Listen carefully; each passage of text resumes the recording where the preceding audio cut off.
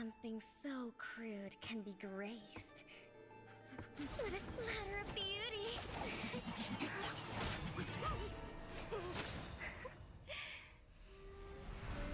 I'll get you out! You finally come to me, Hanabi-sama! This madness ends now!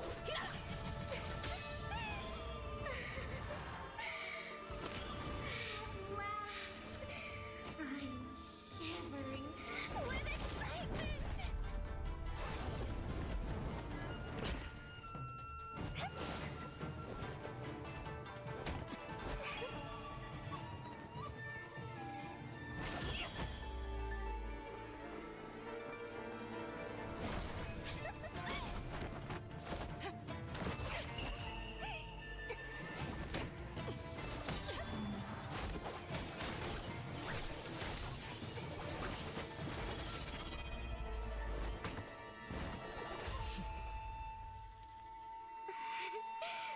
Such killing intent. Does this mean Hanabi-sama finally understands Hinata?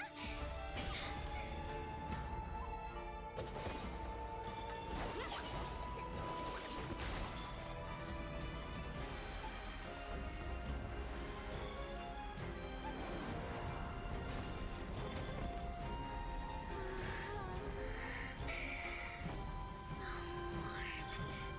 So beautiful.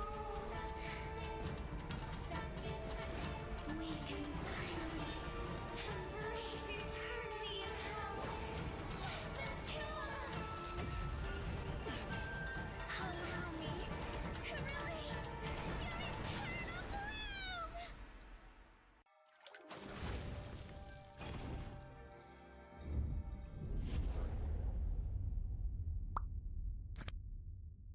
The human body was built to move.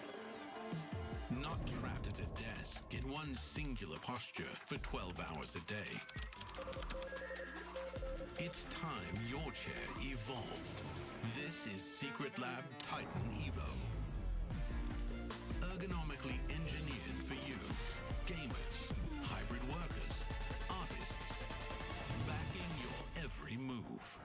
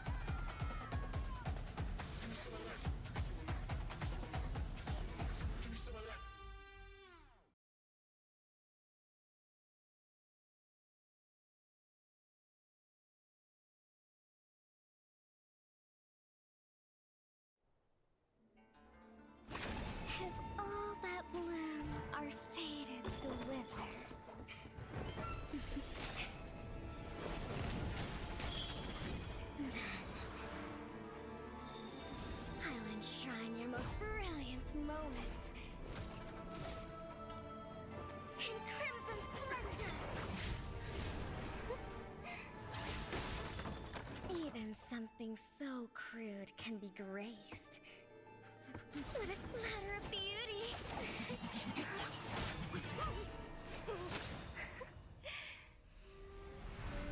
I'll get you out! You finally come to me, Hanabi-sama! This madness ends now!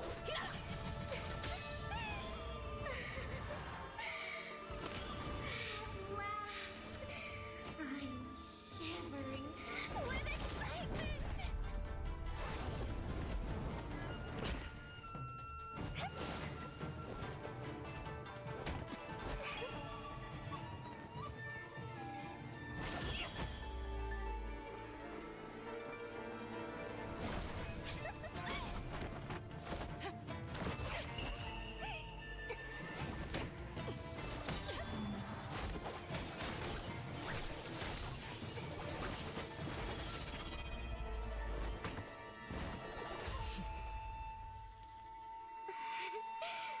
Such killing intent. Does this mean Hanabi-sama finally understands Hirara?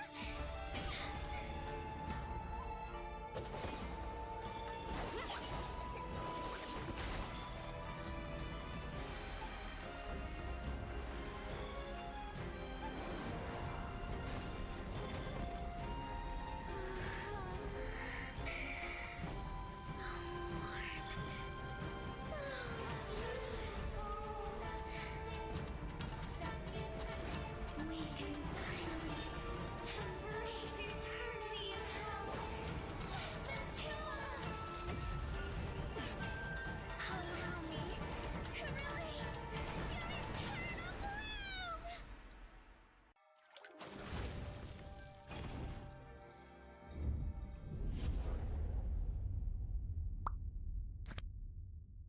The human body was built to move. Not trapped at a desk in one singular posture for 12 hours a day. It's time your chair evolved. This is Secret Lab Titan Evo. Ergonomically engineered for you, gamers, hybrid workers, artists, backing your every move.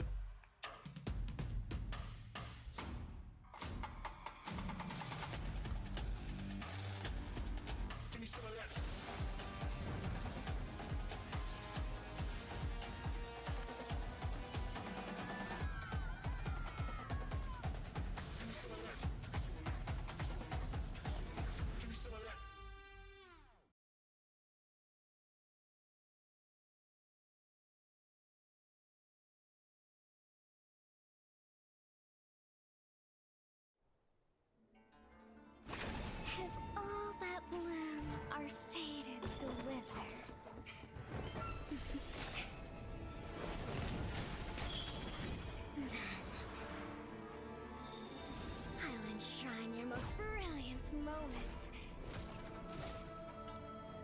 In crimson splendor!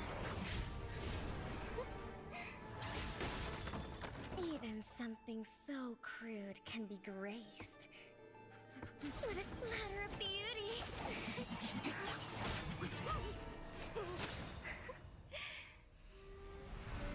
I'll get you out! You finally come to me, Hanabi-sama! This madness ends now! At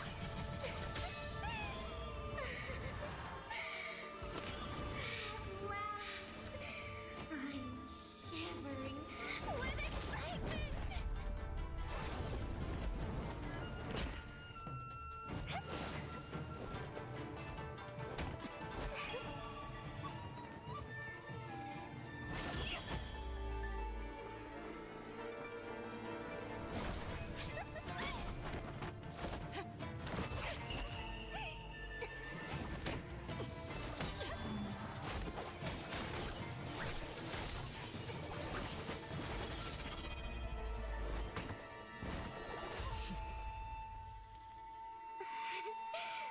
Such killing intent. Does this mean Hanabi-sama finally understands Hinata?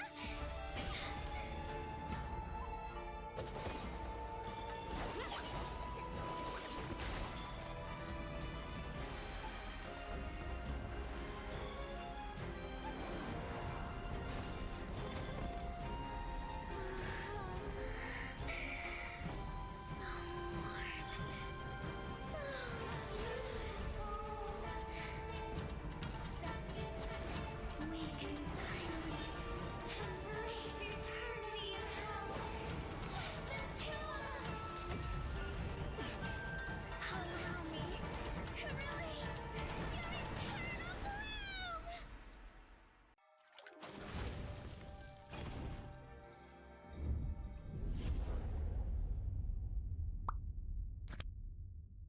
The human body was built to move. Not trapped at a desk in one singular posture for 12 hours a day. It's time your chair evolved. This is Secret Lab Titan Evo. Ergonomically engineered for you, gamers, hybrid workers, artists, backing your every move.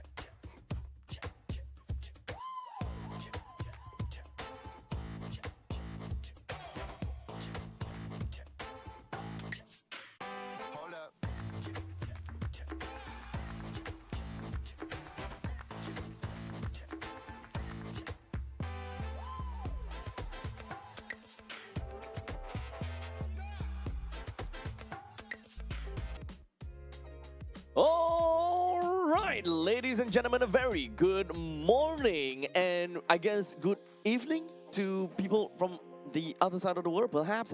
Welcome to the 2026 Asian Games Qualifiers for, of course, Mobile Legends Bang Bang. My name is Abstract. With me here is Moment. The both of us are going to be running you guys through the entirety of today with 7 best of 3s. Yeah, 7 best of 3s once again today, and we have a couple of bang games lined up for you guys. But first up, it's going to be Team Iran versus Team United Arab Emirates, right? And when we talk about Team Iran, we have to talk about the maniac and also the savage that Amirali got yesterday on the Granger. So this guy, in terms of mechanical skill, yeah, he put himself on the map just a little bit. Day 1, right? Now in day 2, he's going to be tested again against 2 teams, actually. We get to watch Team Iran twice. After Team UAE, they're going up against Team Jordan. Honestly, a back-to-back games from the side of Team Iran is definitely going to sound marvelous. But before we even jump in and talk about the games and perhaps, find out a little bit more about the players and their competitors, I'd like to take this opportunity to say that the 2026 Asian Games Esports events Mobile Legends Bang Bang Qualifiers is proudly co-organized by the Singapore Esports Association and Zenway Productions, whose commitments continues to drive the growth and development of esports both locally and across the region. We would also like to acknowledge the invaluable support of the Sports Singapore in advancing sports and esports promotion and development, and of course helping create opportunities to compete on the international stage. A special thank you to all our official, or rather not all, but our only official integrated resort partner, Resorts World Sentosa, for supporting with a 5 venue and hotel towards the historic journey towards the 2026 Asian Games. We are also proud to be supported by our official partners Moonton Games, My Republic, and Secret Lab, whose continued investments help elevate the esports experience for players, fans, and communities all throughout Asia. Yeah, and thank you guys for being here as well as the audience. I've received a lot of support from the online community and also the offline community as well, right? We saw the fans come down on day 1 already, and it was indeed a very hyped and sought after event. Yesterday, we did see top teams such as Team Indonesia, Team Philippines, Team Malaysia going at it. And now we're going to start to see more of Group A towards the end of the day. But for now, we're looking towards the side of Team Iran. Now looking at the schedule for today, what is going to unfold in the Land of Dawn as we head on to the matches that will be going on? Yep. As you mentioned, we will be looking at a back-to-back game from Team Iran. So first match today, Iran versus UAE. And of course, coming into the second game is Iran versus Jordan. Coming into match number 3, we do have got Sri Lanka that's going up against Hong Kong, China for match number 3. Yeah, and a lot of first look at all these teams as well. And once again, a headliner here, match number 4 is Team Uzbekistan versus Team Kyrgyzstan. Both teams that have not played yesterday. So today we will be getting a first insight into them. And then we have it here. Team Singapore going up against Team Indonesia. So yeah, I mean, I'm kind of torn here, but now Team Malaysia going up against Team Myanmar as well for match number 6. This is going to be one banger of a series. Oh, that's for you. That's for me. And Team Philippines going up against Team Cambodia. Man, oh man. Today, we have pretty stacked games right off the bat. But I would like to believe that the next few days are even scarier because we haven't yet seen the Titan going up against the Titans, such as the Indonesia versus Philippines, which is something that, Jason Churros would have the opportunity to see very likely. Oh man, but currently looking at the standings so far for the side of Group A, Team Indonesia stands at the top with the most matches played, 2-0, 4 points. Team Philippines also following very close, 1-0 with 2 points. Team Cambodia, Team Vietnam, Team Laos as well. They will be the 3rd, 4th, and 5th seeds. Now, in danger of elimination from Group A is Team Myanmar, Team Malaysia, and Team Singapore, who have already played 2 games and are at negative 4 points. No. Oh man, this is okay, today we are going to win against Team Indonesia. That's what's going to happen, right? That's Yes, the we goal. are totally But- gonna win. But now looking at Group B, Team Saudi Arabia standing at the top 2-0. Of course, they are the most experienced team in terms of this bracket as well. Team Yeah. Iran 1-0. We did see them perform extremely well yesterday. We're going to see them today again. Team Jordan 1-1, standing at the third place. Now Team United Arab Emirates, Team UAE, they will have to prove themselves against Team Iran if they want to move up further in this group. And Team Oman, sadly, at the bottom at 0-2 with -4 points. Now, of course, as we move on over to Group C, that is where things start to get a little bit, slow, I would suppose. But today we'll start to break even because the only game that we saw from yesterday is Team Kazakhstan going against Team Tajikistan. When it's Kazakhstan, they managed to get 2 points for themselves, while Team Tajikistan -2. Uzbekistan and Kyrgyzstan is going to be playing today, so we will get a better idea how Group C is going to look like. Yeah, and for the first look into that Group D as well, right? We're going to start to see Team Hong Kong China play for the first time today on match number 3. But looking at the top, Team Mongolia standing 1-0, Team Nepal as well, and Team Pakistan followed by Team Sri Lanka, and lastly, Team Hong Kong China. But this is still day number 2, right? Things are starting to heat up. There's a bit of consistency here in terms of the match placements and how the teams want to play as much as possible. So standing for Group A to D have been settled, but only a few slots available. Group Yep. A, 5. Group B, there will be 2, C2, and D2 as well. But for B and D, there's a special case. Yep.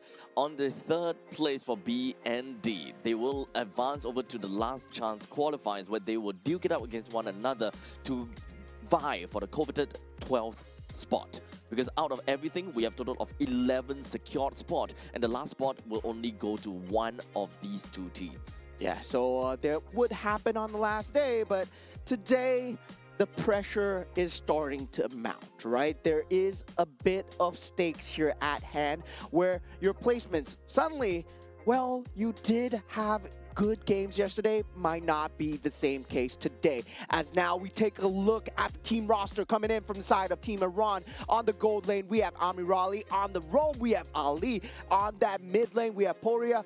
On the jungle, we are going to have Mahdi. And also on the EXP lane, we have Abul Fazl. And this guy's good. Abu Fazl? Yeah. I'm looking forward to what they have got in store for us, man.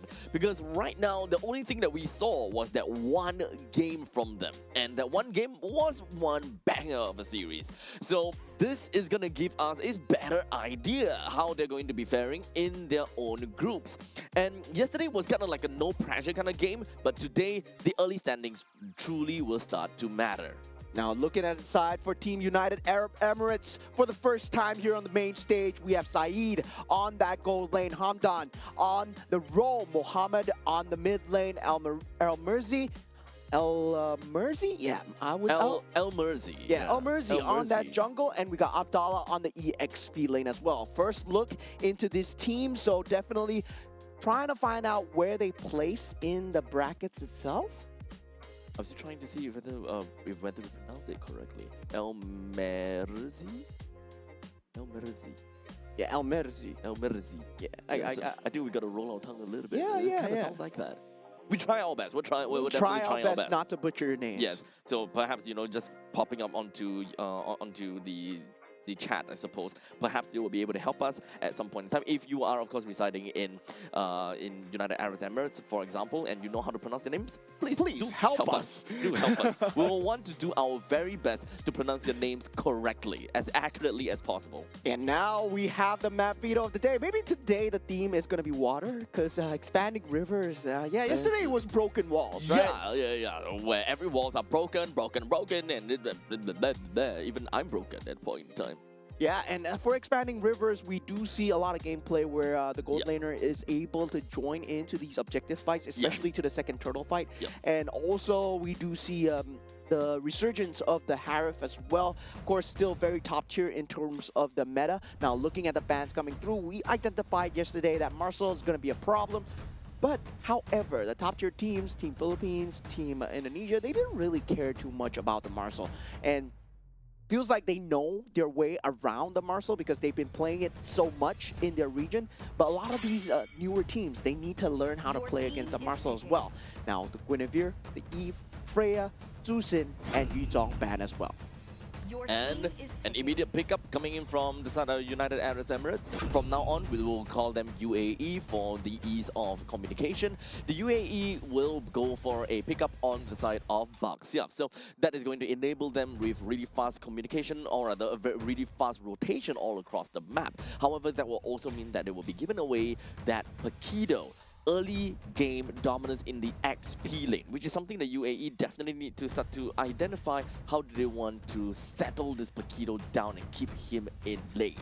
Yeah, Pakido currently right now sitting on that EXP lane. It is just extremely dominant in terms of getting that macro pressure and also the threat in the jungle, right? When you put him into a bush anywhere, I'm not saying he's a jungle hero, I'm saying that when he's in that bush, you don't want to invade the enemy jungle. You can't play towards the other side of the map, especially if you're alone. And now going for the Harif as well, so Team Iran looks like they're going for the best of both worlds here. Yep, so they have very strong lane presence coming in from both sides.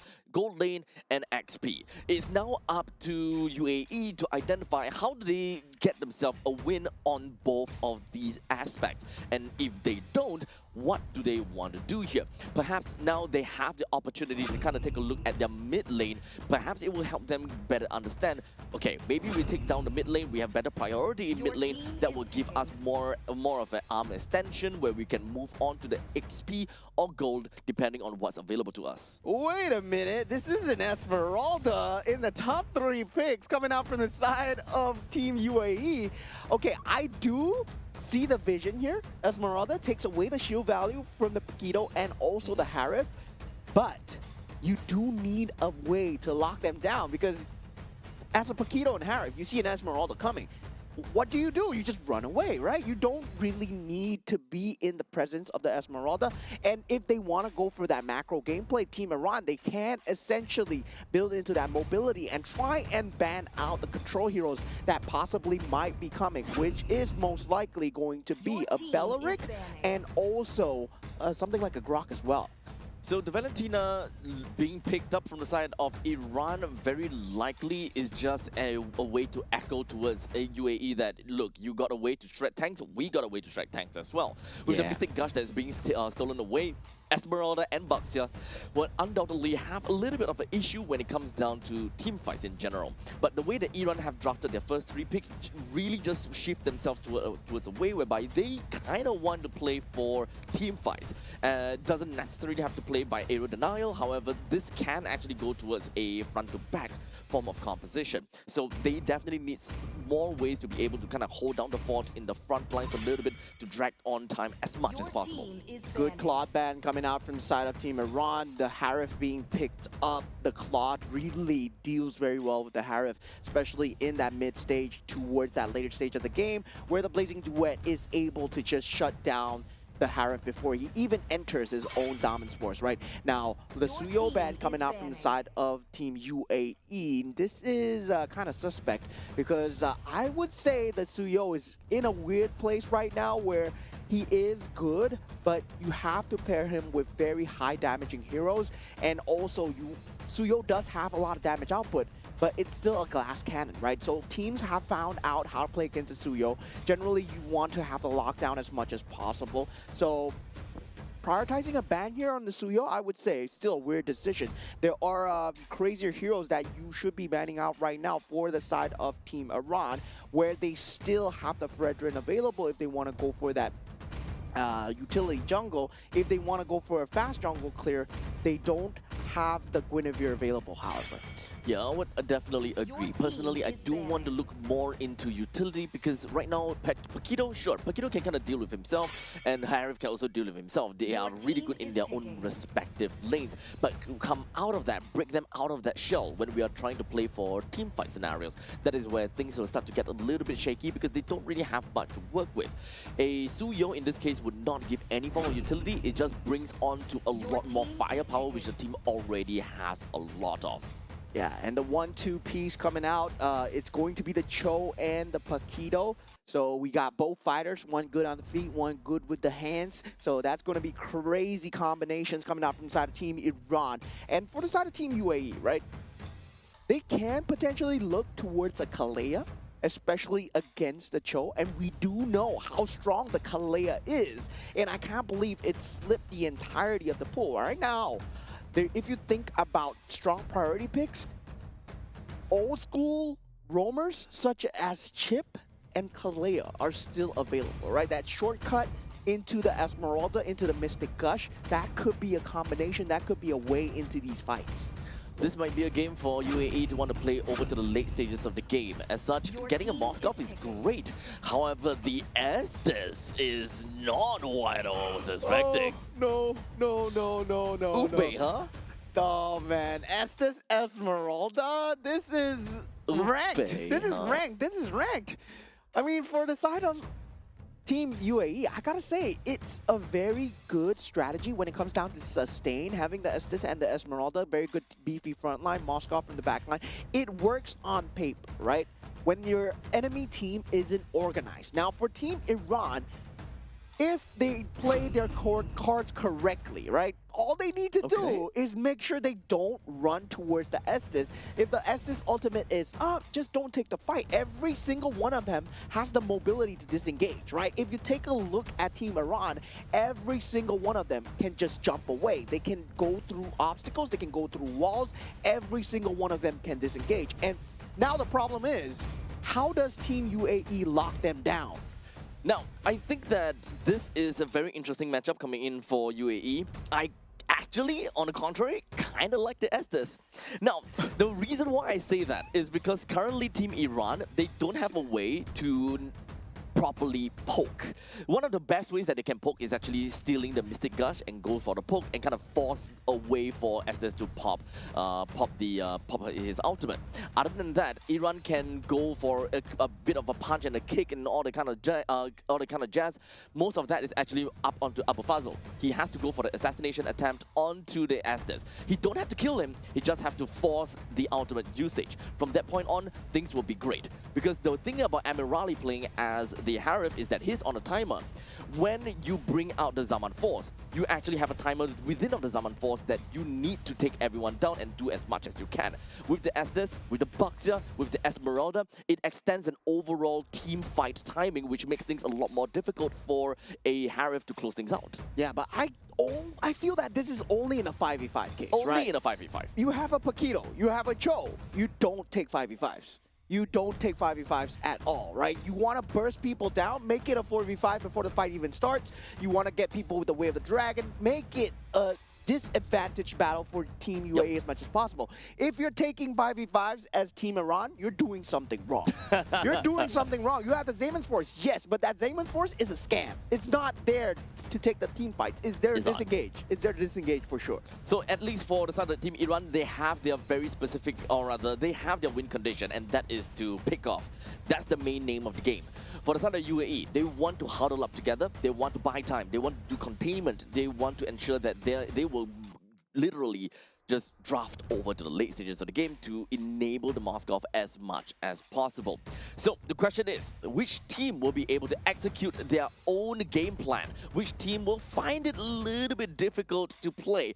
That is ultimately the question. So let's take this moment in time and take a look at the side lanes first. Gold lane versus gold lane, XP lane versus XP. When it comes down to Harif versus the Moskov, Harif always have got the lane priority because of the fact that he's got good wave clear and he's got good pokes sort of coming in from the Synchro Vision. Every dashes gives him shield, which is something that the Moskov would not be able to deal with exceptionally. Now, number 2, XP lane. When we are looking at the Esmeralda versus the Paquito, no way the Paquito is going to get very easy kills off of the Esmeralda, but neither is the Esmeralda going to sustain all the way. But the main thing is, it's all about the wave clear. Paquito should still be able to wave clear faster than the Esmeralda unless the Paquito constantly want to go for the kill. Yeah, and definitely, I mean, for that case, it is going to be that lane clear where the lane priority is definitely towards the side of Team Iran, right? Yes. When you have an Estes, your mid lane clear is not that good. Despite the fact that you have a Gord, Yes, but the harass factor, you are relying a lot on the Baxia, as we see right here, and Elmerzi has to come in to help out with that mid lane priority. Meanwhile, Madi, you can just focus on that creep wave, get that level 4 in time, especially on a lower clearing speed hero such as Fredrin. You want to get that level 4 as fast as possible. Now, of course, with them needing the Buxer to help out in the middle lane every now and then, I think that that will only come in within the first few periods of time. However, as we mentioned before, whenever you have an enchanted support, that means that you would generally lose control of your own jungle. But it's not that big of a deal, because right now their opponent is a Fredrin, not someone that is super oppressive in the jungle, such as a Nolan or perhaps even a Suyo, for example, which actually really explains why they have decided to take away the Suyo here. Yeah, but I'm seeing a huge problem here, right? The Mystic Gush has to get a burst. If not, there's no way to lock them down to stay in that range of the Mystic Gush as well. Generally, we see a Bella Rig. Generally, we see something like the lines of maybe even a Tigreal just to keep them there. But now they don't have any way to do so. And that Baxia stun will be that main reliance factor. Now with the first turtle bite being taken, Madi does get the retribution off. So far, Mystic Gush being used in that back line, but it's currently not doing enough damage. Elmerzi does eventually go down, and that will be first blood for Team Iran so far. Team Iran having a great start right now, especially being able to take down them one and only front liner being their Baxia. But hold on a second, middle lane Ali seems like he's looking at something. Yeah, Mystic Gush now eventually up as well. Now with the Spear of Destruction jump, Saeed does find a kill on the opposite side. Team UAE, they are going on the offensive here, but Appraisal's Wrath is available for Madi, and Madi is still surviving through this, but Saeed finishes him off with the Phantom Step, and Albo Fazl does get the consolation kill. But now for the side of Team Iran, they do have to respond because Saeed, they got 2 pivotal kills. Yep, seems scrappy, but all in all, the main thing is Saeed. He managed to get kills for himself, and that is funneling that we want to see. Yeah, now that funneling is going to come through, and I'm surprised Amirali didn't rotate, despite the fact that this is expanding rivers. Yep. You do have that Damon's Force available. If Amirali was able to join those team fights, it would have been changing everything, but Amirali might be in a slight bit of a tipple here. Ali comes in for the support, but Elmerzi is here though. He ran out of mana. That's not something that we hear all very often coming in from a Harith. He ran out of mana to really do anything within of his own Zaman's Force. So it's really unfortunate, but regardless, that is still a Moskov that did a really good job, right? Being able to rotate all the way down to the mid lane, enjoy some of these team fights, gets himself 2 kills. Yes, sure, Amirali managed to, you know, kind of take the lane all by himself, but unfortunately, the only thing that he got out of that was all of that shield plating from the top lane. In fact, not all of them. So all in all, I think the UAE had a way better trade from coming in from their gold laners. Yeah, I mean, for Team Iran, they were taking the 5-on-5s, and I don't really feel that they are adjusted to take that 5-on-5, right? Given the fact that they stole the Mystic Gush with an IMU, but that's still not enough in this stage of the game. Now, on the second turtle take, we will have that ability once again. Ali now posturing with the Way of the Dragon to the side, and the Mystic Gush as well. Abdallah taken out. That's going to be the front liner. One of them is gone. Elmerzi, the only second one. Now, with one well-positioned taunt, Ali and also Madi, they can play around this, but Ali in the back with a concussive blaster ready. Madi does take out the turtle in the end here, but Saeed still dealing good damage. Ali flickers away, and Madi lays down the law with the Appraisal's Wrath, but no one is there. Saeed eventually gets taken down from the side of Amirali. Unfortunately, a very sacrificial play coming for Elmerzi, as he was really trying to do his very best to kind of take the turtle away from the hands of Team Iran. But in the meantime, the fight was kind of split up in a very difficult spot due to a small little choke point. The main thing is Team Iran, they have a very strong lead when it comes down to being able to kind of force everyone aside. They may have used a lot of outwards in order to take Abdallah down, but he is one of the main contingency plan for the team. Yeah, 3-man concealed play towards that bottom side. Team Iran are finding their pace. Now 3,000 gold advantage, right? Slowly starting to build the macro pressure. While all this is happening, you have to realize this is on the back of a Paquito, and this has been happening all the time. And now Elmerzi still in slight bit of a tipple, but once again, that Estes healing factor, does it come in clutch here? Because for Team Iran, they've been finding the picks out of the Estes heal zone. Main thing is we also want to kind of find out if whether the blessing of the Moonlight Goddess is gonna do much for the rest of the team. Oh, okay. Almost seeing something very tricky here, but in fact, it will. Mystic Gush has been used. Mohammed will not have that ability right now, and now Team Iran, they know that ability is down. They steal the blessing of the Moon Goddess, and solo kill from Amir Ali on the top with a dragon, and into that Appraisal's Wrath. Just a slam down from the side of Team Iran. They're sure giving us a show on the mid lane. Oh my god. I completely forgot you can just steal the blessing of the Moon Goddess. Yes, you can totally steal that. You don't really have to care about a Mystic Gush at this point in time. Let's just play a healing game right now.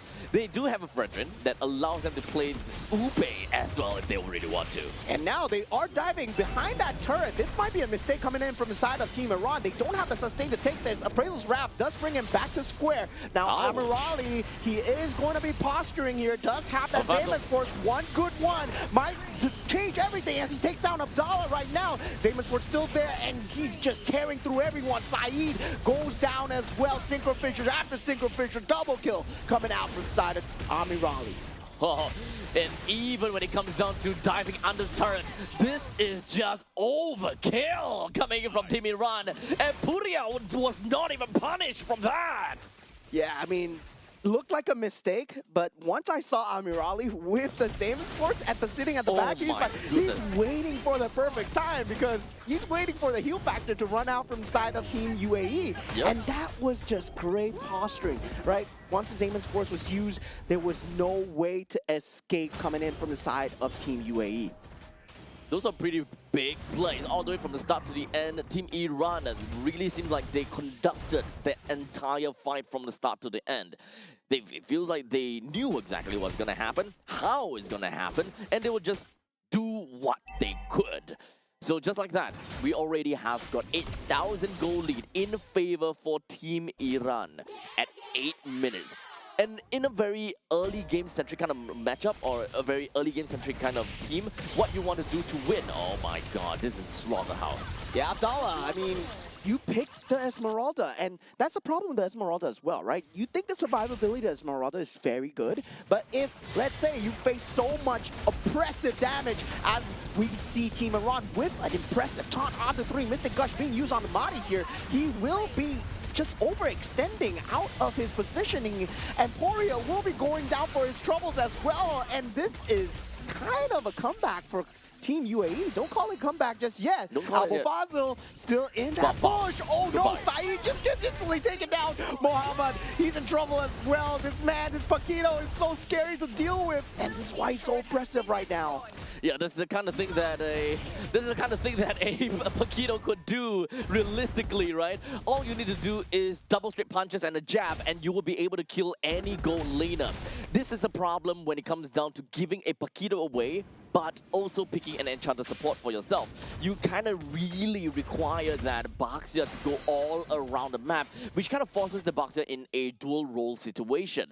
Just for your team to get a lot of that healing factor, your Baxia will be spread out to do a little bit too much, coming in as a jungler and a pseudo roamer, which is really very unfortunate.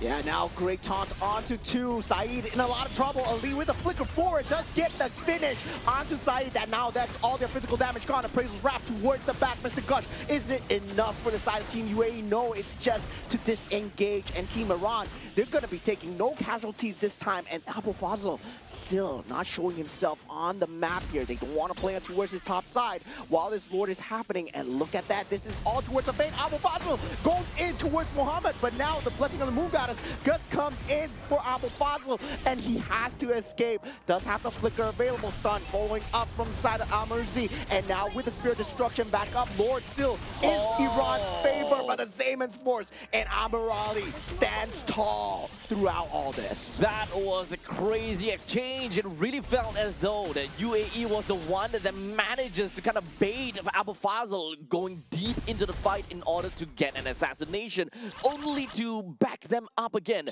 with the blessing of the Moonlight Goddess. And just like that, you know, we thought that there would be a free kill coming in for Al-Merzi, going in straight to Abu Fazil, but unfortunately, cooldown is over, gave him a jab, gave him a shield, and he got out of that, while Al-Merzi is the one they're overextended in the end of the day. Yeah, I mean, if you're good at team fight, we have a Valentina, we can be good at team fight too. Now, with the Mystic Gush being used on that top, do just push out the Lord. Team Iran, they're going for the throw here. Esports has been used. Whale the Dragon as well into the Appraisal's Wrath, and Madi just tears down onto the box here. I am the better tank right now as they go for that inhibitor turret on that mid lane. There is just so much gold lead the Team Iran has, and this is only at 11 minutes into the game, and they have already lost middle lane and the bottom lane inhibitor turret. This cannot get any worse. 13,000 at 11 minutes into the game. Team Iran, they are a different kind of beast here. After the showing coming out from yesterday as well, they show superior drafting skills in terms of just having the team fight capability and the best of both worlds, right? You can see the macro coming out from the side of Paquito, from the opposite side of lane. Amirali just very trustworthy on that gold lane as well. You can expect him to get the items in time. Yo, but for real, who are they? How are they so strong? I really do want to know, if to be fairly honest, because right now they are just showing themselves in a way where UAE is just not a competition at all. Yeah, UAE, they have a rough draft. I mean, with the Estes, I don't really like this. Into a Valentina, right? Their Blessing of the Moon Goddess can be given. Mystic Gush can be given as well. So not having the ban on the Valentina, the draft itself, I feel it's a very huge error. Now, for the side of Team Iran, they have that Paquito, right? And not even Abdallah can stand up against the punches, the raw damage from the farm coming out from the side of Team Iran right now. Only one inhibitor turret left on the top side. Creep wave now crashing in. Team Iran look for blood here, but 20 seconds away from the Lord. I think they disengage.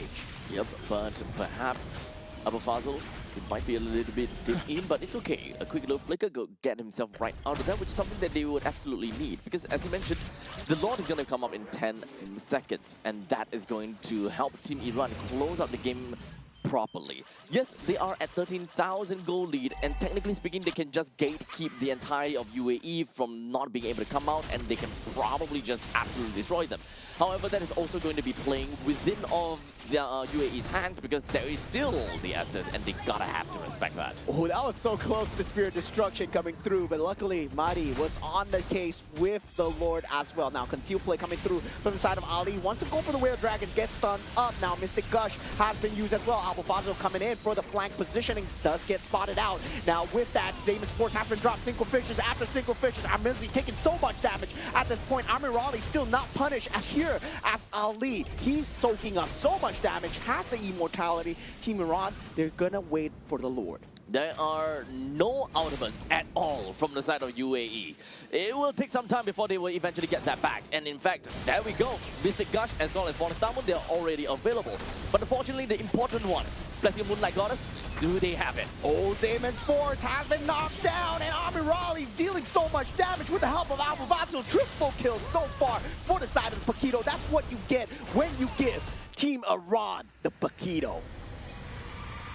It is a big mistake of giving the Paquito away to Team Iran. It really enhances their early game gameplay, and it enabled them to just go absolutely ham. This is just a master class when it comes down to just drafting alone, right? Having that Valentina, having the ability to have the Frederick, the taunt, the capability to jump into the team fight and take a macro battle. If they are losing, everybody can run away because it's just so scary. This is crazy. This is really crazy. Team Iran, they knew what they wanted to do all the way from the start to the end. They are dictating every single battle. They are the way that they move is absolutely phenomenal as well. Although we definitely gonna have to agree, right? UAE at the start of the game, they have enabled that Moskov really early into the game as well. Yeah. They want to accelerate his growth, and I see where they're coming from, and I do respect that a lot. However, they've just been outpaced by Team Iran solely because of the sheer power of what, number one, a Paquito is able to bring onto the board, and number two, just how often that Valentina can steal that Mystic Gush, and even if they were to find themselves in a team fight that they don't want to be in, Benatina comes in clutch with that Blessing Moonlight Goddess. I think it all boils down to the fact that Estes is not good in competitive play at all. Like, Estes is Oh, just not man. good. But Abu Fazil, of course, man of the match, MVP, he did so much on that bottom lane. He was against an Esmeralda.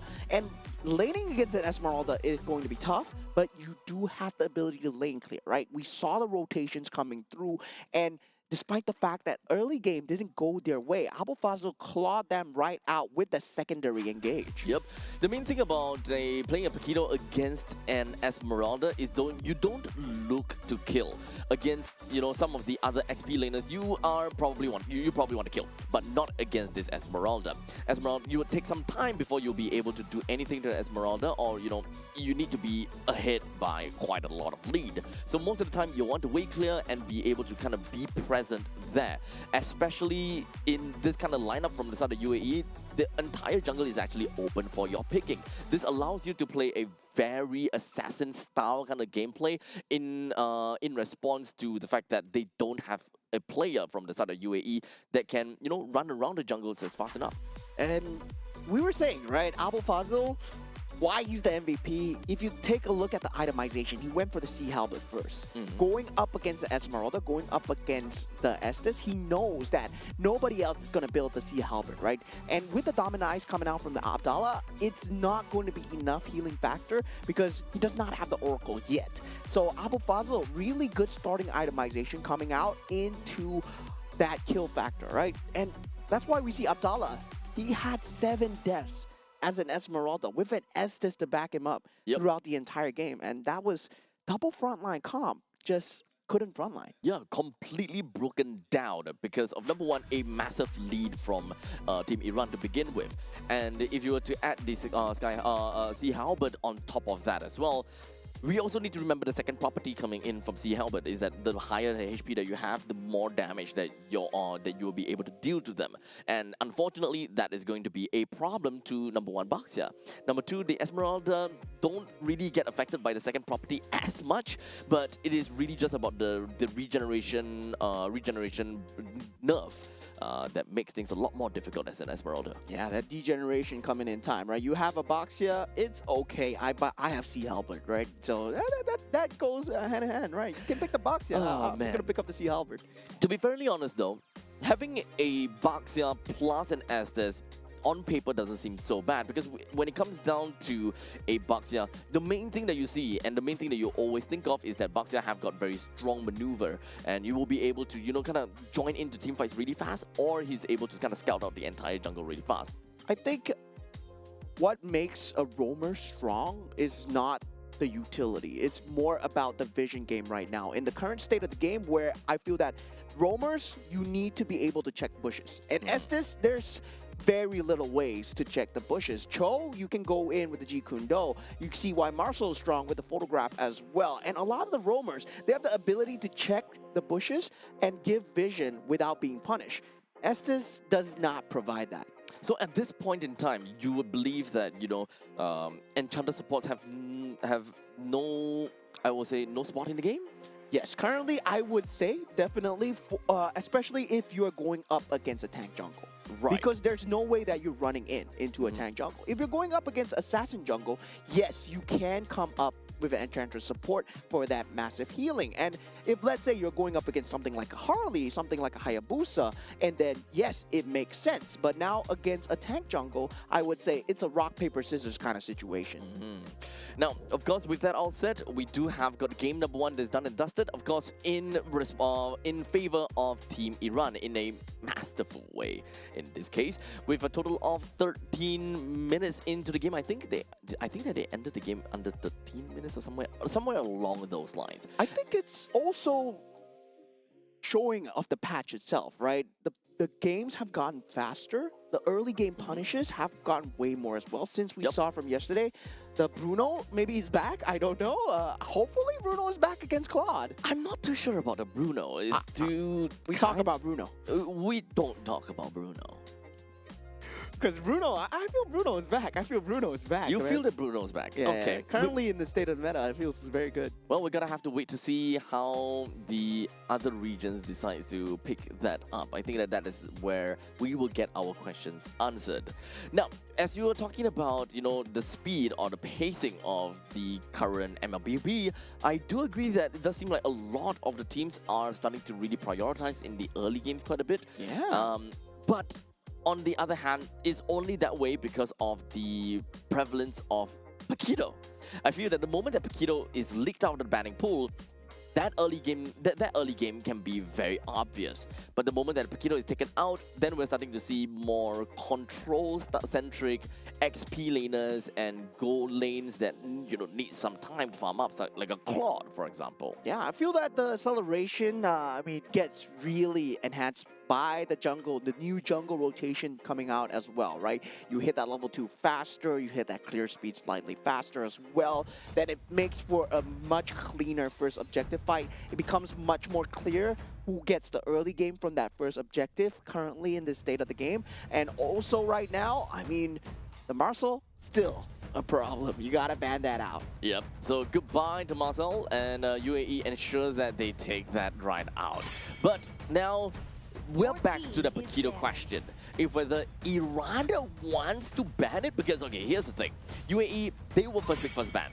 And they leaked the Paquito over to the side of Team Iran. But this time, I think the UAE have realized, you know what? Paquito is strong. Do we have anyone that can play it? Like, is our SP laner capable of playing it? If he can, then we don't ban it. We let Iran ban it. Yeah, and Abdallah, I'm not too sure about this guy. I don't know what he's capable of. We did see the Esmeralda not performing extremely well in that first game as well.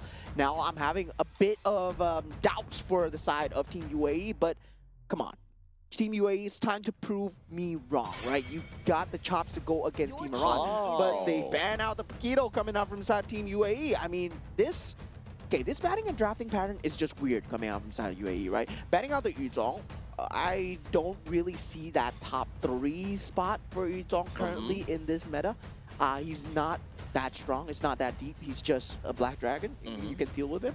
And still, I believe there are more priority to be banned out. Maybe the Harif would have been a better ban. Right. Okay, so at least what I'm seeing here is, okay, the fact that Paquito is banned just pretty much means that UAE, they are not interested in picking up a Paquito for themselves. Yeah. And if they don't want to do that, that means they don't want Iran to pick up Paquito. So the moment that they don't want to play a Paquito just means that they are not really confident with that. With the Yuzhong being thrown in that, to be fairly honest, I agree with your sentiments. This is not what I expected coming in from a banning pool. So perhaps I'm kind of thinking about, a rock, paper, scissors kind of game. Why do they kind of not want to have a Yuzhong? One of the only main things I think of is always going to be Farsa that can be knocked by the Black Dragon form, but it still doesn't exactly reward or rather merits a need to ban the Yuzhong. Yeah, definitely. I would say maybe that Eve does first pick. Does make sense that they want to ban out the Yuzhong, but the Zhu Xin was also available in the pool, right? No, it should not, though. Then there's a lot of things that are available in the pool. If you want to go for the Zhu Xin Harif, if you want to go for the Atlas Harif, that opening is still possible for the side of Team Iran here. And yeah, with no Paquito now, you don't really need to worry about that EXP lane macro pressure, right? So Phoveus is still there as well. So they will effectively play the Phoveus onto the Harif, so this is going to be great for them.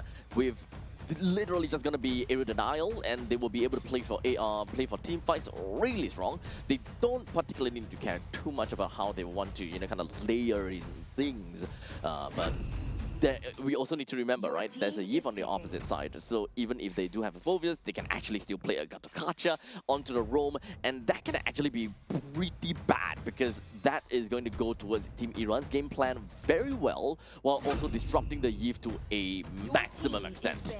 Yeah, now going for that Zhu Xin pick coming out from the side of Team Iran. Now, I do like this coming out from the side of Team UAE, the Leomord into the Claude, but at the same time, right, Claude is... We've seen him do well, we've seen him do bad. And Claude is a character that requires a lot of space. Yes, on theory, on paper, Claude is that standard pick against the Harif because yes, you do have that physical damage, you outrange him, you outscale him in terms of farming as well. While Harif is busy taking the team fights, you accelerate your own farm. That's how this playstyle that should be played. But at the same time, you got to make sure that the Harif is left unoccupied and not destroying your team. Yep. So you need to ensure that if you're going for tit for a tat, hit, eye for an eye kind of thing, then you need to ensure that your team understands that, right? Yeah. They can't just throw themselves into the ditch and hoping that, oh, I hope that Harif doesn't kill me, and that kind of situation. If you want to farm fast, you want to ensure that your opponents don't get that kind of farm as well. Exactly. And now with that ban coming through as well, Terizla, they don't want that team fight capability. Meanwhile, from the side of Team UAE, I would say their batting pattern has been slightly just on the weirder side, right? Just on the quirkier side, where they are going for certain heroes and they know that they want to go for it. But at the same time, Grok is not really a top tier ban that we see as of the moment. The wild charge, you can deal with it extremely well. And also, I would say even on Flying Clouds, it's not going to be a huge deal. That Alice, however, yes, that was a good ban on the side of Team Iran. And also, now there is that jungle capability, right? Team UAE, they are not looking towards the enemy jungle at all. Not Suyo. Okay, Suyo's going to go bye-bye again, and I truly hope it's not because they want to play an Enchanter support again. Naturally, right now, the way they kind of seems like it, they don't want someone that is too oppressive in the jungle, that kind of jazz. But there is a Leo mod. Leo mod's, wave clear or the creep clear is, kind of decent, if anything.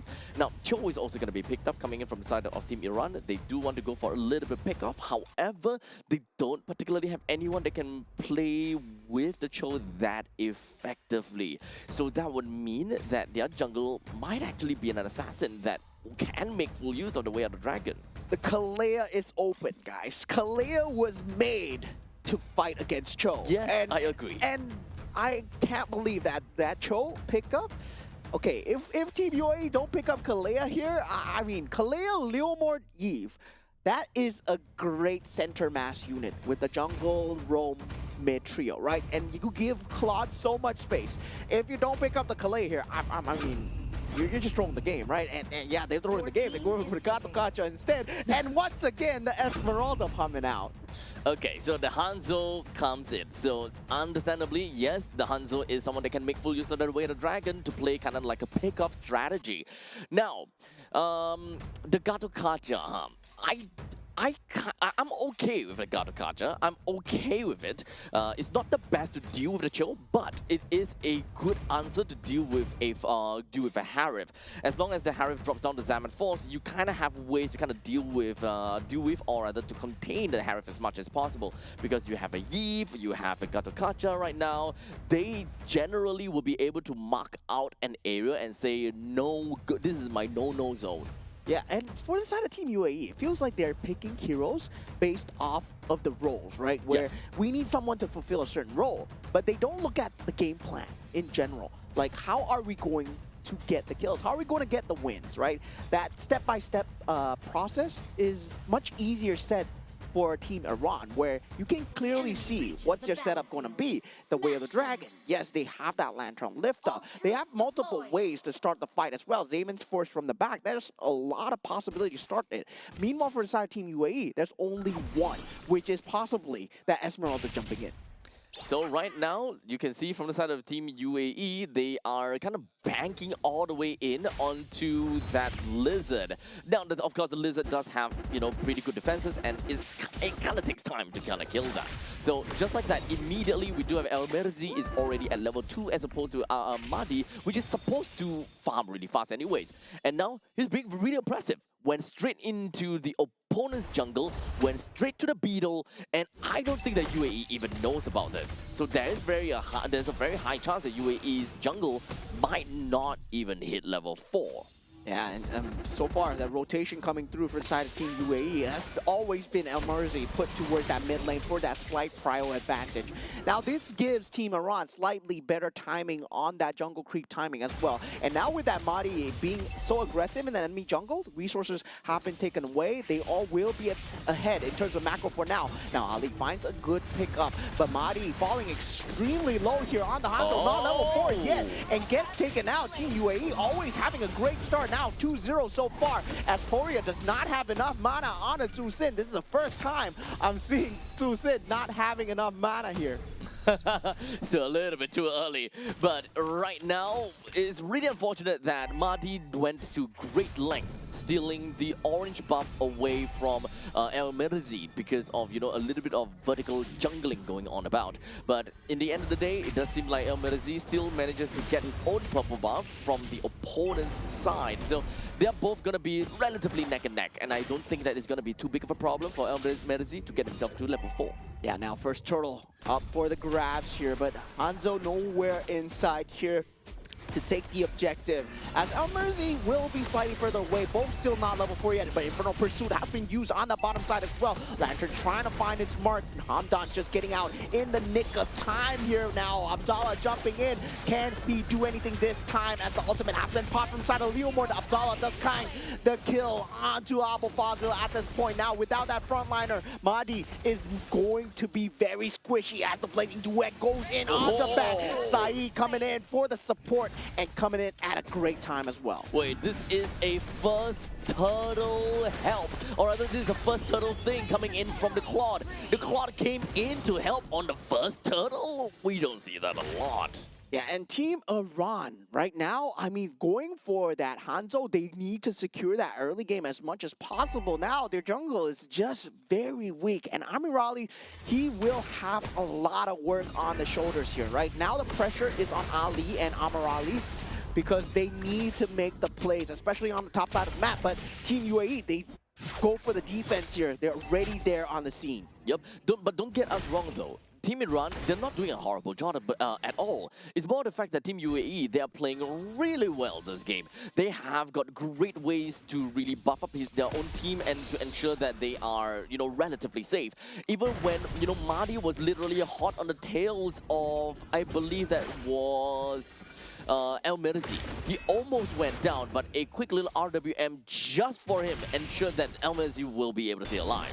Yeah, and I'm surprised Team Iran are taking this like team fights, right? When the invasion came in, they could have just disengaged, continued the farming patterns. They took the team fights, and they weren't ready to take the team fights as well. Ali was still level 3, there was no way of the dragon available, and that we were identifying that this was the only easy entryway into this. And Team UAE, they found the timing, they cracked the code, but now, when we reach the level 4s, things are going to get harder for the side of Team UAE. They do have the disadvantage draft.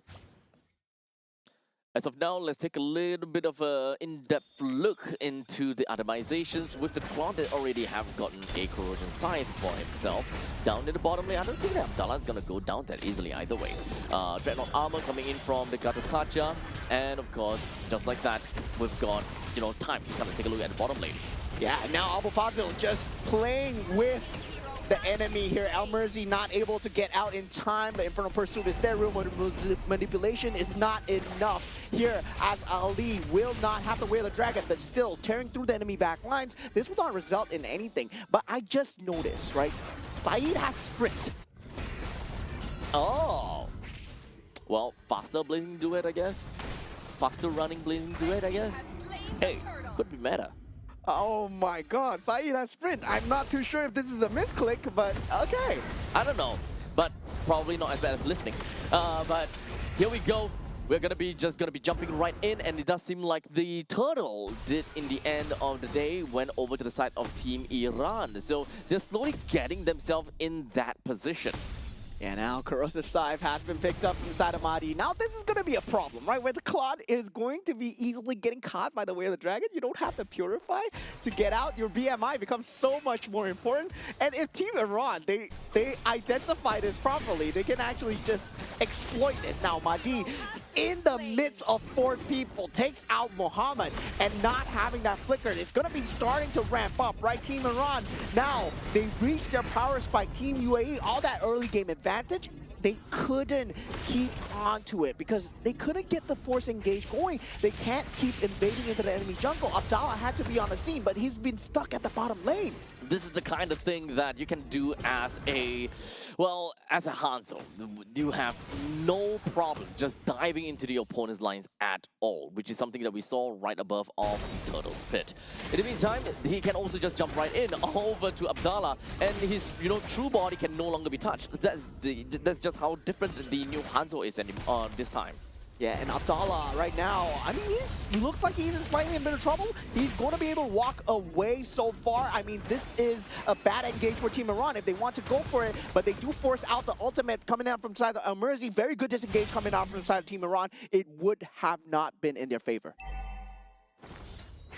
Currently 7 minutes into the game as of now, and Team UAE is slowly starting to lose some of that. Oh, hold on to the second, take a look middle. Yeah, Inferno Pursuit jumping in, but Abdallah being the first person on the scene. This is exactly what Team UAE wanted to do with the Esmeralda in the previous game, but it was shut down by the Keto. Right now, they have the ability to use that Esmeralda on the front line. Team Iran, they're not used to this level of tankiness coming out from inside of Team UAE. Now, Amadi going in at this point, going up for Hamdan, not exactly the target of his choice. Yep, but it doesn't really quite matter. I think that right now, Mahdi is just kind of testing the damage as well as testing the HP bars of the enemies. But now the turtle is currently under siege. Yeah, Amirali does get the turtle. Zaman Sports has been dropped down with the RWM as well. But Team Iran, they will be taking this team fight as long as Saeed does not connect in time. Where the dragon towards the back. Amirali still on tear through, but now Saeed arrives with the blazing duet towards the back. Body gets taken out, but already 3 members are down. Hanzo for 3.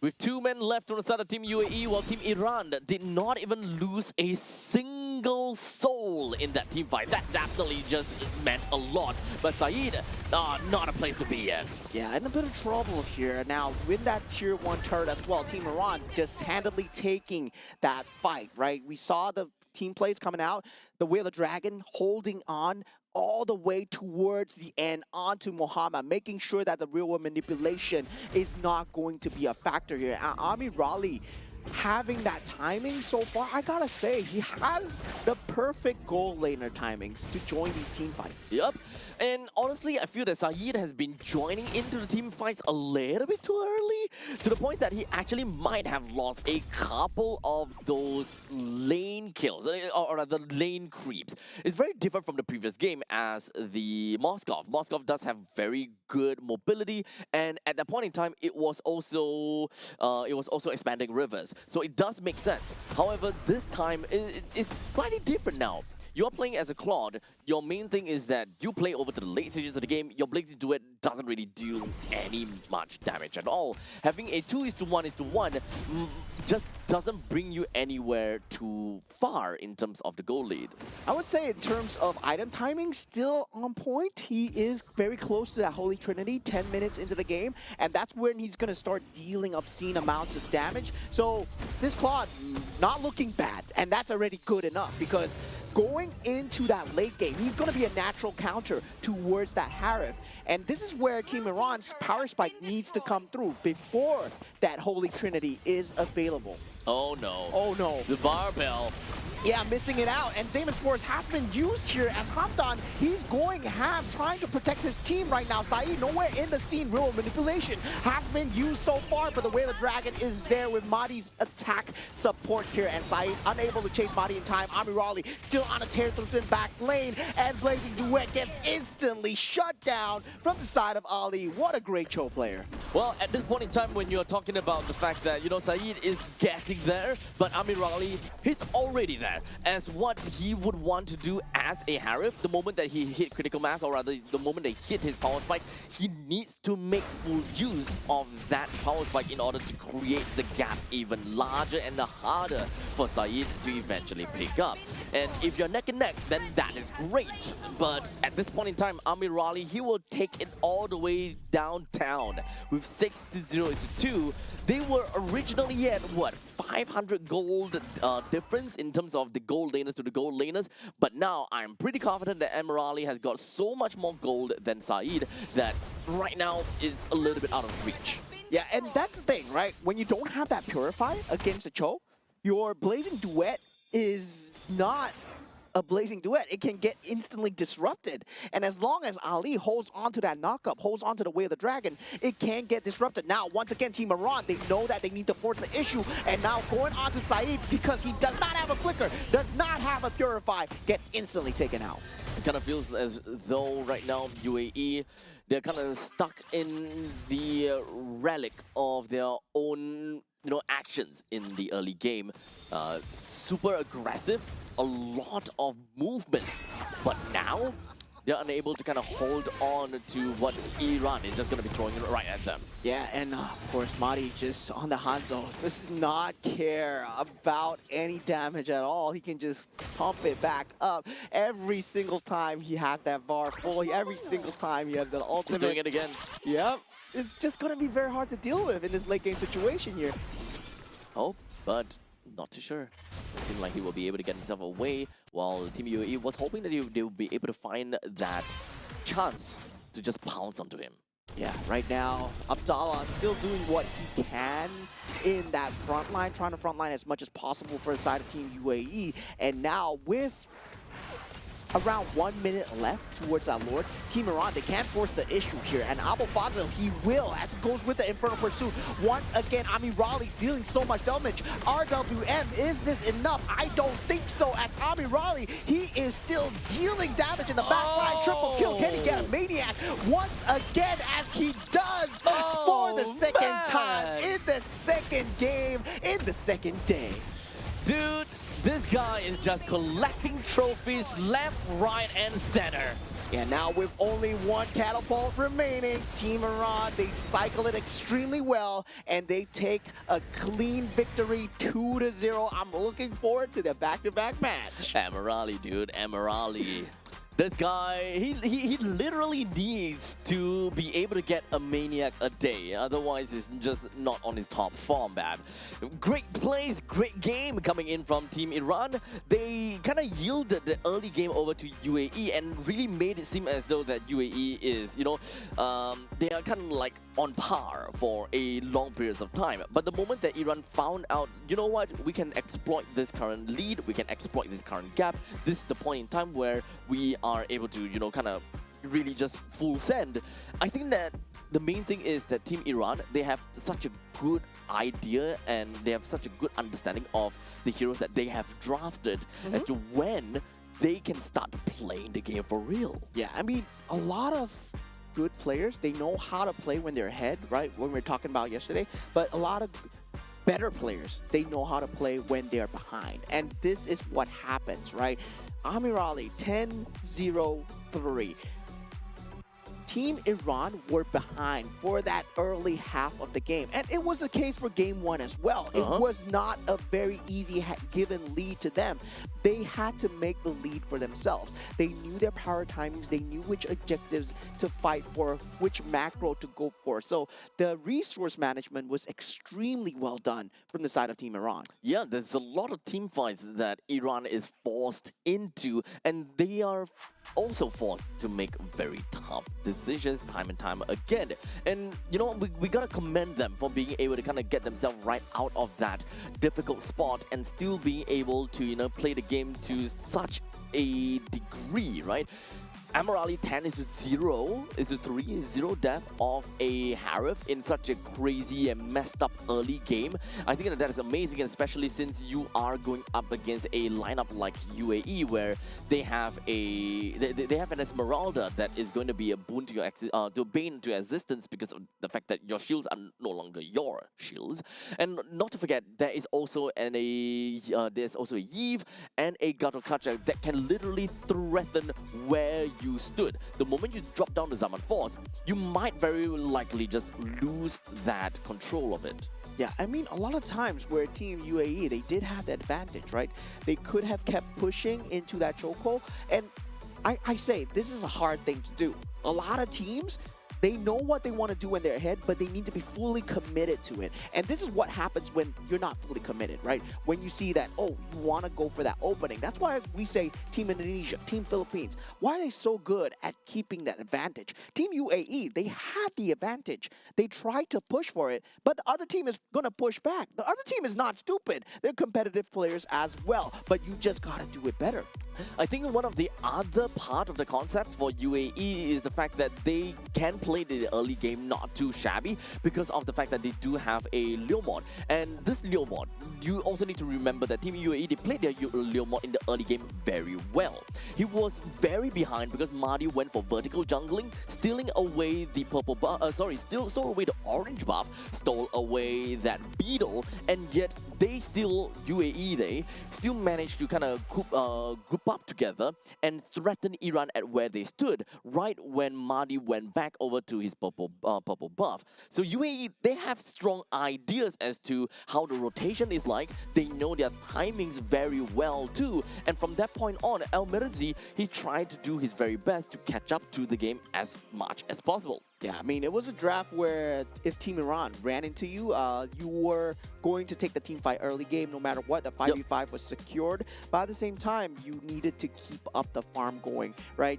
It's a situation where you are going to survive. You have an Esmeralda, you have a Leomord, but the damage was not going to be present without the Claude being there. Yes. And they needed the Claude in the early game as well. I say slightly mishaps of timing where Claude could have been there much earlier in that team fights. The Blazing Gluette was only used towards the end of the battlefield where, yes, it was there for the finish up on Madi at that one period of time, but it was not in time at all. Yeah. To be fairly honest, in the mid stages of the game, looking at the fact that they have an Esmeralda and a Leomord and of course a Yves as well, with these three, they should more or less be okay to deal with a lineup like Iran's, because the fact that Iran, they don't have someone that's super tanky that will be able to do too much. Abdallah, understandably, as an Esmeralda, should be able to, you know, stay in team fights for extended periods of time and deal some of these quote-unquote damage over time. The longer that Esmeralda stays in a fight, the more damage that she will be able to deal over the long course of time. However, it just doesn't seem to work out as well as they have originally expected, mostly because of the fact that I believe that Iran has been playing towards their win con and constantly trying to go for these pick-off strategies onto either one of these three, which ultimately made it so that Abdallah has got no game to play as the Esmeralda. Yeah, at first, it feels like Team Iran, I was confused with their playstyle at first. Yep. Because they were jumping into Team UAE as much as possible, and then they suddenly realized that, hey, we don't need to jump in. We can just take a gander back, disengage, and re-engage once their skills have been used. And this would not have been the case if they took the Kalea. Because that Kalea would have been able to force that Cho into that fight no matter what. But the Gato Kacha does not provide that same level of space, right? You think about the AOG, yeah, you see that big red circle, just run away. Well, technically, yes. But the main thing, I suppose, is that they want to win team fights. They want to make sure that Harif got no game. But even when they drafted a Esmeralda and... even when the Esmeralda... they drafted 3 heroes against the Harif, and they're still unable to win that. They were unable to get a kill on the Harif. That means a lot. Yeah, now looking at the standings coming through, Team Iran, 2-0, 4 points so far. Now standing at the top with Team Saudi Arabia. And in the concurrent stage as well, Team Jordan took the victory over Team Oman, who sits at the bottom 0-3, -6 points. And Team Jordan looking good to fight for the top 2 so far. So Team Jordan versus Team Iran. I believe that's going to be the next one. Oh, okay. So this upcoming game is going to give us a very good idea who's going to be first, second, and potentially third. Because no, even if Team Jordan were to lose in this upcoming game, that doesn't push them lower than the United Arab Emirates. Yeah. But Iran will fly all the way up on top of Saudi Arabia. Yeah, I mean, now the key match is Team Saudi Arabia versus Team Iran as well, right? We talked about Team Indonesia, Team Philippines enough, right? When we think That's about old when we news. think about other groups, Team Saudi Arabia and Team Iran, this is where it's happening. This is where the maniacs and the savages are happening, man. Yeah. Honestly, it kind of seems like that point of topic is going to be super, super spicy. So make sure you guys come back in for the next game, and that is going to be Team Iran versus Jordan. See you.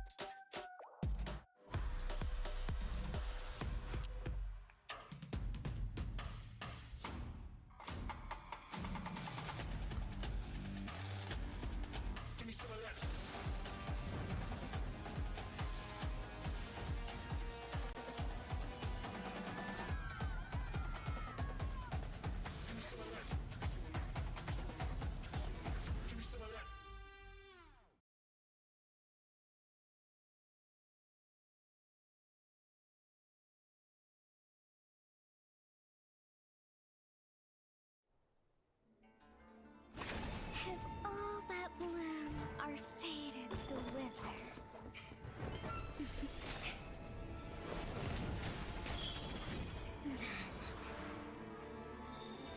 I'll enshrine your most brilliant moment in crimson splendor. Even something so crude can be graced with a splatter of beauty.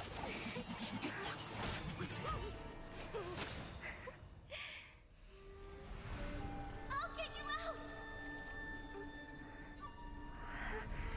You finally come to me, Hanabi-sama! This madness ends now. At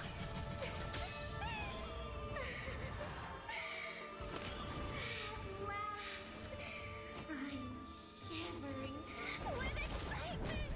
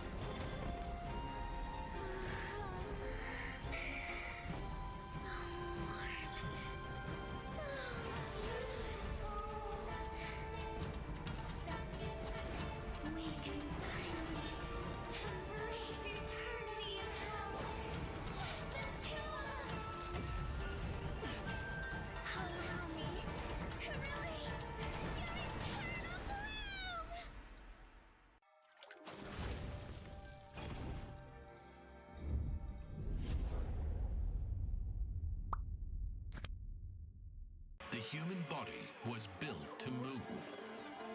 Not trapped at a desk in one singular posture for 12 hours a day. It's time your chair evolved.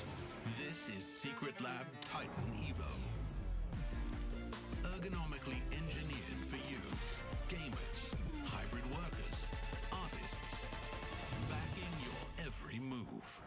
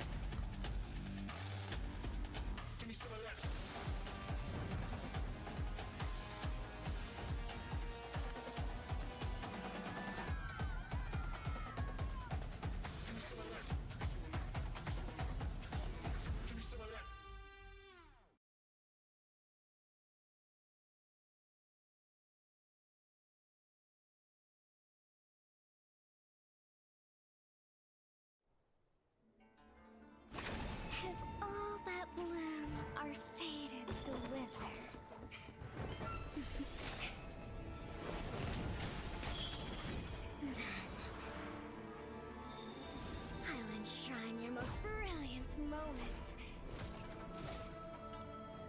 And Crimson and splendor. Even something so crude can be graced with a splatter of beauty.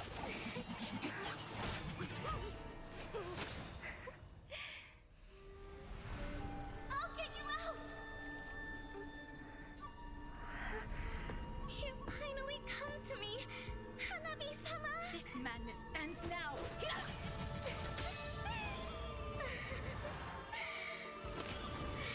last, I'm shivering with excitement!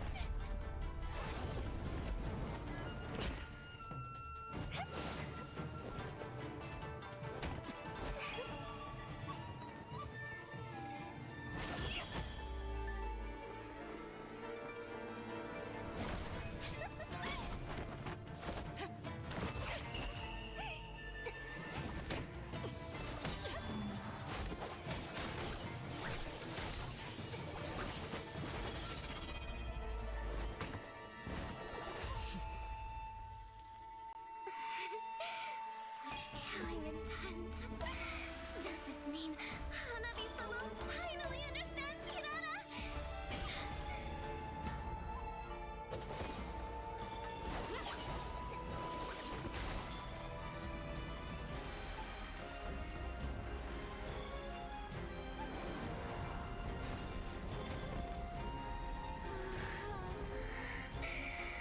So warm.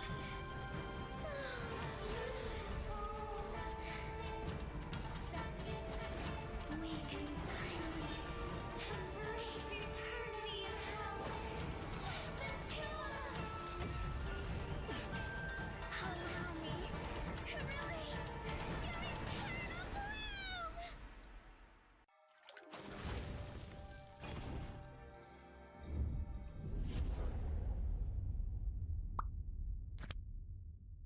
The human body was built to move.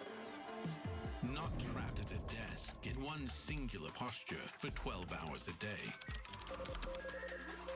It's time your chair evolved. This is Secret Lab Titan Evo. Ergonomically engineered for you, gamers, hybrid workers, artists, backing your every move.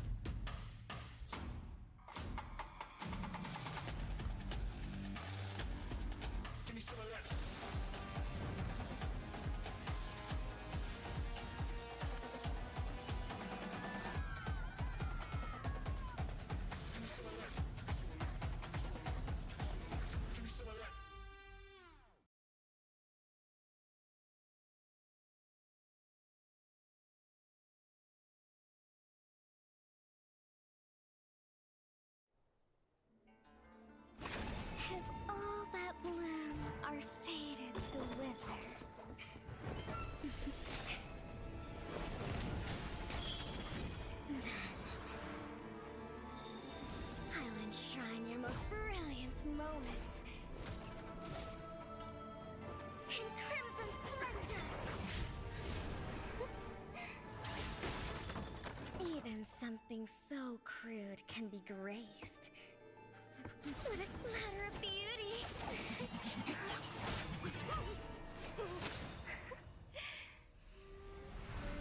I'll get you out! You finally come to me, Hanabi-sama! This madness ends now! At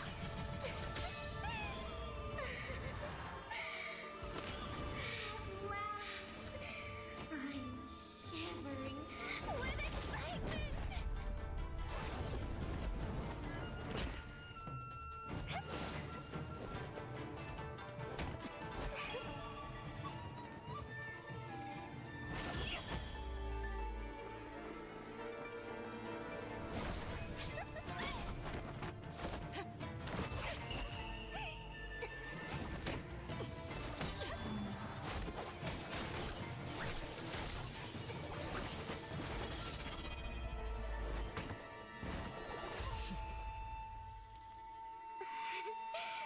Such killing intent. Does this mean Hanabi-sama finally understands Kirara?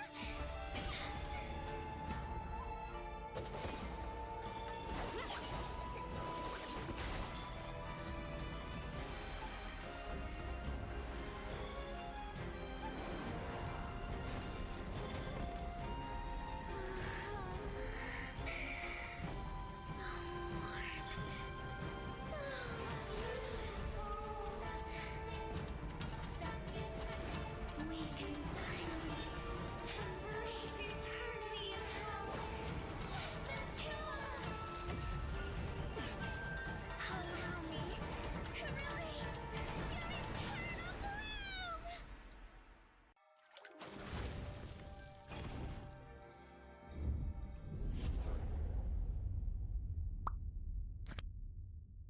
The human body was built to move. Not trapped at a desk in one singular posture for 12 hours a day.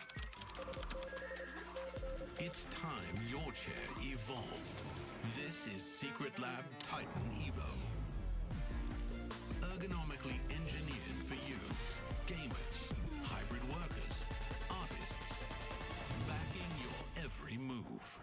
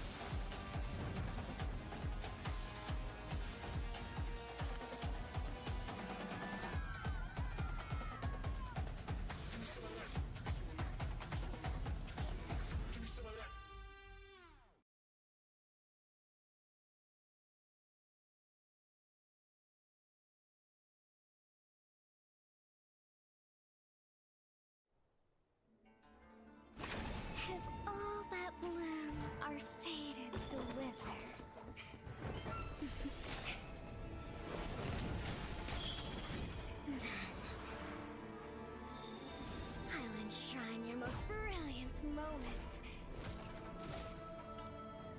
In crimson splendor! Even something so crude can be graced with a splatter of beauty.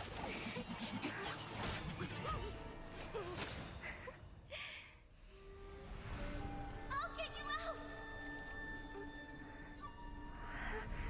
You finally come to me, Hanabi-sama! This madness ends now! At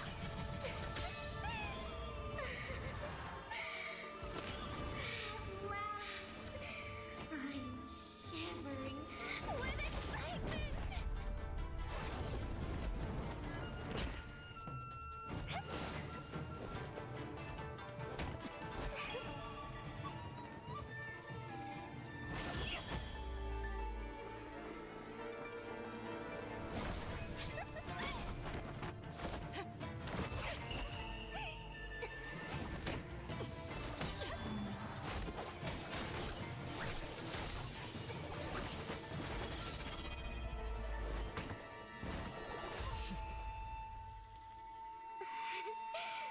Such killing intent. Does this mean Hanabi-sama finally understands Kirara?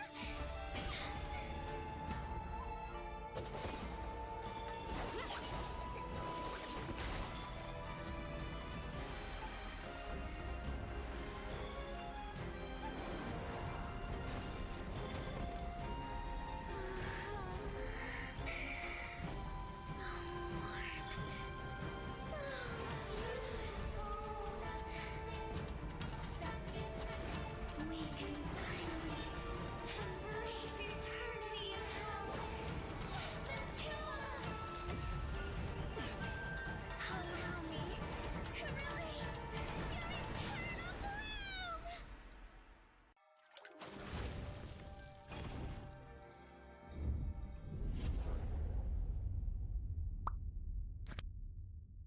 The human body was built to move. Not trapped at a desk in one singular posture for 12 hours a day. It's time your chair evolved. This is Secret Lab Titan Evo. Ergonomically engineered for you, gamers, hybrid workers, artists, backing your every move.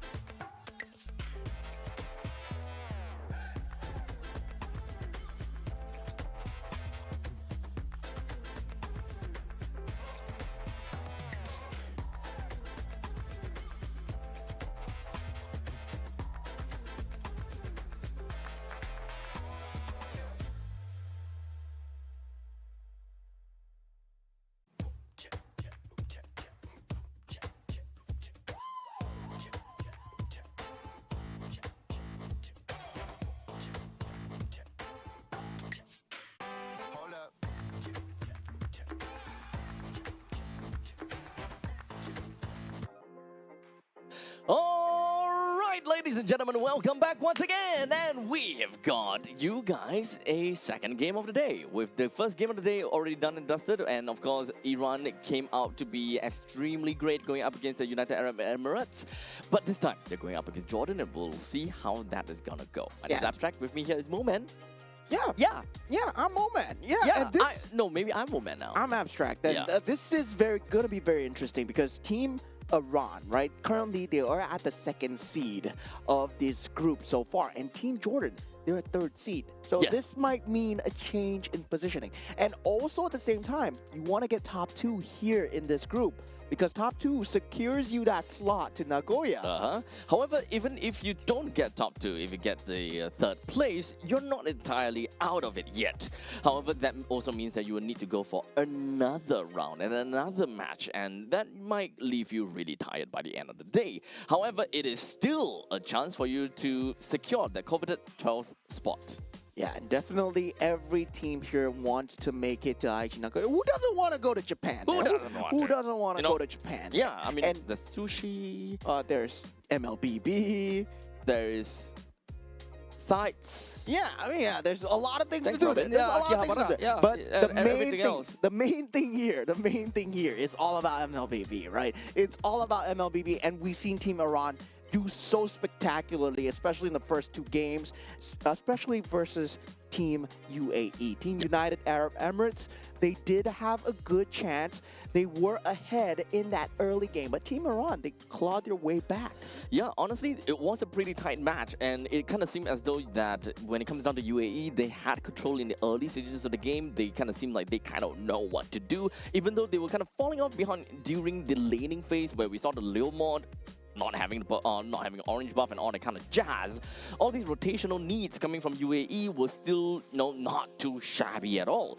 But of course, when it comes down to the mid stages of the game, that is when Team Iran, they definitely knew when they start to pop off. They know when are they able to kind of go ham, go crazy, and they just ride the win with it.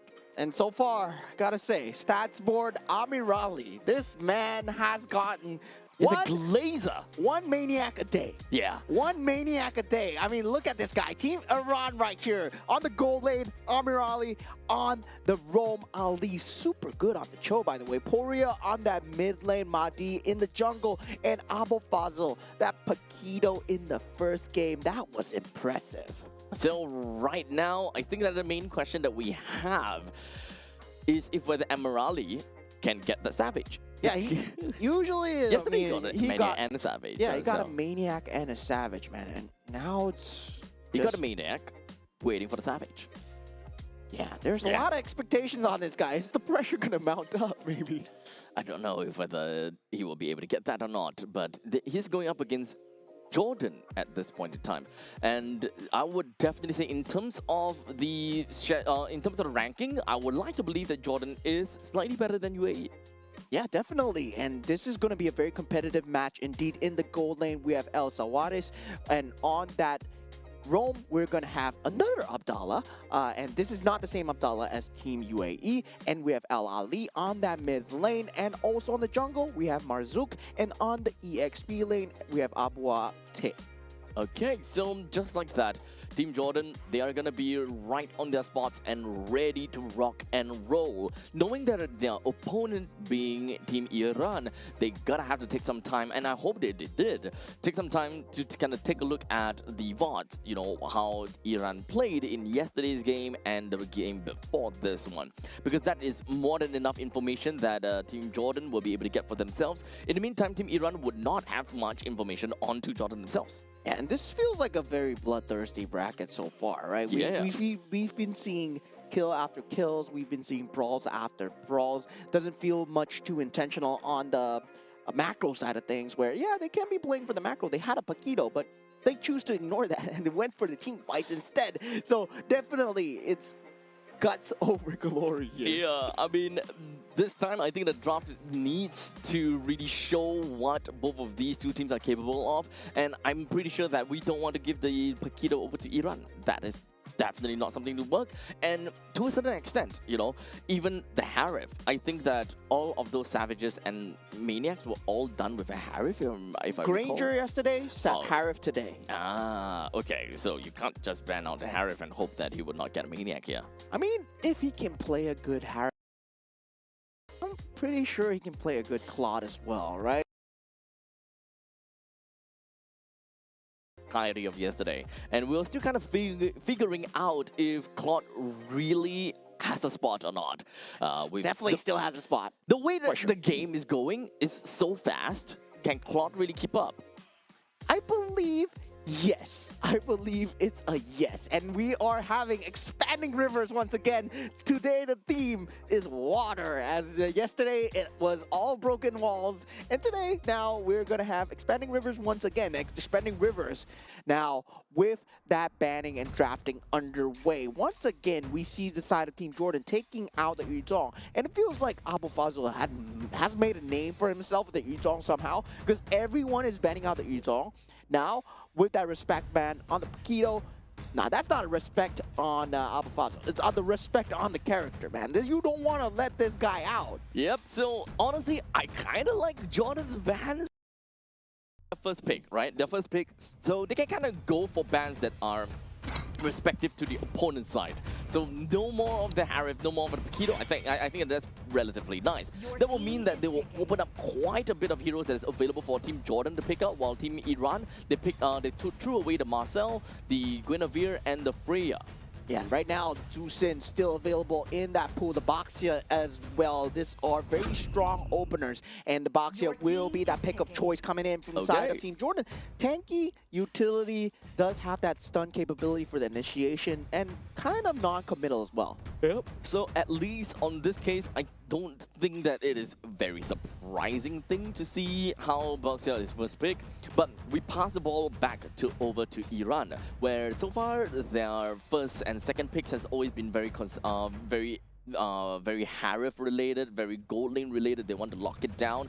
So I'm not too sure if whether they actually want to go for the Granger immediately for Amorali. I hope not though. There is many other situations that they can go for, such as the Yves in this current situation. It's either the Yves or the Jusin, which will still work very well. And we got it, Zusin Claude opener, right? The standard 1-2 piece that we see a lot of the other regions they go for. And I really like this draft coming out from the side of Team Iran so far, right? The top two, Zusin having the capability to fight, having the capability to disengage. That's what makes Zusin so strong in that mid lane as well. You can choose the best of both worlds. And now going for the side of Team Jordan, they pick up the Valentina. Now the Valentina comes into question, right? What are you trying to steal? Because there's still nothing that Team Iran wants to give away. If they go for a Suyo here, suddenly, I mean, Valentina, you don't have anything. Yep. So at least for a immediate pick of a Valentina, not only that you do not have anything to steal, but you also kind of lose in lane priority because of the short range of a Valentina. You don't have skills that allow you to shoot from range to poke out enemies, nor do you have something that, you know, kind of clears away fast enough. That is why you actually need your roamer to help out a lot. In this case, it is going to be Atlas. They are definitely going to be a lot slower. If we are throwing a Jusin right into the face of Atlas or the Valentina, Iran undoubtedly will have a really good time in the mid lane, and they just need to choose a roamer that has got a relatively decent clear, a Cho back in here because of the Hanzo pickup. It sounds to be good. With Cho plus the concussive blast, I think that Iran will have got it. I mean, Team Jordan, most likely, if they did study the previous games that are coming out, Ali was playing a monstrous Cho. They would be batting out in this current stage of the game, but let's see whether that happens or not. Meanwhile, the ban coming up for the side of Team Iran will be the Moskov. Just pair for pair in that late game, I would say Moskov can match the pace of the Claude really well, and also the ability to just traverse the map with the Spear of Destruction. Yeah, that is going to be a key ban coming in and securing that gold lane, right? The Harif is already gone, so now the Moskov already gone. The next one that you can probably think to ban out for Team Iran, I would say maybe the Granger. Maybe the Granger. I think that is fine, unless we want to look at Bruno. Or maybe we don't talk about Bruno. Yeah, the Bruno. We don't talk about Bruno.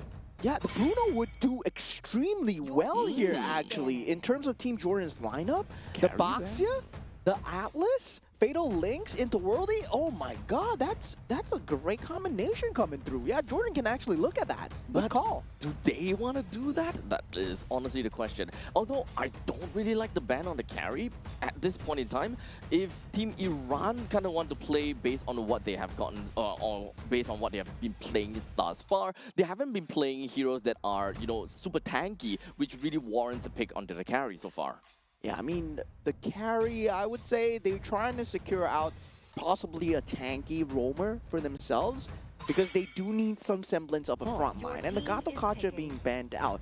Yeah, I think you go for Cho right here, right now. It's either Cho or the Kalea, right? You want to pick either one of these two. I mean, if you can play a good Cho, you can play a mean Kalea as well. Yeah, but I think that the only reason why Kalia will lose to a Cho right here is mostly just because of the wave clear capability in the middle lane. Like, yes, you can still go for Concussive Blast, but you want it to be a little bit faster that will enable the Juicin to really just beam down the opponents as much as possible without the need to shift that lantern back over the creep waves. Yeah, definitely that's going to be the case. Now, for the side of Team Iran coming in with the last two picks, what will they open up with here? Definitely going to be one EXP, one Roam, and they do have the Atlas as well. All right, now I see why they ban out the carry, right? But now, Lapu pickup coming from Jordan. I'm okay with that. I do like it. But right now, Valentina still have got no ultimate steal. Yeah, there's nothing. There's nothing, dude. There's nothing There's to take, nothing. man. Okay, TOR, probably the only best thing. TOR is the only best thing. Yeah, I mean, currently I would say they're hoping for a roamer that you can steal the ultimate from. Lapu Lapu, definitely a very good pick, definitely against a Hanzo as well. Does give a bit of capability to jump into the back lines with the Bravest Warrior, but needs to be paired very well with the Baxia. They have a very beefy front line coming in from the side of Team Jordan, right? They Now do they more need the damage. Your team is Clint. Okay. Early game. They do have Baxia, Lapu, Clint. They can kind of go early game-ish, but they will start to drop off a lot more into the later parts of the mid stages, or somewhere around 15 to 18 minutes. That is the point in time where the opponents will definitely catch up pretty well. Okay, now Okay, Khalid's fine. something to steal, right? The Raging Sandstorm? Yep. Yeah, you can steal that actually very well from the side of Valentina. Now, for the Clint as well, I would say, they were looking for a lane bully versus Claude. And feels like, yeah, we don't talk about Bruno, right? Bruno was not the answer, and they chose Clint instead. Guns over soccer balls. Guns over soccer balls. I mean, without a doubt, guns are better than soccer balls. Not during World Cup. I mean, yeah. But I guess that's the case. If you are a man that appreciates your firearms, yes, you would appreciate Clint. But if you appreciate sports, then yeah, you're going with Bruno instead. Oh my goodness. Now, okay. We have the full total lineup coming in here for Team Jordan and Team Iran. Now, how is this going to look like in the XP lane? That is just wet noodle fight going on against one another. But the gold lane, I think that this is where things start to get a little bit interesting, right? Because it is a Claude against a Clint. Clint does have a really good poke mechanism and poke capability. And for Team Iran, knowing that, that means that they would very likely want to put a little bit more emphasis down in the bottom lane, because that would mean that, the top lane in this case, but that would mean that the Clint very likely will always be standing around the rivers or closer to the rivers, which will enable Iran with faster and easier takes. And Ready Flicker being used out by Ali, a sliver of HP. I mean, he was one dot away from dying, and that was clutch coming in from the side of Team Iran, but Team Jordan, they're showing their early moves, right? With the Baxia available, yes, you can have that early rotations, but at the same time, Mahdi, he's already in the enemy zone, trying to take away the orange buff, already got the lethal for himself. Yep, but he's looking for an opportunity to go in for a chow time, but this is not going to be as easy to do because you're looking at an Atlas and a Baxia, but most importantly, the Atlas frigid area will make it so that Mahdi will not be able to run away. Yeah, definitely. And Mari at this point still not level 4, does not want to command the jungle, does not want to make the same mistake as the previous game. Now, with Iran trying to get that mid lane advantage for themselves, they did get an early game capability where Team Jordan was slamming in with the help of the box here. They gotta keep watching out for that. At this point, Team Iran, they're playing things a little bit on the slower end. They do not want to overcompensate, or rather, they don't want to get too far into the faces of Team Jordan because they don't have the power spike that they needed as of yet. There's really nothing that they can do right now. Yeah, in terms of draft, both teams look extremely solid. In terms of having the front line as well, and also counter initiation from the Fatal Links, going to be very good, especially for this first fight here. But Ali, the first one in, Abu Fazl gets the turtle here, but Abu Abte does take out Ali. Now Hanzo going in, trying to do what he can, but Al is standing tall in the midst of all this. Can he stand for long? And Poria just being taken out. That was really rough for Team Iran. 3 members were at the closest HP to death, and they were not being able to find a way to close that fight out at all. It would have been a lot better for Iran if they actually killed all those 3 members, but in the end, it went over to Team Jordan with 2 kills for themselves, and the 2 kills, one of them goes over to the Valentina, and the other one to the Lapu Lapu, one of the second and the third best heroes to go to. Yeah, not having much damage there. Poria actually using the ultimate to jump in, and that was to his own demise. Could have ended well, but sadly for him, did not go too well. But despite all this, right, Amirali, he's been farming 2 lanes. He's been going on the top and the bottom as well. This is what's expected of a Claude to accelerate his play style, especially when we talk about the game style being faster and faster, right? Your farm needs to get faster as well. And Team Iran, they're making space for the Claude just to come online. As now, both teams looking for opportunities. They're going at it pretty darn slowly, but we don't really see too much fights coming from Iran going up to the top lane as of now. Perhaps they realize that they don't have a way to really deal with the Clint, and they don't have a way to deal with the speed coming in from Team Jordan. Yeah, forcing the ultimate out from Poria, but the counter engage coming through. Fatal Links will be used here. Amirali has to BMI away, but Mahdi's here on the case, takes out Abdallah here. It's going to be a 1-for-1 as both teams disengage. Damn, El Sawaris came in the nick of time, and Jordan, they were expecting that fight to happen. The Clinton was already on his way down below, or rather down to the mid lane the moment that has happened. Yeah, Abu Fazl not able to get out in time, just uses the flicker, but the ultimate coming through just locks up El Ali, and now Mahdi, he might be able to get the finish onto El Ali, as Ali does come through as well. Poria here on the case. This is still going to be a 1-for-1. Trades are going left and right. Poria still in a lot of danger, does not have the Purify, does not have the ultimate to get out. They are really tanky, and they being Team Jordan. So whatever that Team Iran is throwing at Jordan, there was just no answers at all. As you can see, the power is just not there as of yet. Mahdi, he needs time to get up. He's a lot more item dependent, and this is not about the game of rotation anymore.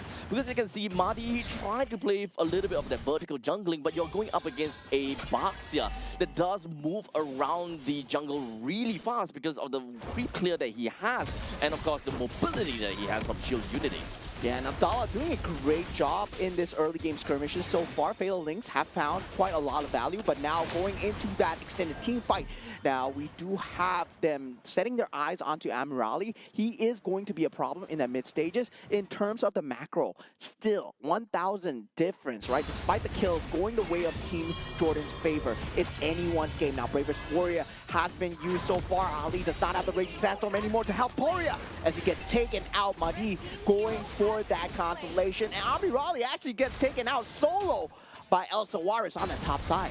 That's not what you want to see, unfortunately, but it is you are going up against a Clint after all. At this point in time, Clint should have decent amount of items to be able to do quite a number to you. As long as he does have an endless battle, Amirali would fall prey to him pretty early.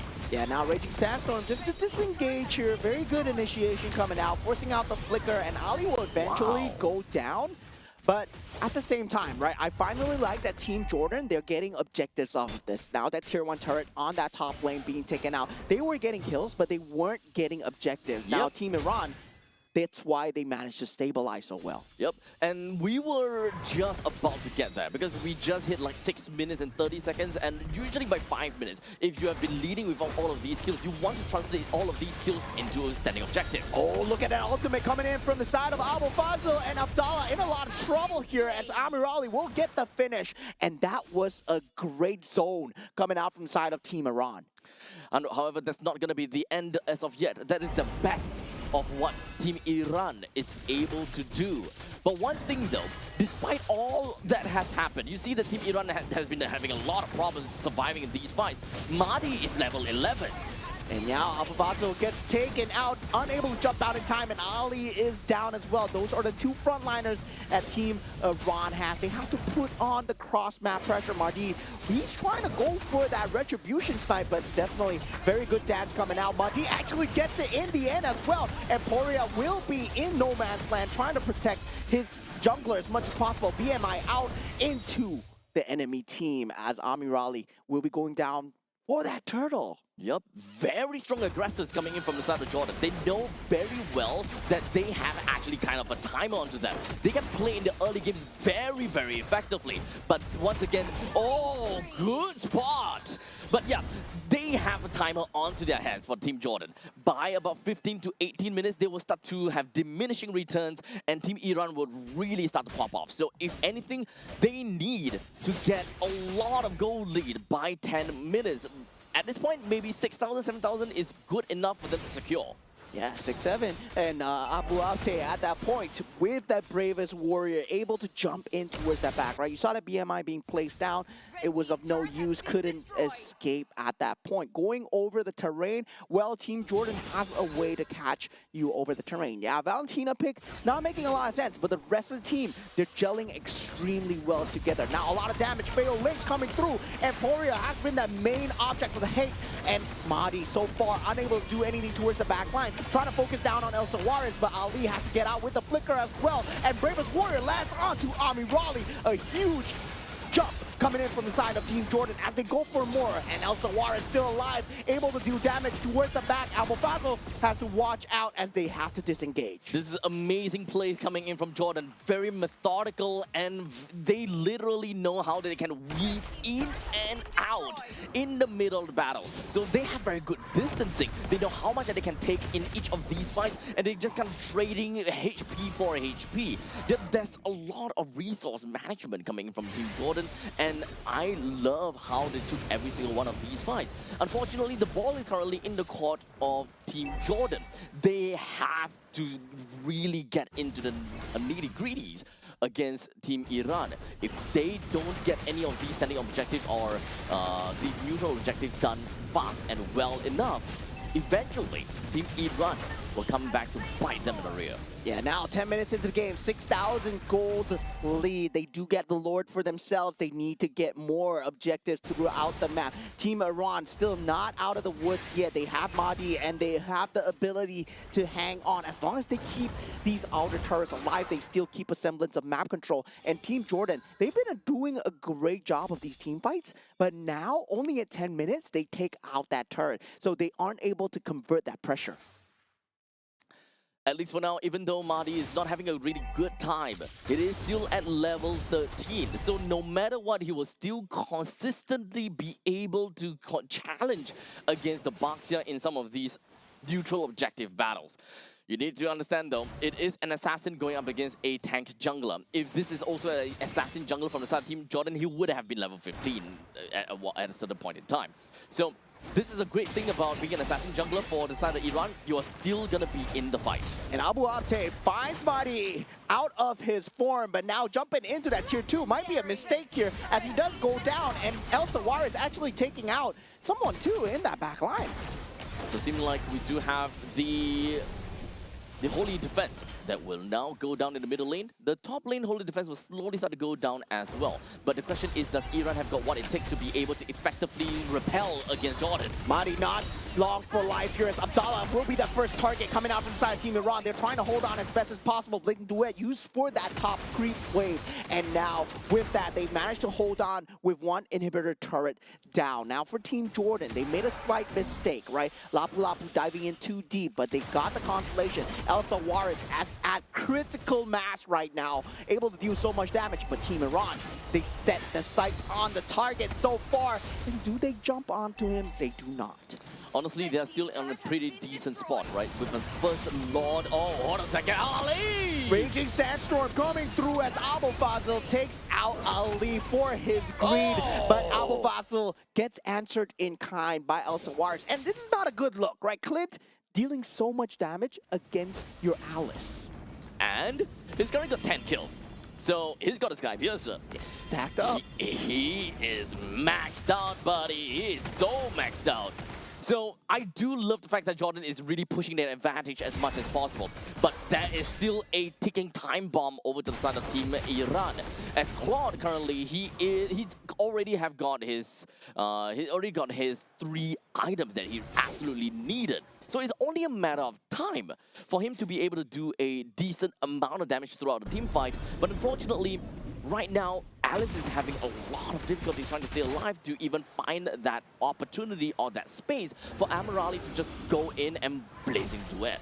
Yeah, now 8,000 gold advantage coming in for the side of Team Jordan. I believe once that Wind of Nature is out, the tides are going to turn as well. You talked about the ticking time bomb. Yes, it's going to rear its ugly head really soon, but Team Jordan, they have a timing to avoid all this, especially if they can go in aggressive. They can take out Amirali before the fight even starts. Now, if they can't, Team Iran, they have that 50-50 chance, especially if they can sacrifice Furia.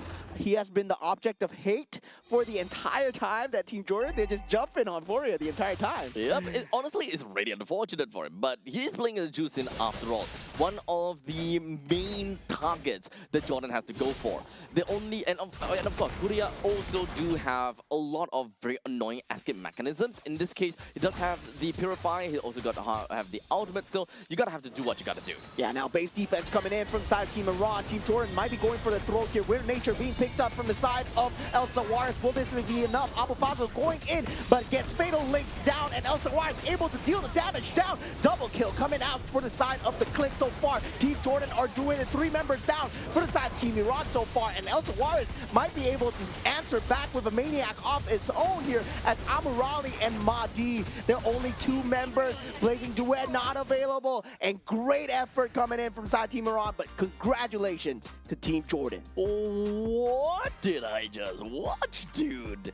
We saw how Iran was so dominating against UAE, and now Jordan is so over the top against Team Iran. At this point in time, I don't even know how that standings look like. I don't even know the power rankings anymore. This is crazy. Yeah, I mean, at the side, Team Jordan, I would say they had a very good game plan going in. They knew that they wanted to bully out the lane. Yes, there is that critical mass Claude that they need to worry about. But at the same time, Team Iran, they don't have a frontliner. They don't have a proper frontliner, especially when the Alice is melting to the Clint, right? Yep. That was the story of the entire game. And the true damage coming out from Clint, oh my god. I feel that at this point in time, as long as you're on the losing end, it feels as though you don't have a lot of things that will work your way in order to come back. That has been the case for the past few games, and I think that the meta has shifted in a way whereby somehow it's really difficult for you to climb back. And Elsa Juarez, man, this man... Man, give this man a reward. He's able to just deal damage in the backline without being punished, especially when there's a Hanzo around. Your positioning becomes so much more important, right? 1302, 933 GPM. He went for the Endless Battle into the Malefic Gun and then into the Sky Piercer as well. And he managed to get that full stack Sky Piercer. So that was just a lot of damage going through. They were unable to jump him behind the lines. It is really difficult for anyone, as a matter of fact, even as a Hanzo, to get a kill down the Elsa Juarez. And the moment they just ran right in, boy oh boy, do you see the amount of damage that is dealing over to the Shadow? There was nothing that he could do at all. Yeah, the breathing space was not enough, right? Abul Fazl, you wanted to buy out the space together with the Khalid and also the Alice as well. And it was never a good time for the side of Team Iran. And this is because Team Jordan, they never gave them a second to breathe, right? If Fatal Links wasn't there, they followed up with Bravest Warrior. If Bravest Warrior wasn't there, Baxia will be there as well. If this is not possible, they will force out fights with Valentina stealing out Raging Sandstorm. And you see them just consistently applying the pressure, making sure that the ultimate combo never comes through from the side of Team Iran. And that was their win condition. So Team Jordan, they got that on lock, just to cycle and make sure that Team Iran, they never got a combo through. Yep. This is the kind of situation where Team Jordan, they have their frontliners that have true good stats, right? Literally, the hero have got really good stats, and of course, very reputable for their clear speeds. In this case, gotta be the Baxia. And of course, Atlas, when it comes down to Atlas, it's just really darn annoying. There's not a lot that you could do, and as a Hanzo, you looking at an Atlas, you're just thinking, wait, the whole point about me being a Hanzo is that I need to be sticky on the opponents, I need to keep slashing away. But if the Atlas is constantly just gonna be around my shadow and slowing me down, there's really no longevity on that, on the shadow at all. Yeah, and I would just say, right, it's the Hanzo pick that really came to bite them back into, actually. Yeah, the mid game of this, mid game of the series as well, because definitely with utility jungle, they would have much better time holding on to the objectives, holding on to the ground. With a Hanzo, you just get bursted down so fast that if you're behind, the moment you're behind, you can't fight for the objectives anymore. However, though, I do like to argue that in this case, if they are using a utility jungle, then his XP will be way out of the league of Baxia because of just how oppressive this tanky lineup coming in from Jordan is. So even as a utility jungler, you may be able to hold your ground a little bit more, but that doesn't mean that your XP will be on par enough with the Baxia to be able to, you know, have good quality retribution. The only reason why the Hanzo is at level 13 at one point in time, and Baxia was like level 9 is only because he is an assassin. He is able to clear creep camps pretty fast. He doesn't have to overstay his welcome in his own jungle. That's why he's still able to keep up with that pacing and still being able to use his shadow to steal a couple of turtles away from Baxia. But what I'm saying is, what do you do once you get behind as Hanzo? Because it's very hard to transition. Yeah, there's no transition out. If, let's say, you were a Fredrin, if you were something else, even a Barats maybe, even a Barats, the old school method of dealing with the Baxia, you would have the capability to take the 50-50, take the fight to them, right? Right. Then, at least you have your entire team with you. Yeah, but with that Hanzo, it becomes a double-edged sword where you're like playing a yin as well, right? You become, my turn, you go into the dimension, force out a 4v4, but once that ultimate form is gone for the Hanzo, it suddenly becomes a 4v5. Yeah, exactly. And I think that that has consistently been the way because of the presence of Atlas.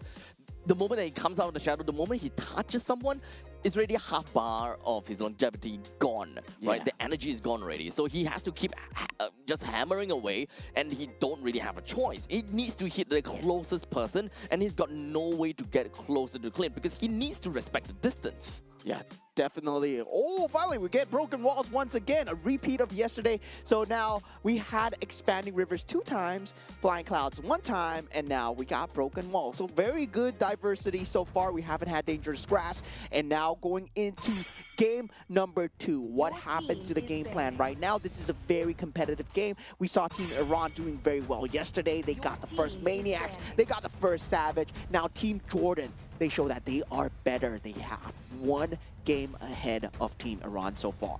However, this time, the drafting is going to be slightly different though, because now Team Jordan, they are going to be on 2nd pick. But it doesn't seem like their draft, or it doesn't seem like their bans is going to make any difference. And I think even for Team Iran, it's not going to make any difference either. So if the final ban for Team Iran is going to be a Freya, okay, and Jordan is a Paquito, then there was absolutely no difference at all. The drafting would have been just the fact that Iran has got first pick, and doesn't matter from that point. Yeah, and now for the side of Team Iran, right? It's time to take a look at the jungle. So they might be taking a look at Baxia here, but they go for the Valentina. Prioritize the that was Team Jordan. Oh, that was Team Jordan, right. Jordan on the other side. Now Team Iran, they're taking a play out of their book. Okay, we go for the Valentina first, but I mean, yeah, Team Jordan, they're going to go back with the Baxia and the Atlas It's as such well. a strong opening though. So strong. I mean, It's one thing it's one thing to have a Baxia because it's really difficult to deal with a Baxia that's constantly around the map. It's another thing to be annoyed at the fact that the Atlas just slows you down and have the threat of being able to just rope you in for one free kill. yeah, I mean, okay, the good thing is they can steal the Fatal Links with the Valentina. Yes, they can. Yeah, so now that Valentina pick makes sense, right? But I was hoping that Team Iran, they would open the Baxia for themselves. Now, what do you go with? Usually, against the Baxia, we do see maybe somewhat of a combo with the Arlet and also the Fredrin. Do they go for that here? No, they go for the carry and the Cho, right? Respectable. They want to burst down before the fight even begins. Makes sense. Yep. So now it brings down to survivability, right? Carry, in the grand scheme of things, he will be able to kill the Baxia, will be able to kill the Atlas. But what is stopping the members from Jordan to just diving straight on over to Iran? That is going to be the main question here. What is going to help them to get that kind of spacing? Yeah, I mean, at this point, you pick up the Zhu Sin, right? The Zhu Sin just very good in terms of having no ability to steal from the side of Valentina. Also very good mid-clear as well. I mean, you don't want to pick up the Eve because barring the fact that the RWM could be stolen. Meanwhile, for Zhu Sin, you don't want to steal her ulti for the side of Valentina. Now, going into the ban stages as well, right? You talked about damage. There is that jungle capability coming out for the side of Team Iran. If you want, I mean, Fredrin is something that's worth looking at, especially Fredrin versus Baxia, and you can't take away the Fatal Links. Akai, also another one, and they do ban that out. So right now, I think that for Team Iran, the more important hero that they need to make it right is going to be the XP laner. The XP laner needs to fill a lot of roles, and he needs to be able to be the one that effectively squares off the members of Jordan and give his backlines a very good breathing space. As such, it is actually really important for Jordan to draft it in a way whereby they show their XP lane first. So if Team Jordan actually realizes that and just decided to pick up the gold laner first, then unfortunately Iran will have to go for a blind XP pick, which would put them in a very difficult spot. Oh yeah, they do ban out the Clint. They don't want the carry to be bullied by that long range indeed. But now the Terizla being banned out. As we said, we wanted to look at the EXP lanes, and now one of the XP laners that could have worked, right? If they want to go pound for pound, they want to go bar for bar, they had to go for the Terizla with the penalty zone, especially against the Baxia and also the Zhu Sin. Now, for the side of Team Iran, do they want to take out more gold laners to secure a better gold lane for Amirali? Was the reason because that Clint was bullying out the Claude in that gold lane? To be fair though, going up against a carry, picking up a Claude is, damn Your it. team is picking. I would like to suggest a Claude. But in this case, it doesn't seem like it's going to be the case. But with a Baxia, with an Atlas, with a Juicin, it does seem like you have a very strong Your early team game is presence. picking. So if you want to shift your attention over to the gold lane and get a snowball potential from there, then in this case, picking up the XP lane first, just so that you have a winning lane in the gold lane after looking at who the jungle is going to be pretty good. Okay, so now for the side of Team Iran, okay, I like the Fredrin, but I don't like the CC at all. Because, yeah, you're forcing out the win condition of you winning the game, just being on winning the lane, right? Every single one of them, they need to win the lane. Because when you go into the team fight, CC does not do much in terms of team fight. You want to segment it away. You don't do well against that 1v4. You don't have that AoE damage. And now they pick up the Granger for Jordan. Now, for Team Jordan, I gotta say, Granger, really good pick here. Yep. So each of these two teams, they have their very strong lanes. So for Jordan, they want to capitalize on the Granger. They want to win by Granger and move on from that point. While Team Iran, on the other hand, I do like that CC because I mentioned that in order for them to enable the carry, in order for them to be able to shift over, transition over to the mid stages of the game, their XP laner needs to be present. And that way, is to be able to win in your lane. Going up against a Lapu, there's actually a plethora of heroes that helps you win against Lapu.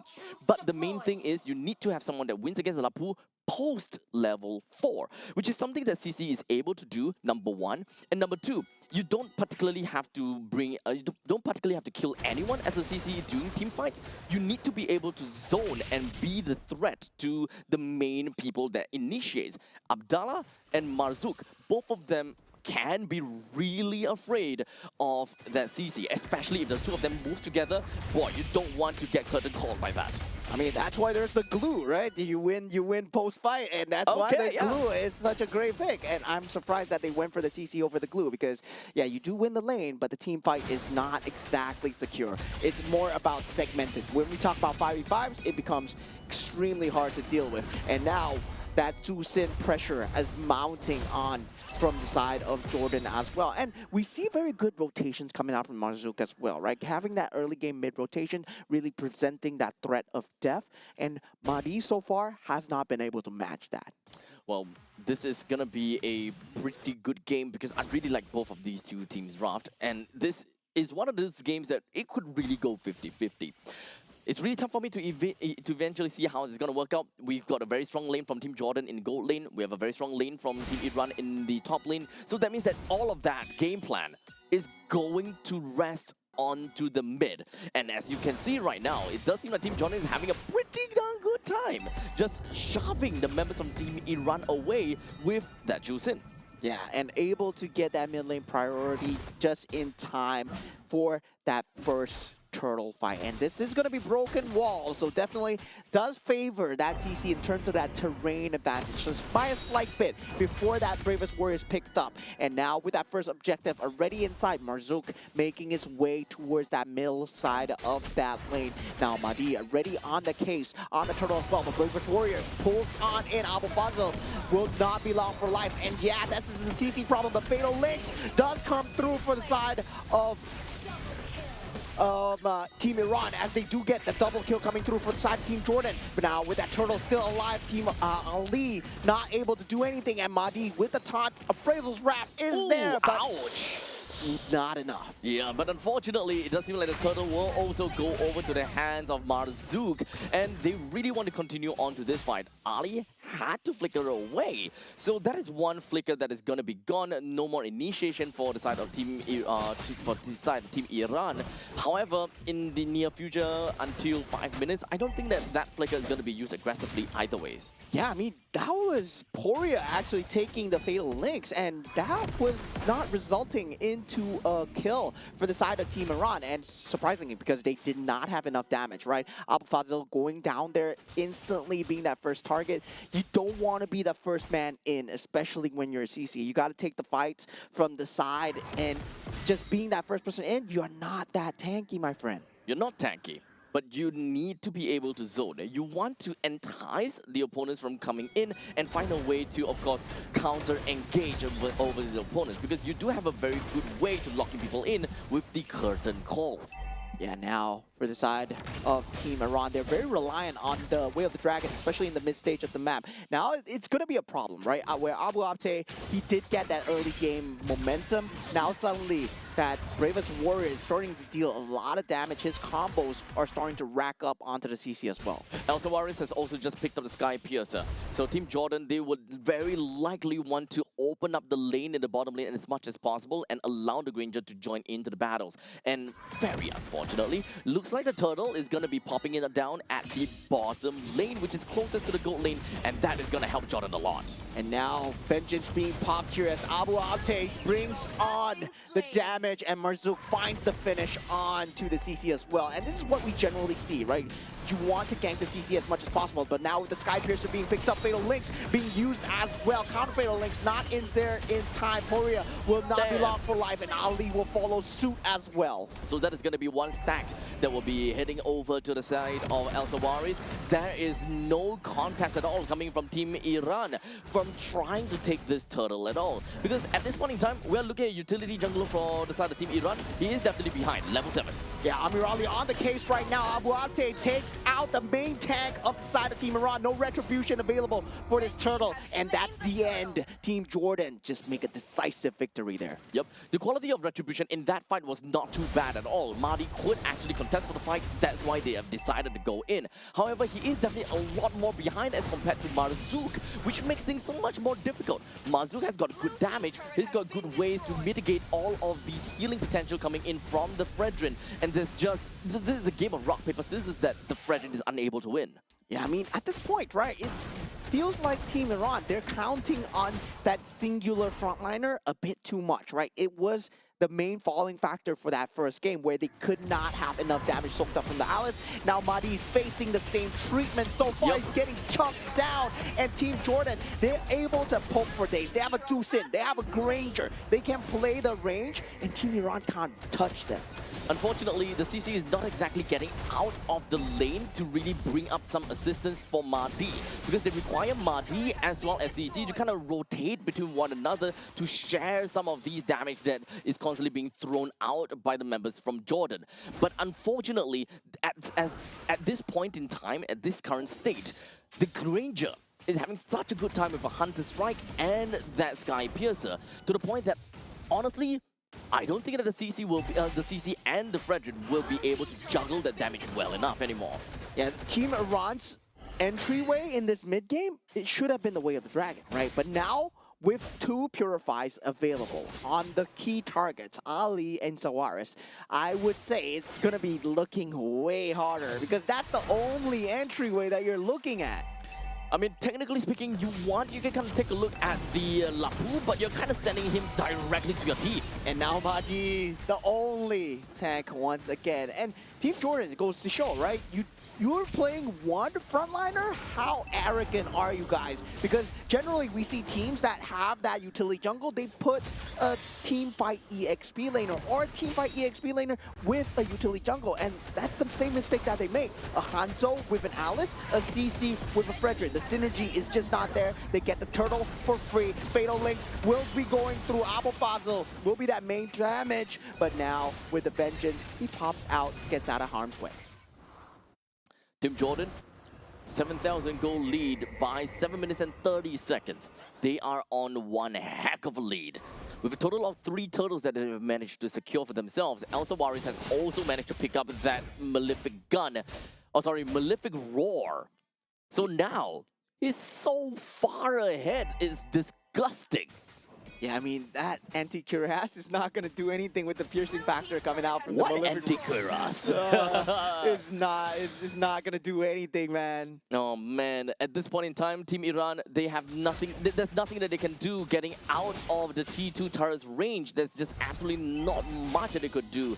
That brute force breastplate coming in from Mahdi is not gonna do anything at all. And especially since he's so far behind, he needs more tankiness. Yeah, Fatal Links has been used as Elsa Waris still in that backline, able to deal so much on the Granger so far. And Team Iran, they have no entryway, they have no say back into this game at all. And they were so reliant on winning the lanes. That's their win condition, and they couldn't win the lanes. Not at all.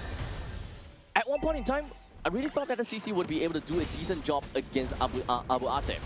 But it does seem like the mobility coming in from the Baxia ultimately made things a lot more difficult for CC to try to overextend and try to really just ensure that Abu Ate is, dealt with accordingly. There's a constantly looming threat coming in from Jordan that could just pop in at any point in time between Abdallah as well as Marzook. Yeah, definitely. And for the side of Team Jordan right now, it's more about trying to force them into that space where the holy defenses are used. Then they will be looking at that Lord. So now very objective gameplay. 2 holy defenses have been popped. Look at the Lord and try to go for inhibitors here. They have a very strong poke lineup. They don't have to take the 5-on-5. The Lord will be chipped down to smithereens, and there's just absolutely nothing that Iran could do. They couldn't get close. The quality of retribution is just nowhere there. Level 9 versus level 12, and we've seen countless of time. The moment Mahdi kind of tries to walk in, he just gets melted down almost instantaneously. Yeah, the draft looking extremely good. And Team Iran, I would say they did have a very good draft in that game one, but they picked the Hanzo. And now once again, I gotta say that CC is that weak link coming in for the side of Team Iran, right? They really needed to win the lanes because this is a hero that does well when you're ahead. But when you're behind, it's so hard to play this character. Indeed. It kind of baffles me at the fact that Abu Fazil is really far behind despite playing as a CC that is focused on winning the lanes itself. Oh, Fatal Links might be coming through, but no, Abdallah just takes that engage and pulls the rest of the team away. Now, Team Jordan, they are going for the objective plays here. One turret at a time. Catapult does go down, and Abu Abte, he's in no man's land where the dragon finally lands, and Amirali gets a consolation here, but 10,000 gold ahead. Now, Team Jordan, for V5, if Team Iran wants to force this, they can potentially still win. They have the Granger still up, and Elsa Juarez, they're not letting go of the momentum here. But you want to also keep your eyes on the Puria as he does have got the fatal links. At any point in time, if he's looking for an opportunity, he can go for it. But what happens afterwards? They don't really have anyone that does have very strong AoE damage, and the Puria has took an ultimate that is more for utility, not for damage. No one else have got that chain reaction or that kind of AoE damage to realistically be able to take anyone down post fatal links. And the thing is, right, for Team Jordan, they can fatal link one person at a time because they know that the 5-on-5 team fight is not going to happen. So right now, they fatal links Abu Fazil, and then they get the inhibitor turret. It's going to take that trade any day, and Amirali just gets sniped from just a mile away from Elsa Juarez as Team Jordan. They're going for the throats here, and now with that, Al Ali still in that back line, and triple kill coming out from the side of Elsa Juarez. Abu Fazil, what can he do? And now we have another Maniac coming out from the side of Team Jordan, and that's going to be a savage for the side of Elsa Juarez as Team Jordan wipe them out 2-0. Oh my goodness, what a group, dude. What is this group? I love this group so much, man. I love this group so much. This is such a crazy group, dude. Team Indonesia, Team Philippines, whatever. I'm here for Team Jordan, Team Iran, man. We saw a savage yesterday in this group coming out from Amirali. Now Team Jordan, Elsa Juarez, pulling out another savage as well. Man, oh man, oh man. You know what? The West Asia region, they are cooking. They cook differently, dude. Oh, what is that? We see Iran in the previous game getting Maniac. We saw Iran yesterday playing, getting like Savages and Maniac. And for Team Jordan in the middle of the pack, by the way, they lost one match, huh? They lost one match, and I think that the match they lost to is probably Saudi Arabia, if I'm not wrong. Yeah, they wait. Hold on a second. Let me double check real quickly. For Team Jordan, no. Okay, yeah. Team Jordan, they have only played in the side ARE. Yeah. Oh and wait, they won. Okay, yeah. Okay, MVP of the game, Elsa Juarez, as expected, man. This guy, he was given the tools to perform well, and I feel that the rest of the team, they really complemented his playstyle perfectly, right? First item, Sky Piercer, it was enhanced very well indeed, and the rest of the team, they played it like a T. I was expecting this already. With the Zhu Xin pick, that Granger could have been something that was next. I mean, the Claude, the Clint, yeah, you can ban that out, but he can play crazy Clint. Why not a Granger? Yep, they essentially have got almost similar levels of power spike. So honestly, Elsa Juarez is going downtown with this. Team Jordan, they are absolutely crazy, getting himself that savage yet again, or not say yet again, but yet another one for the side of West Asia. Yeah, I mean, this group, man, this is crazy group. Man. I would love to see one of them go up against Team Saudi Arabia. I believe Team Jordan already went through. Yeah, yep, but they lost against Team 2-0. Saudi Arabia. So, yeah, I mean, Team Saudi Arabia, they are going to be that top tier in that group. But looking at the other teams going in, right, going for that top 2 spot, that's where it gets scrappy.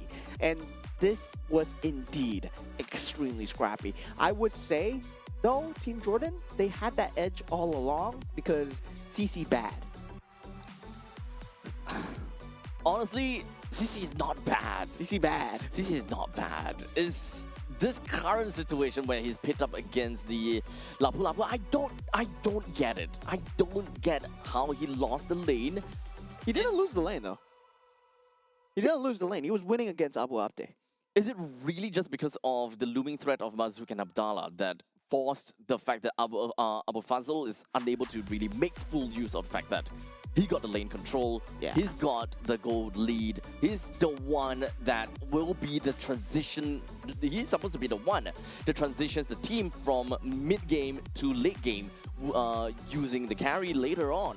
It's supposed to be. I think right now for Team Iran, the jungle has been the main source of the issue when it comes down to getting the momentum, right? It feels like the jungle has been that weird slot where if they swapped the Hanzo into this game and the Fredrin into previous game, then the matchup would have been crazy. It would have been good. You think so? Yes, because they're relying on that mobility coming out from the CC and also the Hanzo taking the segmented team fights. Meanwhile, the previous time with the Claude, they needed that front line from the Alice and also a Fredrin. So they were going for the best of both worlds and it ended up biting too much more than they can chew. Right. So what you're suggesting is that sometimes too much balance ain't no good. You know, sometimes it's not about a yin and a yang, but sometimes it's about the yin. Yeah, you can't. Yeah. Currently, I feel that in this meta, you can't be a jack of all trades and a master of none. No, you gotta be a master of one. Yeah, that's why even when you see the top tier teams, they go for the drafts. When the enemy team is playing a Paquito, they forsake the macro. They're going damage. Yeah, they're good. They're going team fight. Paquito, Harif, Suyo, Cho. That's why you gotta be a master of one. You can't be a jack of all trades. And a lot of these teams they think they can get the best of both worlds because they see this draft and they're like, oh, this works for this draft, this works for that draft. But there are things that make that particular draft work so well. Well, this is one heck of a transformation, I suppose. You know what, we are used to having nice little balance where you gotta have the good balance between your utility, your tank, your damage dealer. You know, they have to be in a pretty nice equal circle so that you can deal with most teams altogether. But right now, I guess the main idea is you don't have to deal with most teams, you just need to deal with the composition right in front of you. Yeah, and the main suspects are right here, right? Group A, we're going to see them later today. The people that have changed the scape of the meta. Coach Zephyr himself, Team Indonesia. What a landscape, oh, man, this guy, he changed the scape of the game indeed. And also, Team Philippines, they are going to be playing later on today as well. So there's going to be a lot more scrappy matches. But for the next match, actually, we're going to have a team that we have not seen before. I believe it's going to be Team Uzbekistan and Team Kyrgyzstan. But looking at Team Group B, the standings coming in. Team Saudi Arabia still sitting at the top. All right, so this is fun to watch because right now we already have got Team Iran and Team Jordan that's already completed. So that means that Team Jordan will go up on top of Team Iran, putting Iran at third place for now. But do note that it's also because of the fact that Team Saudi Arabia did win against Team Jordan in one game. They are going to be way above in terms of points. Yeah, and I believe that top two will be decided by Team Iran versus Team Saudi Arabia, right? Yep.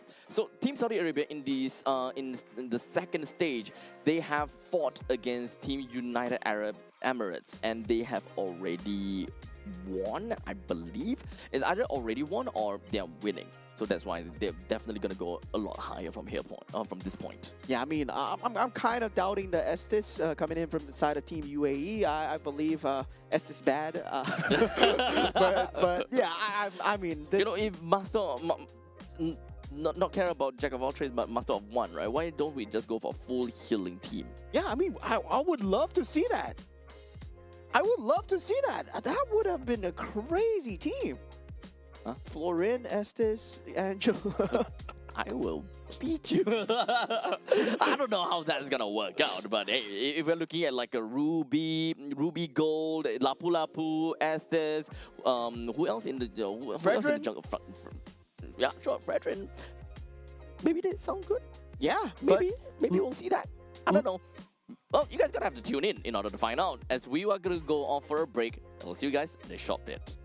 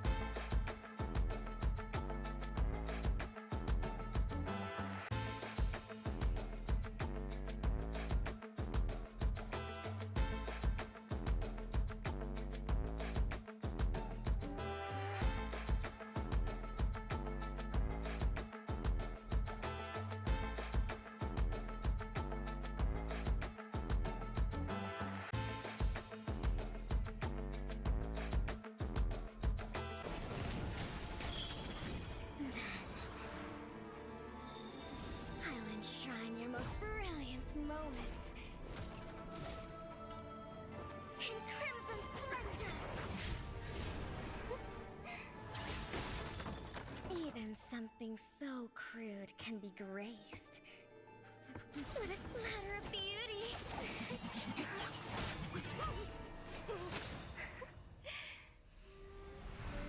I'll get you out! You finally come to me, Hanabi-sama! This madness ends now. At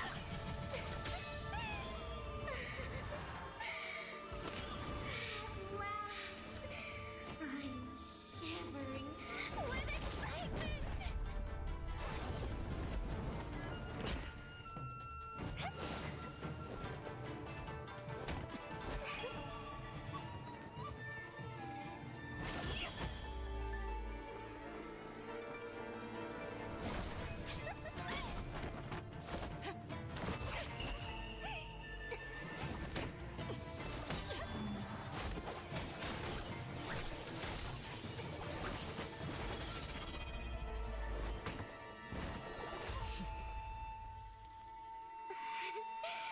Such killing intent.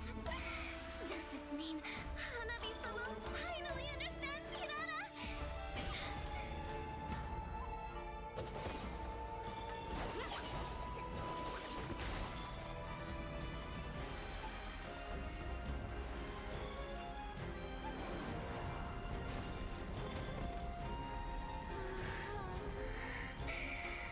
So warm. So beautiful. We can finally embrace eternity in hell. Just the two of us. Allow me to release your eternal bloom.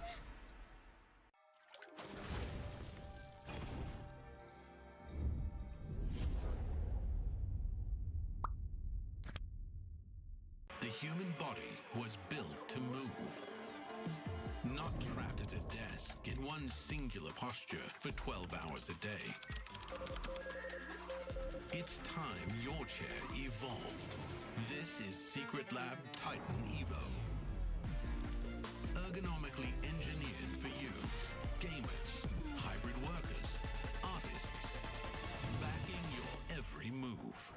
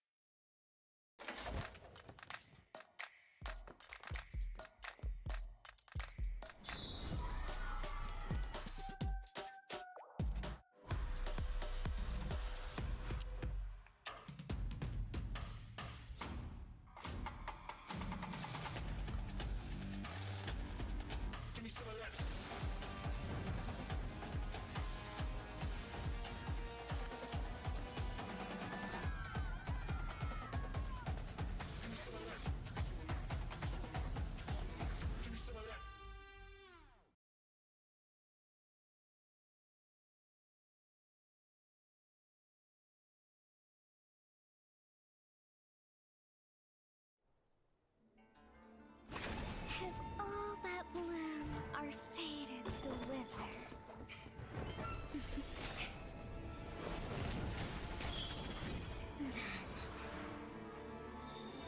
I'll enshrine your most brilliant moment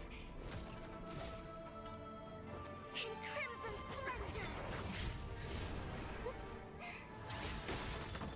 Even something so crude can be graced with a splatter of beauty.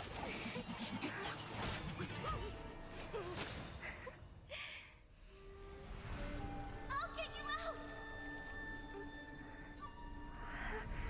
You finally come to me, Hanabi-sama! This madness ends now.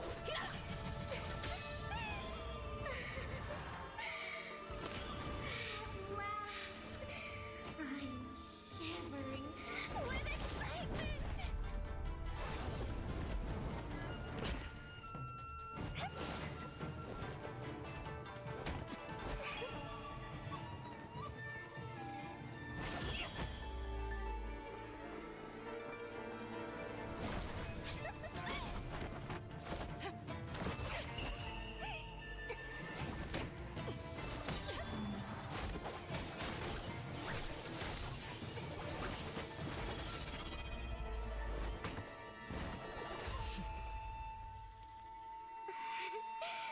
Such killing intent.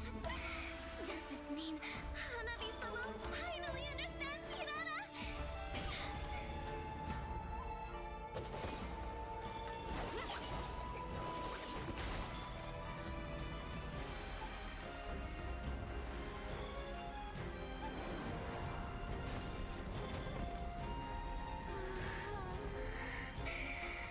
So warm. So beautiful. We can finally embrace eternity in hell. Just the two of us. Allow me to release your eternal bloom.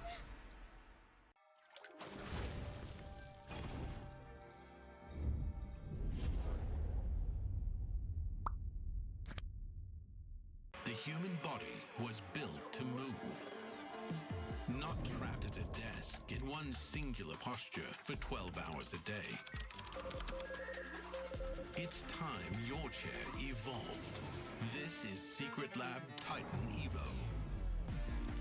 Ergonomically engineered for you, gamers, hybrid workers, artists, backing your every move.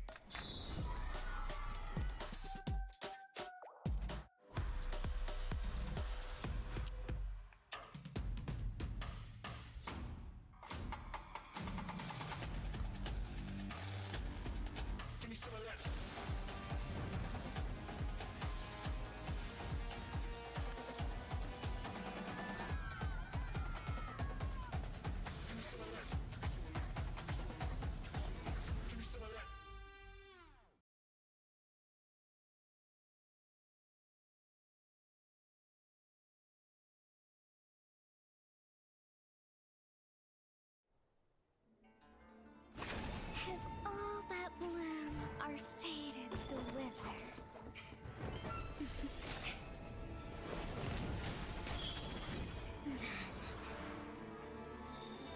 I'll enshrine your most brilliant moment in crimson splendor. Even something so crude can be graced with a splatter of beauty.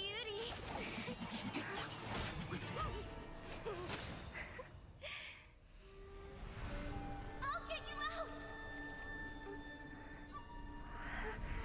You finally come to me, Hanabi-sama! This madness ends now. At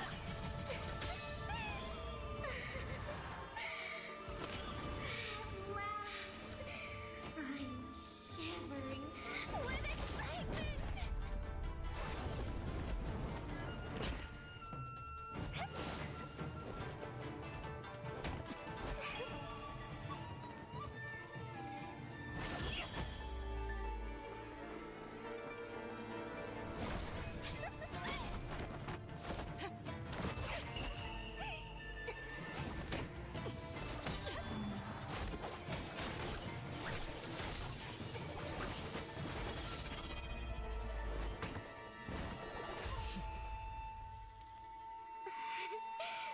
Such killing intent.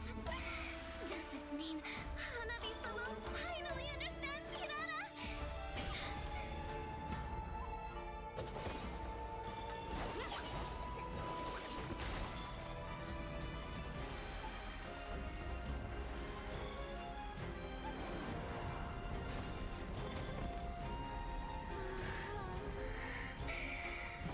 So warm. So beautiful. We can finally embrace eternity in hell. Just the two of us.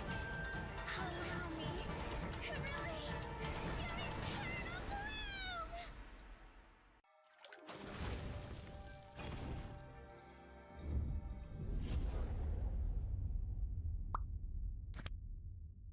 The human body was built to move. Not trapped at a desk in one singular posture for 12 hours a day. It's time your chair evolved. This is Secret Lab Titan Evo. Ergonomically engineered for you, gamers, hybrid workers, artists, backing your every move.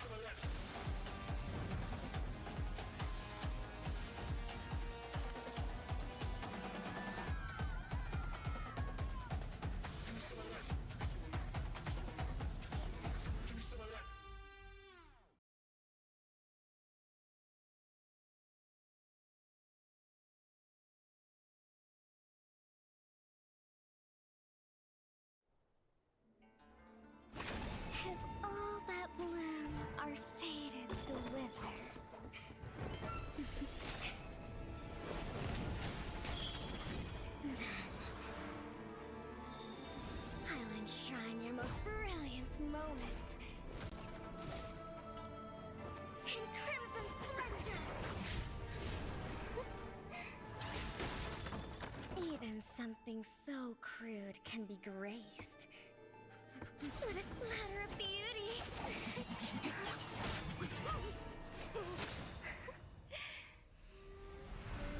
I'll get you out! You finally come to me, Hanabi-sama! This madness ends now!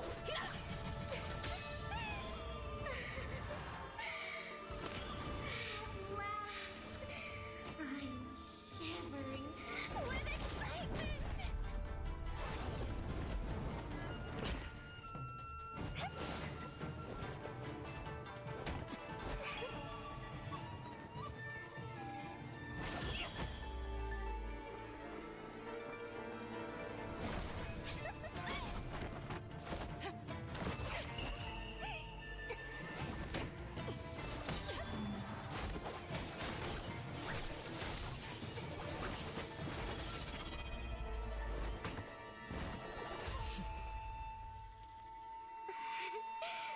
Such killing intent.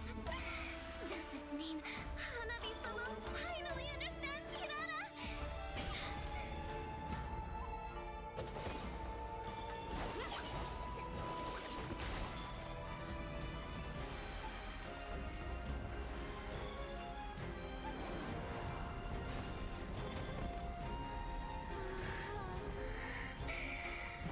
So warm. So beautiful. We can finally embrace eternity in hell. Just the two of us. Allow me to release your eternal bloom.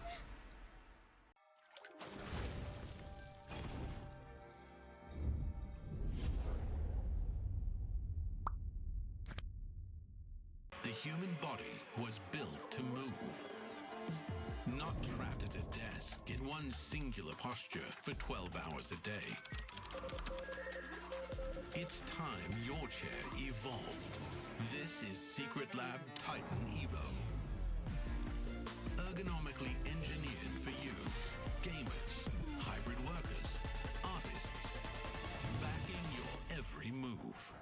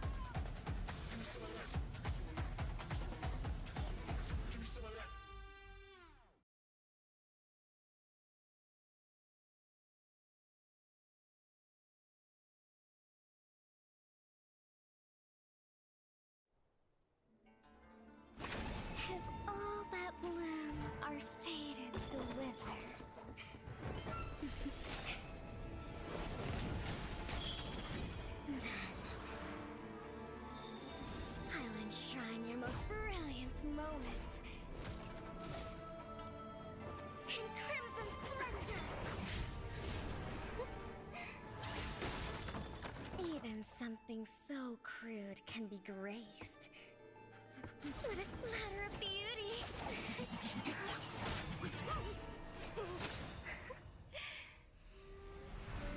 I'll get you out! You finally come to me, Hanabi-sama! This madness ends now!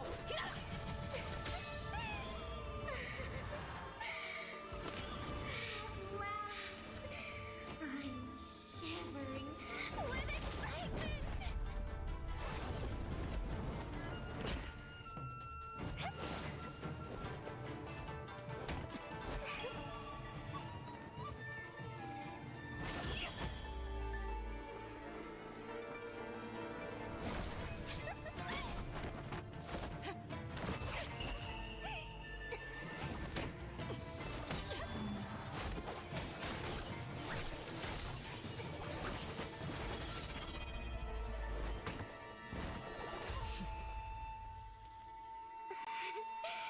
Such killing intent.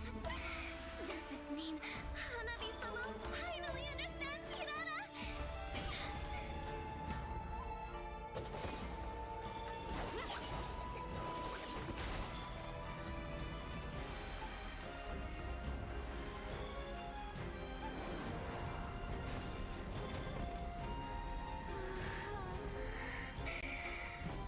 So warm. So beautiful. We can finally embrace eternity in hell. Just the two of us. Allow me to release your eternal bloom.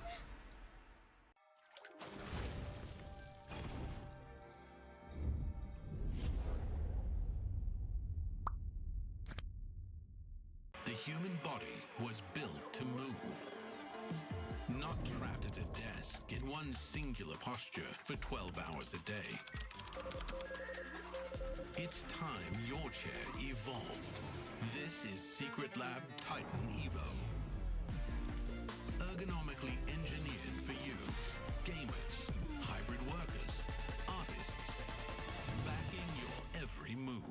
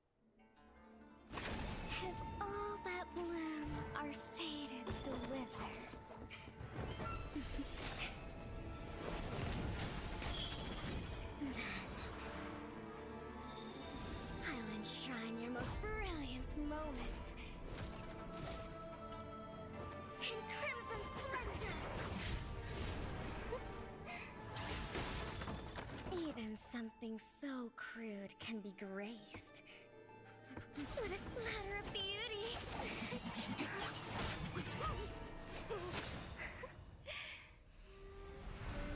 I'll get you out! You finally come to me, Hanabi-sama! This madness ends now!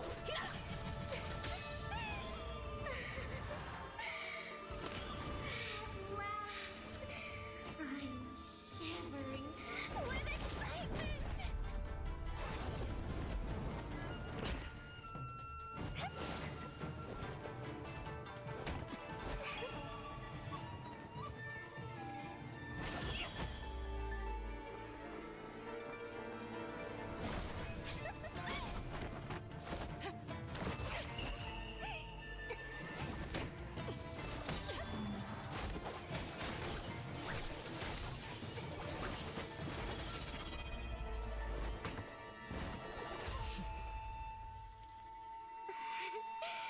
Such killing intent.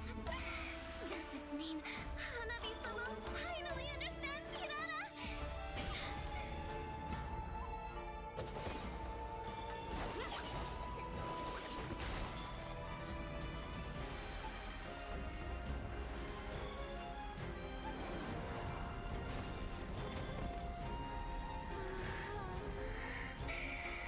So warm. So beautiful. We can finally embrace eternity in hell. Just the two of us. Allow me to release your eternal bloom.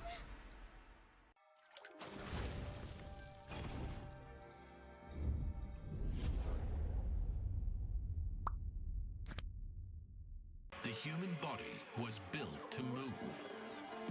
Not trapped at a desk in one singular posture for 12 hours a day. It's time your chair evolved. This is Secret Lab Titan Evo. Ergonomically engineered for you, gamers, hybrid workers, artists.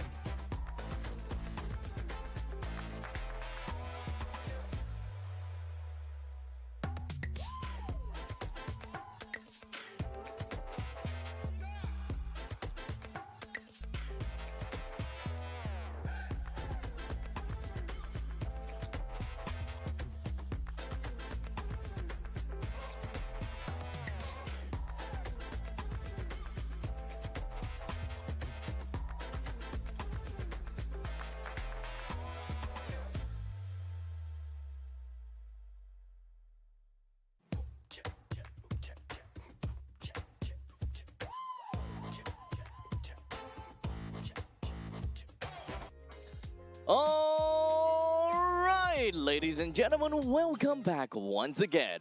We have now got for you the third game of the series, but before that, my name's Abstract. We'll be here as Bowman. We will be covering to you guys a total of 7 series for the entirety of day number 2.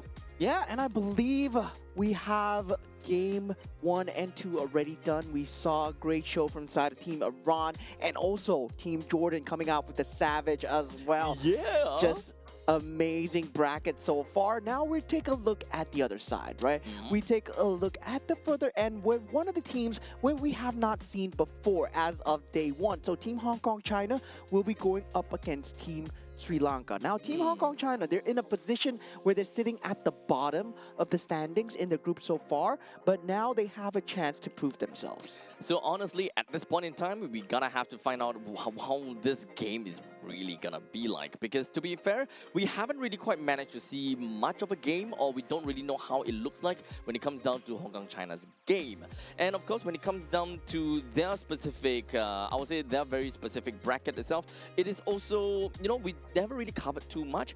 In fact, the only game that we covered, if I'm not wrong, was Sri Lanka and Pakistan, if I recall correctly.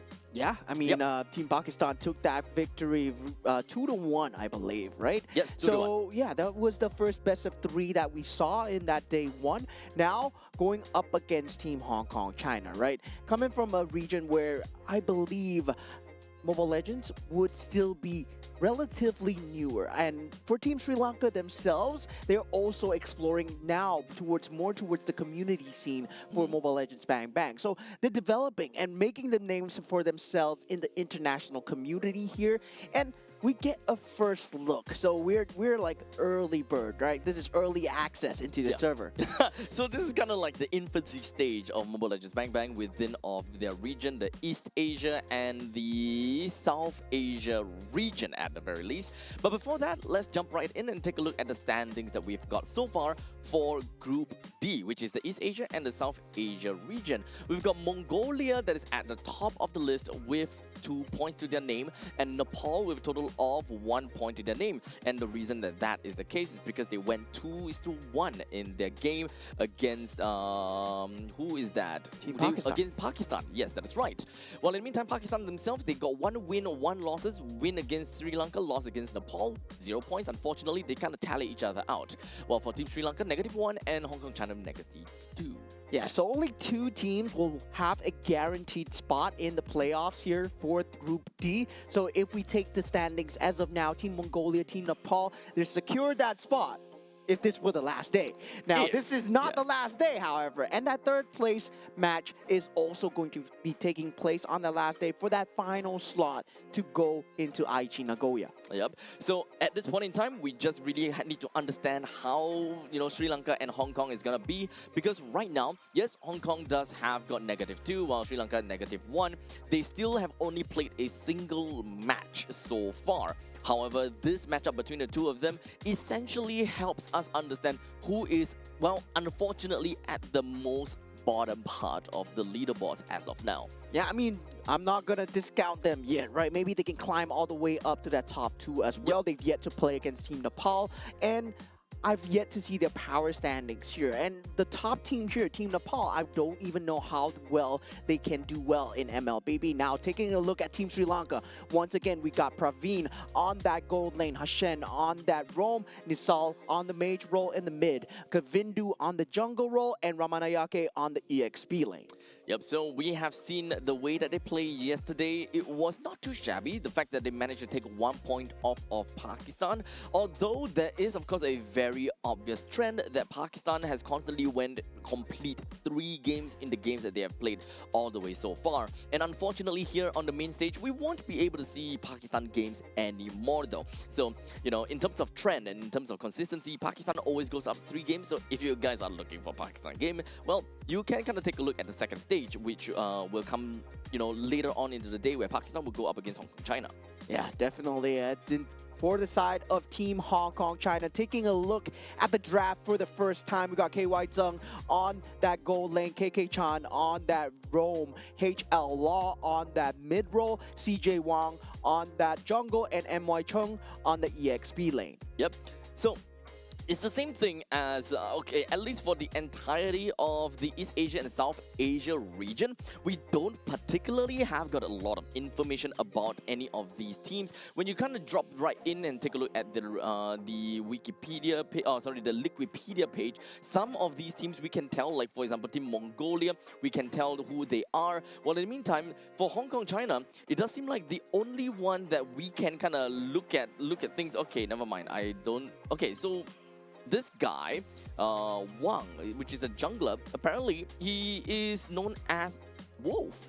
Yeah, I mean, not From the wolf, Guangzhou not the Gaming. wolf that we know, right? Yeah. not the Like not, literally, not- there's a line that says for Filipino talent, see Wolf. yeah. So that's not the wolf that we know. So this is a wolf from, I believe, from the MLBB series, the Super Cup that we did have in the Chinese region as well. So there's a bit of statistics over there for him playing on that competitive scene. Now, when you're faced with that international challenge, we have other teams coming in from that same region itself. But now for Team Hong Kong China, it's a first look into that newer team, newer setup when it go up against that international talents coming in, right? Team Sri Lanka, maybe not too strong, maybe a good test of wherever they are on that power level.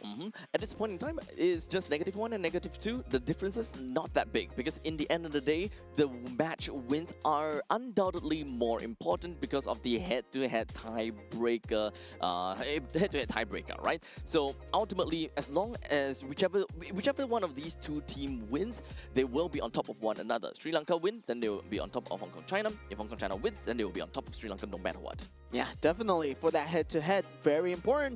But that top 2 spot also very important. Now we're going into the map randomization. Not again. Broken walls. Not again. Broken walls. It will be broken walls.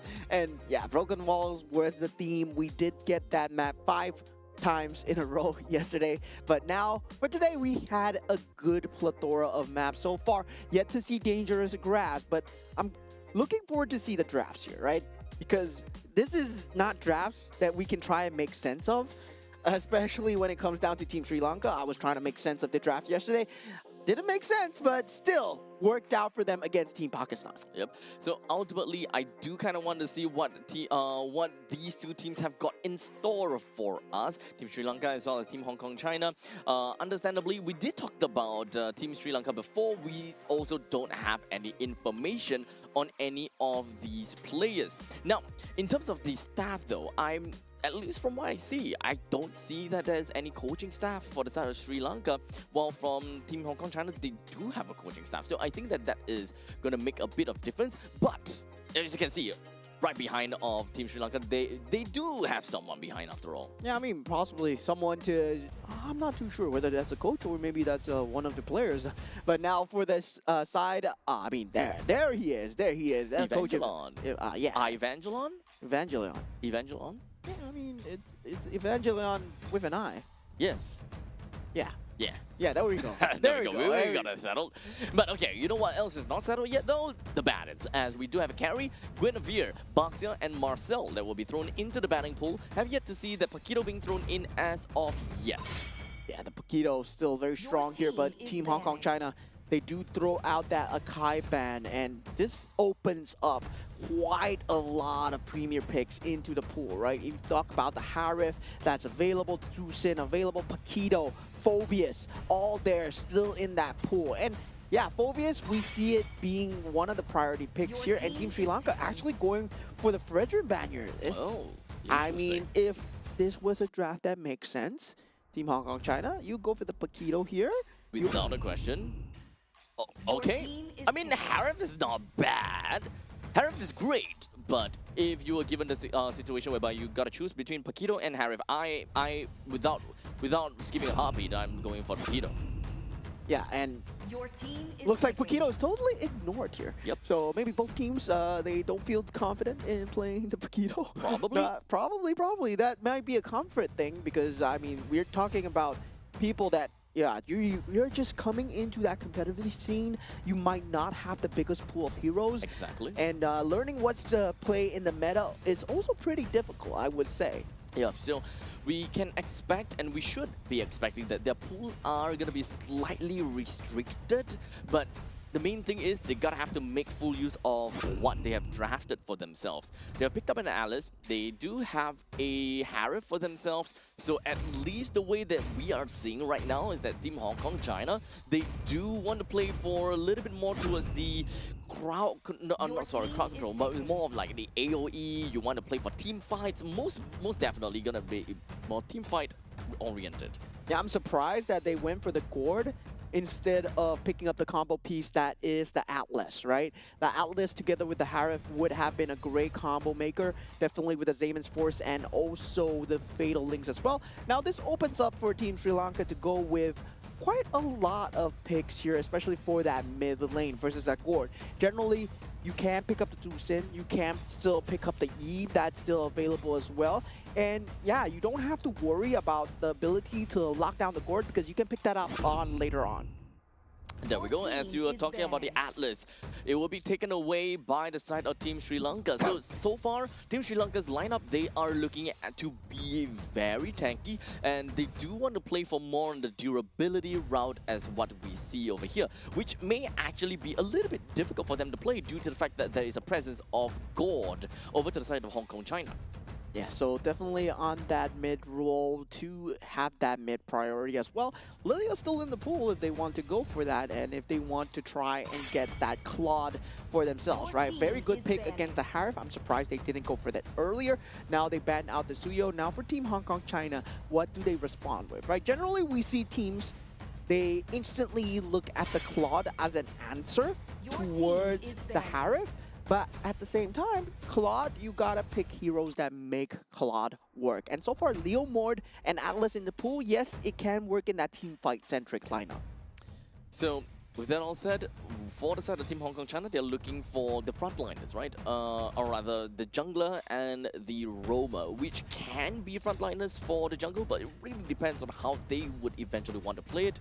Right now, it looks like they have a decent balance. Someone that has pretty good firepower in the mid stages of the game coming from the Gourd. If they would want to have pretty good transition, then someone in the early game would be great coming in from the jungle role. Unfortunately, Suyo is already been taken away, so we've got a slightly small pool to work with.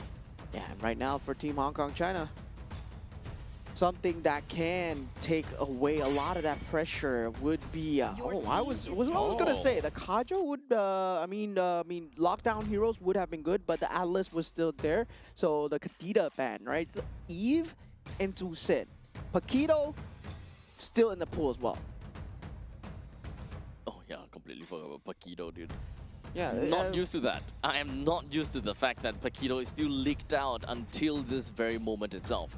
But it does seem like we do have a couple of the players that took down their headsets and the graphics went out as well. It kind of seems like we are in the midst of a lobby pause. With probably a little bit of technical error or something along the lines. We will keep you guys updated as to what exactly is happening as of now. But don't worry, our voices will keep you entertained. Yeah, maybe this is the players thinking that, oh, this is a rehearsal and this is not the actual draft. Then that would make a lot of sense, that right? Would make some sense. That would make more sense because you leave Paquito out. I mean, after the performance that Mr. Vinuya Sanford had yesterday, you leave the Paquito out. Man, oh man, that's just blatant disrespect towards the hero itself. Honestly, I don't know how this is gonna work, but you know, we'll get back to you guys if whether the Paquito is actually gonna be part of the problem or not, if whether we're gonna see a bit of a difference with the Paquito or not. But don't worry. This is still relatively early into the drafting phase, so if there were any form of rewinds, I wouldn't be too terribly surprised to a certain extent. But, well, regardless, we will jump in when we get the information. But for now, we do want to address the elephant in the room. We're not saying that you are the elephant, but, you know, for every single one of the audiences out there, welcome. And in the event that you just tuned in, this is, of course, the 2026 Asian Games Esports esports stage for Mobile Legends Bang Bang Qualifiers. And every single one of the teams that you see right over here, they are playing for qualification to go to the 2026 Asian Games held in Nagoya, Japan in September. Yeah, definitely. there's a lot of national pride, a lot of team pride here on the line as well. And yeah, I believe we're going back into the banning and drafting phase right now. Old school coming out from the side of Team Hong Kong China. Whoa. The YSS into the Khalid. Okay, the Yisun Shin, right? It's a jungle Yisun Shin. It's not that gold lane Yisun Shin. So I can see the direction that they're going for. They have clear lockdown with the boat coming out from the YSS. But for Gord, is that going to be enough peel, right? So they're banking on winning their lanes. And now for Team Sri Lanka, they go with Zetian and the Moskov as well. So at this point, this is literally a blast in the past, whereby at one point in time when Zetian was just released, there was this meta where as long as a team picks up a Zetian for themselves, the opponent automatically picks up a Yisun Shin, just kind of like an eye for an eye, tooth for a tooth, vision for a vision kind of gameplay. Yeah, I mean, that YSS, I'm not seeing the value here, but of course, a scary scaling YSS is indeed in late game going to be extremely hard to deal with. They have a very good front line, but I'm just seeing that early game scaling problem, right, coming out from both sides here. Meanwhile, for the side of Team Hong Kong China, Team Sri Lanka, I would say Team Sri Lanka has an easier time executing, especially when you get that level 4 with the Fury of the Phoenix into that Fatal Links as well. Yep. I mean, Learmore just wreaking havoc. Honestly, let's also remember that the Zetian's ultimate is also a natural counter over to the Mystic Gush. So main thing, as long as you don't see Zetian picking out the ultimate, you wouldn't want to Mystic Gush, which means that you're kind of playing the waiting game. In the event that opponents eventually dive you, your number one idea is that you want to destroy all these frontliners as soon as possible, but you want the maximum amount of output, the maximum amount of value from that. And here we go. The first game for the first time ever on the main stage. Team Hong Kong China versus Team Sri Lanka. Game 1 here, as now both teams coming up with their drafts of their own, right? Not too meta, but not too out of the ordinary. But already an early flicker being used by Shen, trying to get a bit of damage onto HL Law, but just walking away. Yep. Kind of looks a little bit more like an accidental press, to be fairly honest. It's not really an escape tool, it's not really a engagement tool as well. It's more of like a, oh crap, I pressed wrong. But to be fair, it's not that bad. Currently only at 90 seconds left, and there is still time before, you know, anything is too important. Because by the first turtle, it's very likely that it doesn't have to Fatal Link, so you wouldn't need it for the first turtle either ways. Yeah, imagine first minute, right? Flickering in, oh, I don't have Fatal Links. Oh, okay, I'm not level 4 yet. Still first minute into the game, my friend. And now Praveen just facing down the Harif. And Harif naturally just deals, is a lane bully, right? Yep. That's why Harif was so strong in that gold lane for such a long time. And with Zayman's force, well, you can fight for the objectives extremely well as well. Well, we gotta see how the rotation is gonna be, because right now Team Sri Lanka seems to be putting quite a bit of emphasis down over to the XP lane. And unfortunately for Ramanayake, he's still only at level 3, which actually enables the Alice to be a little bit more aggressive in roaming around the opponent's jungle. And this would be able to push Kabindu backwards. This is not great, by the way.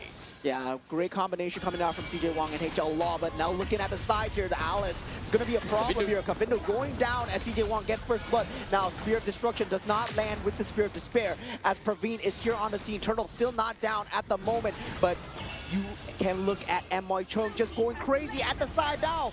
We have the Harif KY Sung just coming in and able to try and zone away members of Team Sri Lanka as they get the turtle. Not too shabby. Team Hong Kong China, they made a full rotation down to the bottom lane turtle, just like what Sri Lanka did as well. KY Sung was that close to getting a kill down on the Hashan, but to be fair, not getting a kill is not that big of a deal. The main thing is that they are able to get a collective amount of gold and experience to everyone through the means of that turtle. Yeah, now 2,000 gold ahead at 3 minutes into the game. That's a very good lead coming in from side of Team Hong Kong China. They did lose a lot of valuable time, right? And at the same time, creep priority was not in the way of Team Sri Lanka. Team Hong Kong China actually pushed out all those waves before connecting into that turtle. So they lost a total of 3 creep waves, and that's 1 for each lane. It is still relatively early in the game. However, Team Sri Lanka doesn't seem like they will be able to play in the early games as well because Team Hong Kong China, they're doing a very good job right now. Just take a look. Yeah, now Kavindu in a lot of trouble here, but Mystic Gush has already been used. They gotta worry about CJ Wang. He deals a lot of damage at this stage in the game. He's level 7 over Kavindu's level 5 here. He can pop the ultimate here, but that counter initiation will not end well for Team Sri Lanka. I think it is really important for us to take a look at CJ Wang, currently at level 8. Now, of course, CJ Wang, he does have a lot of experience to his name, which would definitely make some very good sense that he is pretty well above of the opponent's jungler, Kavindu, which is only at level 6. So the quality of a retribution coming up for the upcoming turtle in 20 seconds is going to be extremely important. And the very fact that Hong Kong China, they have that lead on the jungle, it helps. Fatal links into that Mystic Gush combo, not able to find a finish, but they do get the finish onto KK Chan. Now two members, Hashen and Praveen, going down as Team Hong Kong China. They come in with the collapse, CJ Wang on the scene. And that's a big play. As long as Team Hong Kong China is able to get a couple of good kills for themselves, with CJ Wang with 2, KY Zheng with 1, this is a step towards greatness. Even though the Mystic Gush was not the one that gets a kill, but hey, doesn't matter. What we want to see in the early stages is some great farm from the side of CJ Wang. With 2 kills to him, consistently getting enough XP and being able to take down these turtle, early game is secured. But it's all about a transition from the early to the mid game, where we need to see HL Law start to pop off with some of these items, at least 2 items, and KY Zheng, if he's able to accelerate his growth well enough. Yeah, now forcing out 3 flickers from the side of Team Sri Lanka, right? They won't have it for this next objective fight. If Team Hong Kong China wants to collapse onto this, CJ Wang is going to have a great time. Level 10 currently on the YSS. 5 minutes into the game. That is a lot of macro advantage. And also Praveen in a lot of trouble in that top lane. Gets solo killed. And with that, Nisal takes out the turtle as well. They want to go for the collateral, but Nisal goes down for the trouble. 2 members for KY Zheng, and he's still surviving here, able to deal so much damage. Eventually does go down, but at what cost? Yep. Honestly, that KY Zheng has been alive throughout the entire battle a little bit longer than expected.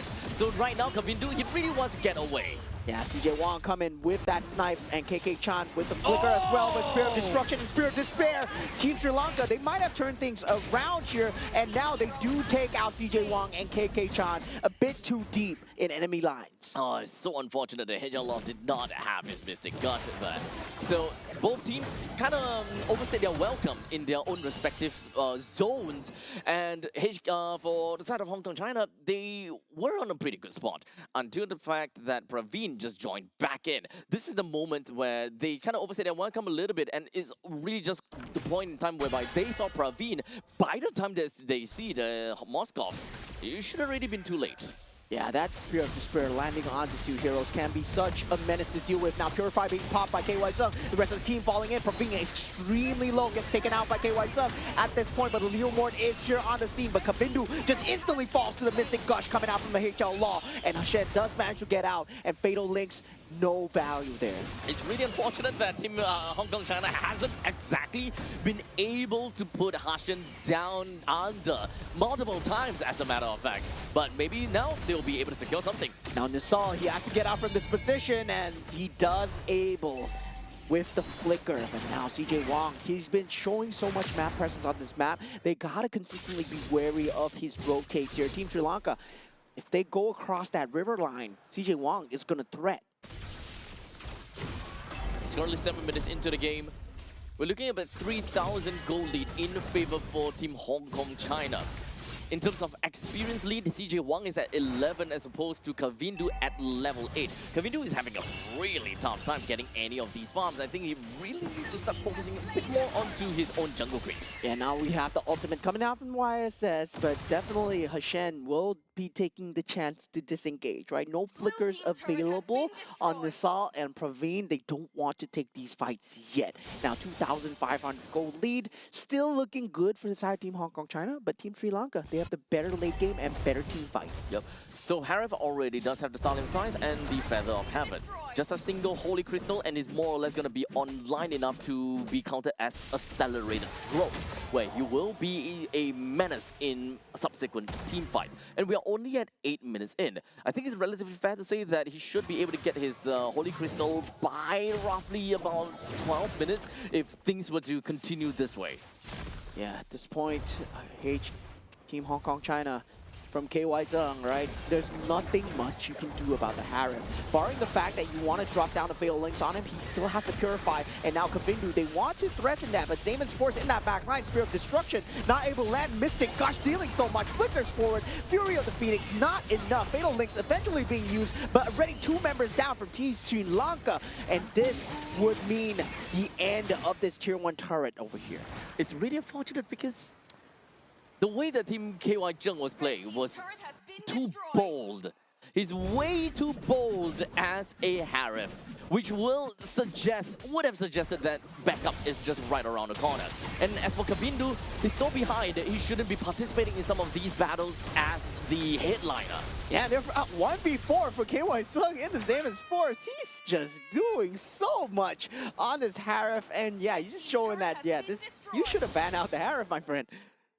Oh man, so now Team Sri Lanka, they are very far behind at 9 minutes and 40 seconds, and we are, as we talked about that Holy Crystal, he might actually be a lot closer than we have originally expected. Might have already got that 2 of those wands, and by the end of this Lord, hopefully by getting themselves the Lord advantage, that is where Team Hong Kong China will have such a power spike that Team Sri Lanka will not be able to do anything at the upcoming 12-minute Lord push. Yeah, 5,000 gold ahead, and they will get the Lord for free, right? This is not a team fight that they can take. They need a very good Fatal Links on more than one, especially on CJ Wang, that does not have the Purify. They cannot look at KY Zheng now as a problem. CJ Wang has been the main issue of this momentum so far. And Praveen, I gotta say, on the Moskov, doing a great job of keeping up with the goal disparity despite being behind in that lane. So at this point, we've got waves up in the top lane that's pushing pretty much, but now we've got the Lord that will be marching in down to the bottom lane. The only one that does not have a T2 turret. Team Hong Kong China will want to focus a bit more on the top lane and the middle lane, because the main thing is this upcoming Lord, their #1 objective is to be able to bring down all of the outer turrets. To be able to get the inner turrets, well, that would be great, but it is all just bonus.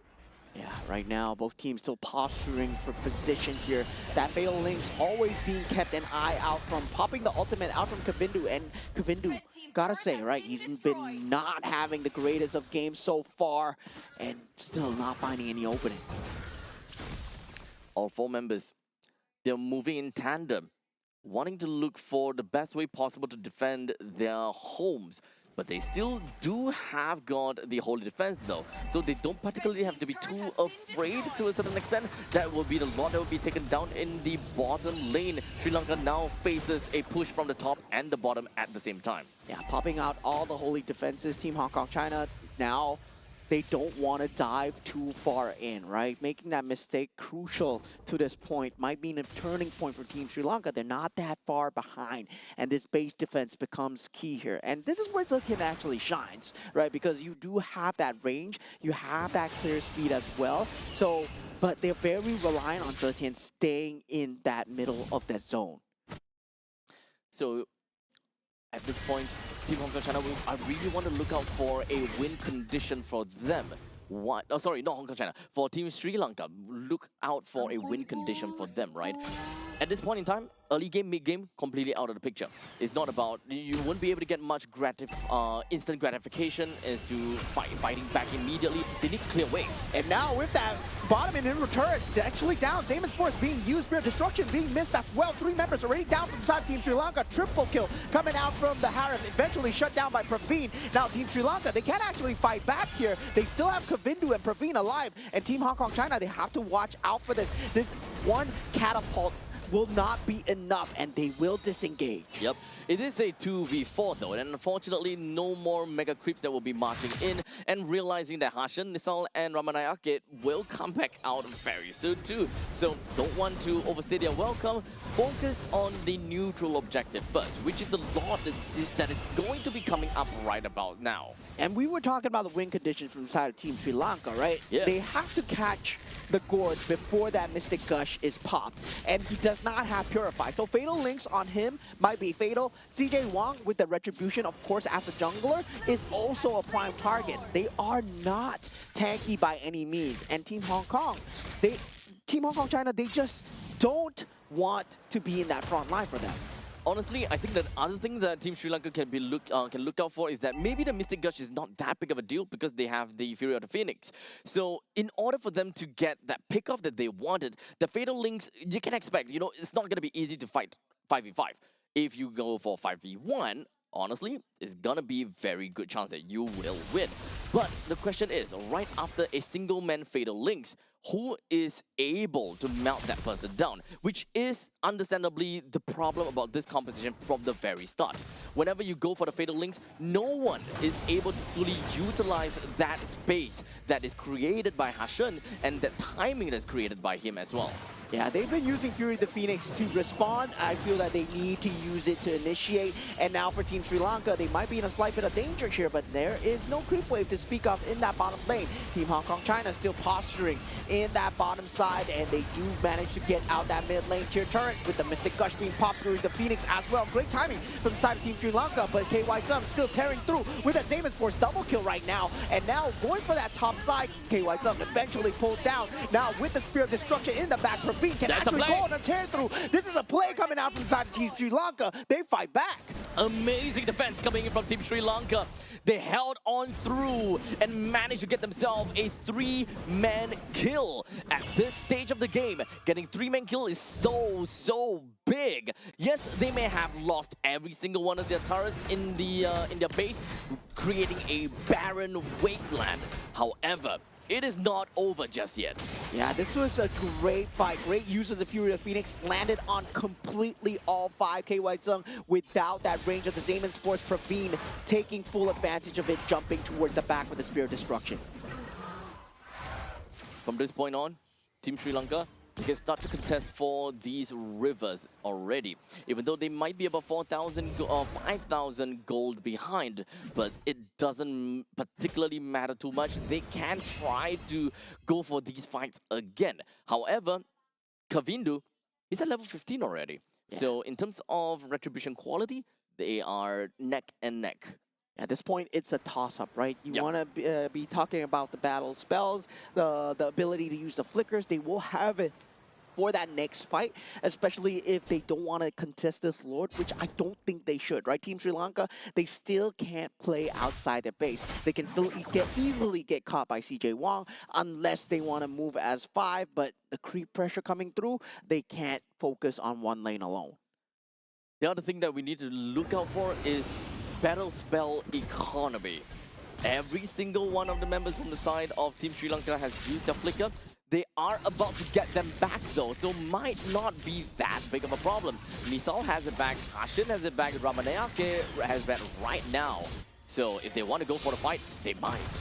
Yeah, ready. Fury of the Phoenix being popped, Spear of Destruction as well, trying to get that Lord for themselves, but not able to find that pathway. And for that creep pressure that's being mounted, Praveen actually getting that Radiant Armor instead of the Athena Shield versus the Harifir. I would say I don't really like this choice, but if you're going for that sustained team fights, and if you know that you're not dying to the burst, Praveen, you can actually get that. So with the Lord now marching into the middle lane, once again, it is still going to be really difficult because of this this push coming in. Every single one of the turrets are already taken down, but luckily for Team Sri Lanka, they are ready to take on this fight. Because right now, I think economy is not that big of a deal. It is all about how you deal with the current resources that is given to you. Ultimates being popped here, Damon's Force as well. Now Fury the Phoenix stop available as well. Fatal Links landing onto HLR, and HLR actually takes out Kavindu in that process because Fury the Phoenix is not there. KY Sun still tearing through everything. The base falls falling extremely low. Praveen goes down, and this is Team Sri Lanka losing their base as Team Hong Kong China takes the first game. Very good play coming in from Team Hong Kong China. I thought that might have actually worked it out for Team Sri Lanka because Tarisla was actually taking so much of the time out of that Harif.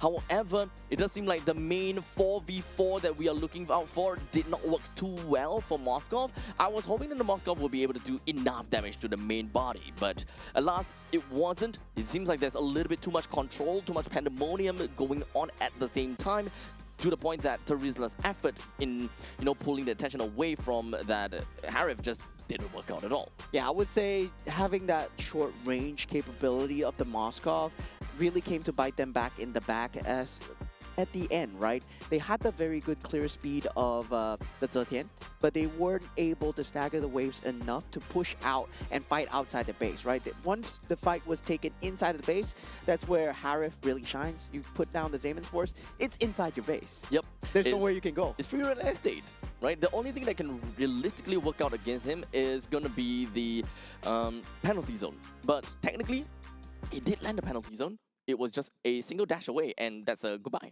Yeah, and we did see KY Zhang, right? This MVP of the game. He was dealing so much work on the top lane. He drew so much attention to himself while CJ Wang was doing the macro work in the background as well. So they complement each other so well. And KY Zhang, he was in the thick of it. He would fight 1v4, 1v3 at times, giving up his own life just to secure that ounce of farm. Yep, so honestly, very good plays coming in from Team Hong Kong China. In some sense, pretty scrappy to a certain extent, but they understood their game plan pretty well. So I've got no problems with this game itself. But now they gotta go back to the drawing board and kind of understand, what is the thing that helps them get that kind of lead? How do they move on from here? And will they be able to get a more decisive victory against Team Sri Lanka? Because let's be honest here, the longer that this game drags, the better it is for Team Sri Lanka. And at one point in time, Sri Lanka might have been able to get the win away. I mean, at the option, they instead of the Moscow, they had the Claude available as well. So I would feel that in terms of the draft, there was a lot of things that they could have looked at. Fury the Phoenix, yes, it does counter out the Mystic Gush, but the cooldown range between the Mystic Gush and the Fury the Phoenix is just too wide of a distance, right? To commit that Fury the Phoenix for the Mystic Gush, especially in the late game where the Mystic Gush is going to be available once again, they could have been looking at a Zhu Xin or also a Yves that could have secured them the team fight way more handedly. And going for that Zetian extremely late when you did have that opportunity available. And Lilia was there as well if they wanted to play for that late game. I think aside from that, I think that Nisal might not be too confident or too comfortable playing as the Zetian over here, because as a Zetian 0:3:6 is actually not too great. Although we can't see exactly how much damage the Zetian has been dealing thus far, but Zetian as a pretty strong artillery mage who has a massive range in her in a built-in skill 1 kit, she should be able to be a massive pain in the rear for many of those players from the side of Hong Kong China due to the lack of proper front lines inside, aside from the Alice and the Khalid, for example. Yeah, I mean, the front line was actually kind of lacking, right? Yeah, as we said, for the side of Team Hong Kong China, they felt like they did not have a lot of beefiness to tear through. And feels like also, for the same time, for Kavindu as well, I feel that his confidence was shot. After CJ Wang got that early game momentum, there were a lot of times where he could have collapsed into the fight and try and just be a disruption factor for the team to get the damage. But sadly for him, that Mystic Gush proved to be his undoing. Too much catch-up game coming in from the team of Sri Lanka. Yeah, quite literally too much. Leomon have to play catch-up, that Zetian needs to play catch-up. The Moskov at one point also needed to play catch-up, although we gotta agree there was one really good play that did accelerate the growth of the Moskov to a certain extent, but not quite enough for them to continue on from that point. In fact, sorry, I think that Moskov had 2 great plays that managed to single-handedly save the team. Yeah, I mean, I would say Praveen did a very good job of holding on especially for the side of Team Sri Lanka. And I'm looking forward to see what they have in store for us in game 2, right? Game 1 feels like, yeah, mistakes were made. They had to fight outside the base, and they couldn't proceed onwards from there. Win conditions were not set clearly for the side Team Sri Lanka. Hopefully, they can make the adjustment now. For the first time ever today, we're going to have dangerous grass. So dangerous grass, huh? Okay, so nothing too out of the ordinary. I'll say that this is not going to change too much either. So going in between these two teams, we are starting out the draft immediately with Akai already slapped into the banning pool immediately. Something that we should expect to go into the banning pool should be Freya, probably Jusin, Paquito, Marcel, all that jazz. Yeah, definitely. And I mean, when we talk about the other groups, right? This is a ban and pick that always slips through for other groups. I'm not too sure whether they have that player that can do it, but the Fanny itself, we have not been seeing much of a priority here for any of these teams. And is just Fanny not in the meta anymore? But no, we did see that ban out from Team Philippines and Team Indonesia yesterday. I do think that Fanny is a little bit too high mechanic for maybe either of these teams, which are still in their infancy stage within of their region, to pick up the Fanny and go completely ham with it, especially with being in the 2026 Asian Games. 2026 Asian Games. So they gotta have to play something more, I would say, easier to pilot, something that is a lot more straightforward in order for them to, have a more proper idea of what the game plan is. And now, for the side of Team Sri Lanka, a respect ban on the side of the Harif as well. Generally not being seen in the top 3. Now they do eventually ban it out. This leaves Marcel and also the Paquito in that pool, right? For Team Hong Kong China, if they wish to take one of them out, that's a possibility. If you think about strong openers, that Freya, that Phovius is still there as well. Honestly, the banning pool is actually going down pretty darn slow, as both teams, they are really looking into it very, very carefully. Guinevere is already taken out. Due to the fact that the previous game, no one played the Paquito, no one banned the Paquito, might just mean that, we might not need to care about Paquito in this entire game at all. Yeah, probably. That's going to be the case here. Now, opening for the side of Team Hong Kong China.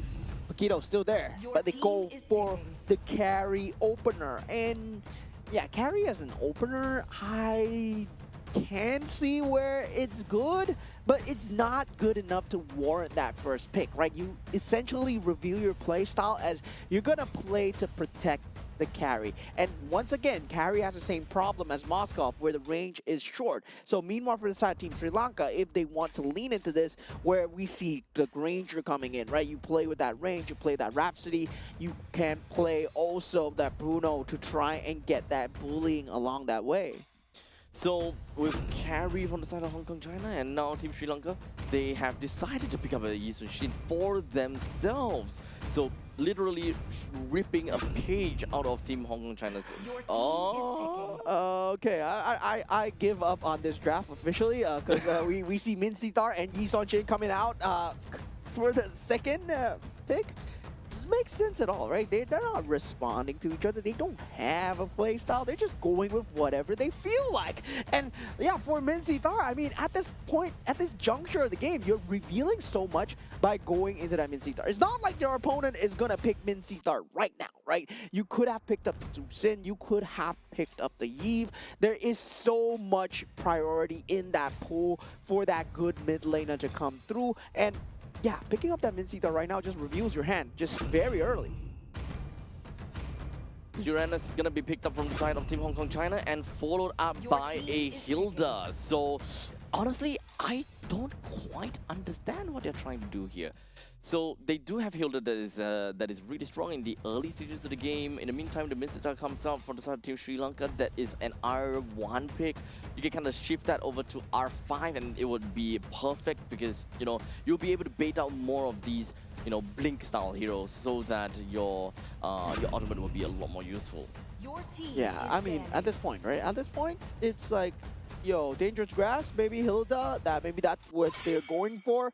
I would think that, but yeah, they ban out the Gord coming in from the side of Team Sri Lanka and for the side of Team Hong Kong China as well, right? In terms of that pool priority, where that meta is extremely strong towards that Paquito, towards the Phobius as well on the EXP lane, picking up the Uranus and also the Hilda. Oh my god, they better have a good game plan here, because this is going to be a very interesting game, completely off from the current meta that we've seen. Guys, don't try this at home, and Team Hong Kong China and Team Sri Lanka, they're doing it for you so that you don't have to do it yourselves.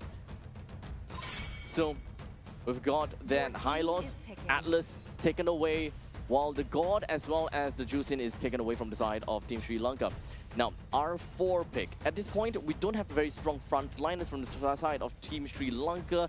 I'm still really positive about Minstar, gonna be real honest. Valir is, of course, a pretty good answer if you want to deal with, you know, fast-moving heroes, single point dashes that, you know, get close to you.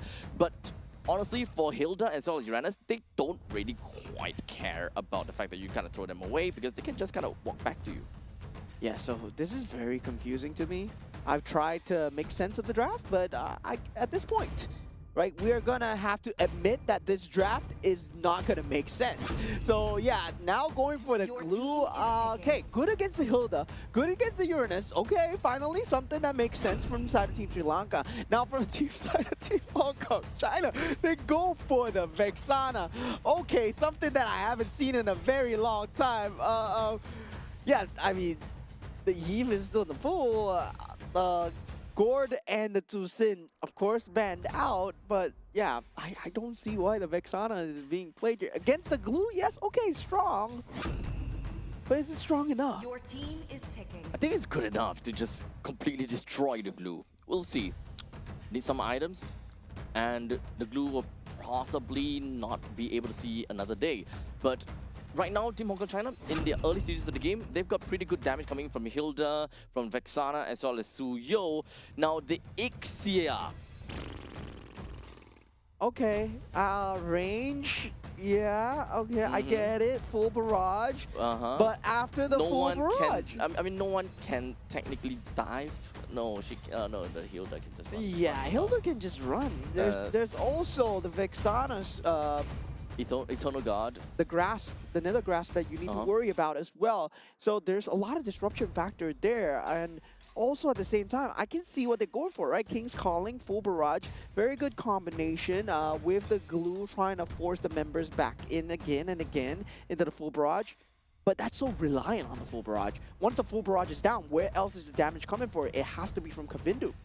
So Kavindu, he needs to farm like crazy in the early stages of the game. Technically, the pokes can come from the Valir, and those pokes from Valir are gonna be, you know, very invisible impact. You don't realize that you're actually taking a lot of damage out of the Valir, but the moment that he gets a glowing wand for himself, oh boy, you really need to look out for him. Yeah, here we go. Team Hong Kong China versus Team Sri Lanka. This is game number 2. Team Hong Kong China currently up 1-0 at the moment so far. Now, KK-chan actually taking a lot of early game damage here after Hilda will be able to jump back into the bush, try and get some healing factor back into his way. No, but the different thing is that the Hilda actually don't care at the fact that his HP is low. Just kind of weaving himself in and out of these brushes is more than gonna be enough for him to get himself back on track. Yeah, definitely. Early game Hilda, very hard to deal with. Indeed, Kavindu has to watch out from the rotation coming out. CJ Wong and Hilda, Mr. KK-chan, they're looking to try and invade as much as possible. We do see the defense coming through, but it's not going to be enough when the Uranus joins the fray as well. So at this point, we're still in the early matchups. Team Sri Lanka, they're trying to kind of have a feel of how the game is going to look like and how the game is going to be like as well. We do have KK-chan that has made all the way up to the top lane. Unfortunately, doesn't have got a glorious pathway that allows her to just, you know, run super fast right in the face of Ixia. No, unfortunately. She does have her own speed boost though, but I don't think it would be enough to help them secure such an early kill. Yeah, 2 minutes into the game. Still, both teams still posturing for position here. Now we do see an early advantage coming in for the side of Praveen as he gets taken out. KY Zung still on the task with that carry, eventually traded out 1-for-1. First blood going the way of Team Hong Kong China. But this eyes should be on the turtle right now as both roams, they are trying to make their way back to the turtle, where CJ Wong will be starting already here. And now with the flicker, it's not going to be enough with the King's Calling, and that's the thing. King's Calling wasted. What you gonna do now? And yeah, you picked the Mincy first pick. To be honest, right now, I do want to see that the Mincetar will be able to do good work against some of these, you know, very blink style heroes such as KY Zheng, but in the early stages, that Mincetar is just not gonna do anything at all. While in the meantime, we just finally see that the Valier hits level 4, but right now, all the way up the top lane, Hassan. Yeah, in a bit of trouble, but definitely will be able to get out. He does have the flicker available. Team Sri Lanka does have no flicker usage left for that next 2 minutes, and that means that Team Hong Kong China, they can't ramp things up. And KK-chan having that flicker as well, right? Ability to chase, it's going to be there. And not having the ultimates available, I believe at this stage, even the full barrage would not be a good answer to anything that Team Hong Kong China are going to throw at Team Sri Lanka's way. Now Hashan in a lot of trouble, and we see the flicker usage. Yep, that is goodbye to Hashan, as the Team Hong Kong China has finally managed to get themselves the 3rd kill of the game. Although we are only 3 minutes into this game and MY Cheng is already proxying the waves, which is great because this is the kind of lineup coming in from the side of Team Sri Lanka that doesn't necessarily have got a very good control of their own jungle, and they're just not particularly fast enough to catch up to MY Cheng's proxy results. Yeah, I mean, both sides, I would say, Team Sri Lanka now in trouble, right? You picked up the Ixia for yourself, and the thing is, Ixia does not have very good survivability. If you get dove under the turret and you have no teammates, there's no way you're getting out. As KK-chan now walks himself right into the midst of team fight. Yeah, now with the King's Calling, and surprisingly, HL Law is going to be the target of choice here. He was just collateral damage. The hook wasn't even in his direction. He just walked into it, and sadly into that King's Calling. And now for the side of Team Sri Lanka, they get a lucky kill going for themselves right now. Now they have the ability to fight for this turtle, but HL Law already back on the scene. We'll have that Eternal Guard up very soon. Just take a little bit more time before we'll be able to see possibly a big fight, because now we are only at 4 minutes into the game. CJ Wang is already tackling down over to the turtle. In terms of retribution, quality doesn't really matter because Kavindu has long forgotten about the fact that they need to go for this turtle. Went for the retribution already onto the orange buff and will be on his merry way. Yeah, definitely very quirky playstyle coming out from the side of Team Sri Lanka here. And now with that, Hashen being the only source of initiation, I would say, King's Calling not exactly reliable. That stick much more reliable as the source of initiation. Team Sri Lanka, they only have one avenue of entry, and full barrage right now until level 5 still not being able to be popped at this point. Now for Team Hong Kong China, it's all about that mid lane turret control, right? If you can get that mid lane turret control, you open up so much of the map, and now Hashen once again in trouble. This is not what you want out of your glue, your only frontliner that you potentially have for the rest of the game. At this point, Team Hong Kong China, they just want to play a little bit on the slower side. They do not want to put themselves right in the face of Team Sri Lanka and just kind of force the issue at all. Waiting for the perfect opportunity, and perhaps just kind of look at, you know, the different standing objectives and different neutral objectives that is currently available. Team Hong Kong China, they're probably just gauging their way. Do they have the firepower? Do they have enough farm? And speaking of farm though, the carry is actually pretty darn farmed up. 1,500 gold on top of the Ixia. To be honest, maybe not that big of a surprise due to the fact that, you know, Hong Kong China has been putting a lot of emphasis up in the top lane, putting a lot of difficulties on the Praveen.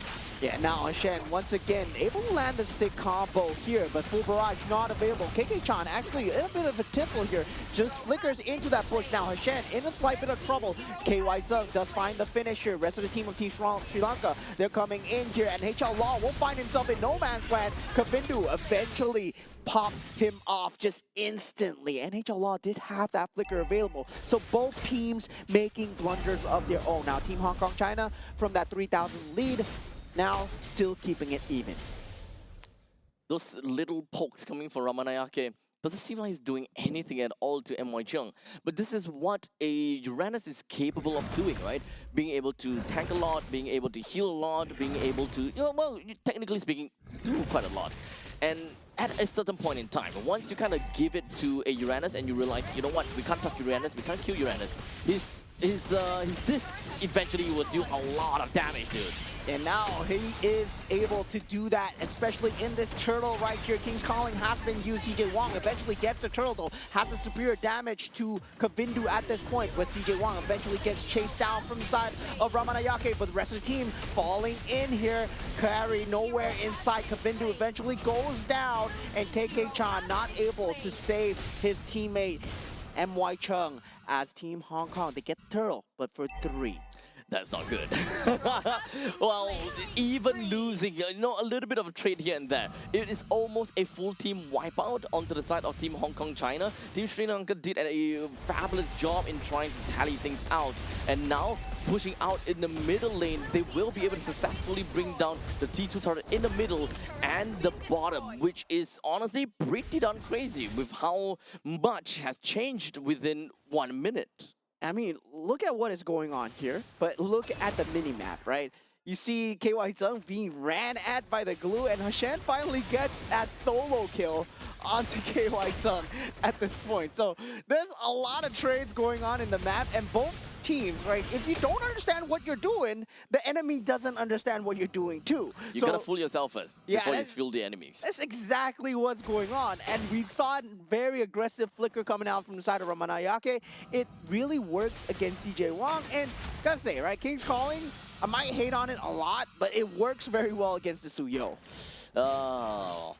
Well, looks like they knew a little bit of a tactic that will work very well for them. But to be fair, I think that the King's Calling is mostly reserved for KY Jung, just so that they will be able to ensure that their glue stays alive, or maybe Ramanayake himself will stay alive too. And now Team Sri Lanka, they look poised to fight here. Now 1,000 difference, it's still anyone's game. Eternal Guard has been dropped here. Hashen will no longer be that target that they are looking for. Hashen, he's able to survive through that first barrage of damage.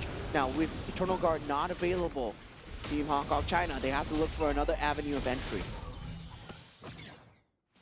The rest of Team Sri Lanka now moving themselves backwards and do see MY Chung as well as KK Chan. However, this might not be the opportunity or the chance for them to go, oh wait, hold a second.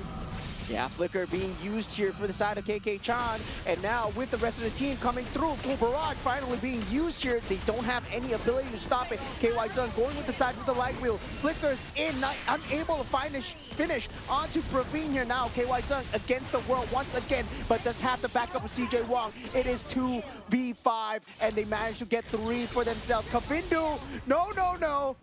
Jumping in, and then we gotta pause. So I'm not too sure what's going on here. Oh man. This is a 10 minutes game and so much, well, scrappy fights all the way through. And this is just going to be a really powerful gameplay all the way through. And you gotta have to expect that at this point in time, we have got Hong Kong China that just did a fabulous job all the way through. Yeah, I mean, for that comeback into that team fight, I would say that Team Hong Kong China, were 2v5, right? They were 2v5. Suyo and also KY Zung on the carry versus the world. And I was gonna say, right, KY Zung, he's gonna deal a lot of damage, especially if they run into him. And that's exactly what happened. The rest of Team Sri Lanka, they were running into a carry. And that's exactly what you don't want. People run away from carry.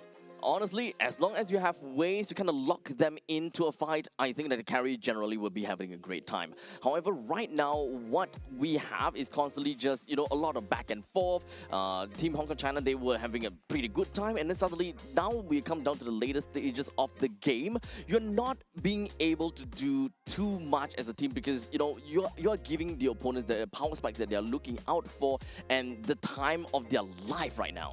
Yeah, I mean, I would say definitely a good response coming in from Team Sri Lanka, especially given the fact that they know how to use the glue right now, they're not dying to that first barrage of damage. No way, yeah. Yeah, but still at the same point, that carry, that Suyo, the damage is starting to come out for Kavindu. Kavindu jumping in 1v2 like that, then instantly getting popped.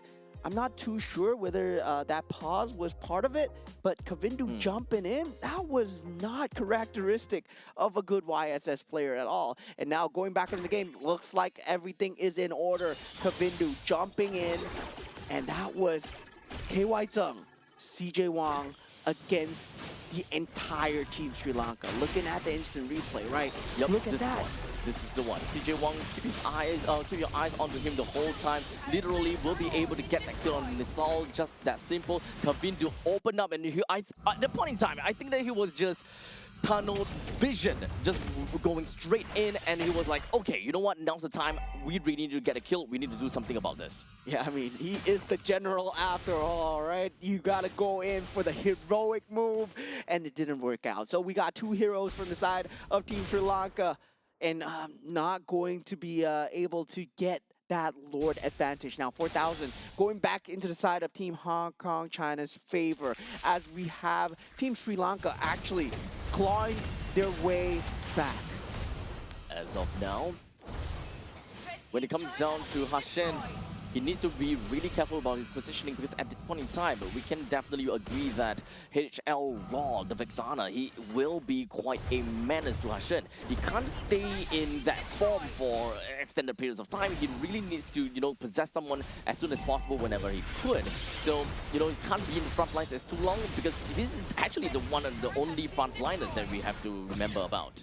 Yeah, and in terms of creep clear, right, they are very reliant on that full barrage, as we said before. Kavindu, he's not going to be able to get that space into that creep wave at all. And also for Nisal, right, you want to use your spells for your heroes as much as possible, not on the creeps. And sadly, for Team Sri Lanka, it looks like they need to be playing on that back foot. However, for Team Sri Lanka to play on the back foot, they won't play like this for an extended period of time. We do have to remember that Team Sri Lanka is, technically speaking, a double marksman setup. Having an Ixia that has such superior range, and the fact that Kavindu does have got very good synergy together with Ramanayake, honestly, towards the late stages of the game, if we were to see this game dragged on to past 20 minutes, this game might actually go over to the side of Sri Lanka, because at that point, let's be honest, MY Chung and KK Chan, they ultimately just becomes over-glorified sandbags. I mean, at the same time, right, triple damage coming through from the side of Team Sri Lanka. Also, now Kavindu in a slight bit of trouble here. No. That damage is not going to do well when there's 2 members in Team Hong Kong China. Yeah, that's a big mistake. Yeah, He shouldn't have went that far. yeah, that was capitalized on from the side of Team Hong Kong China instantly, right? Yeah. You're going for the macro play, but there's nothing going on the map for you. There's no Lord, there's no objective. And yeah, he was just on a split push. Yeah, there's nothing to kind of like bring the opponents away from you. If you do want to go for macro play, there must be a reason for doing that. And you can ensure your own safety. Number one is also because of the fact if you have team members that is on the opposite side of the map showing themselves and be like, hey guys, we are ready to fight. In the meantime, there's another person on the opposite side of the map being you, then you are forcing the opponents to make a choice, make a decision. And in fact, sometimes a hard decision. But for that one, it was an easy decision. We just need to go down. Yeah, we just need to go down because there's no Lord, and now the Lord is up. Now Kavindu with no buffs will have to just give up this Lord, right? Team Hong Kong China now.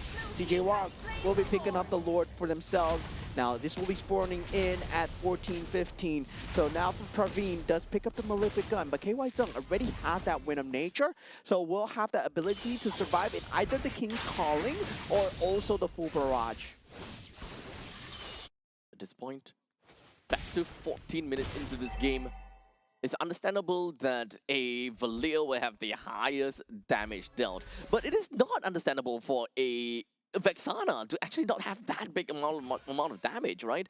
Total damage dealt is 26,000 damage. Honestly, kind of surprising to me. I mean, I'm not surprised that the Vexana deals so much damage. Well, they've been Not enough though. Yeah, they've been clumping up for these team fights, but at the same time, right? We talked about the triple damage setup coming in from Sri Lanka, so that's why they're on top as well. Now, they're forming that tri-lane push in. Full barrage will be available as well. That stick also there. This is going to be a concerted effort coming in from the side of Team Sri Lanka as they try to hold on to the inhibitor turret on the top side. No initiation coming out from either side so far. They both don't have tools to initiate. This is actually really tough for Team Hong Kong China. They have a lineup that is really great for the early game, having that Hilda and all, but they have already reached the late game territory, being at 15 minutes. So the tankiness of the front lines, the fact that the squishy back lines are gonna be pretty far and out of reach for KK Chan. KK Chan has already come to the point that he is an overglorified sandbag now. But MY Chung, he can still be a pretty good sandbag because as long as you're just kind of like going back and forth and exchanging hits between you and Hilda, then maybe you will be able to find some ways and find some avenues for the Suyo to come in to do decent amount of damage, or perhaps open enough space for KY Chung to do some of these, damage over to the front lines. But if you're just right in front of the enemy's turret, none of these can be executed. You need to pull Sri Lanka out of their base for you to be able to execute your game plan. Yeah, and they're playing on the opposite sides of the map. Meanwhile, for the side of Team Hong Kong China, it looks like they want to go for that next objective, right? And this time, this breathing space that you actually give over to the side of Team Sri Lanka, this gives them a lot of breathing space. And once again, Kavindu gets instantly shut down. This is dangerous grass. Every single bush is dangerous, my friend. Kavindu, not again. Unfortunately, this is kind of what Hong Kong China wants, right? Pull them out of their base, and unfortunately, that is discipline. Now 4v5, there is great control coming out of Shen. Full barrage has been popped so far, unable to stop it, but KY Zung focuses down on that turret. Light wheel has been popped. Shen eventually does go down, and this might be coming in for the side of Team Hong Kong China, and HL Long lands that snipe onto Ramanayake here. This might be the end for Team Sri Lanka. Only Nisal and Praveen left remaining. No full barrage left inside. No ability to clear out the creeps. Coming in from the middle side now, Kavindu, he is back. And now the creep waves is handled. The Lord is up. Team Hong Kong China, do they go for the throws here? Full barrage is available. It's not doing enough. It's not. They just need to run away from the range. Oh no! Here we thought that it might be possible, but to be fair though, the Lord is now available, then they can have a very, very prominent push that is upcoming to the upcoming base, because it is a barren wasteland already for the side of Team Sri Lanka. They are not that scared of the turrets anymore, because the main thing that is stopping any of the members, like for KK Chan or for MY Chung, to rush in and be a very annoying, annoying person to the back lines is really the turrets. But now that none of these turrets stands here anymore, the only thing that they need to look out for is Praveen's full barrage. Yeah, so they need to watch out for that. They need to watch out for King's Calling. That's two things, right? You need to watch out for a circle and a triangle. So once you avoid those shapes, you're done. And now with the Lord coming in, now with the King's Calling being set down, HL Law pops that Winter Crown. Full barrage is there on him. HL Law eventually goes down here, but Light Wheel at the side here. KY Zung unable to finish onto the crystal, going greedy there. And Team Sri Lanka, they hold on. They weren't able to avoid the circle and the triangle. As CJ Wong, Hashen, he's taking them out for a walk here. Yeah, I mean, Hashen won't go down. That guy is a little bit too tanky. And unfortunately, that was maybe Hong Kong China's best effort at trying to make up for a push. And now, they lost 2 members. Team Sri Lanka, they are finally out of their own shell, and that's great for them. Yeah, that full barrage, right? That full barrage just softened down the entirety of that creep wave.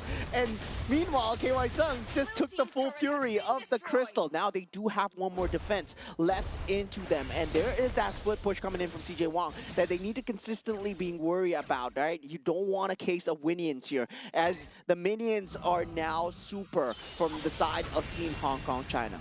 Now, Team Hong Kong China, the main thing that they gotta do is sacrifice. they need proper sacrifice. They need to force Praveen in a spot where he needs to make very difficult decisions, such as, do I full barrage now? Do I full barrage later?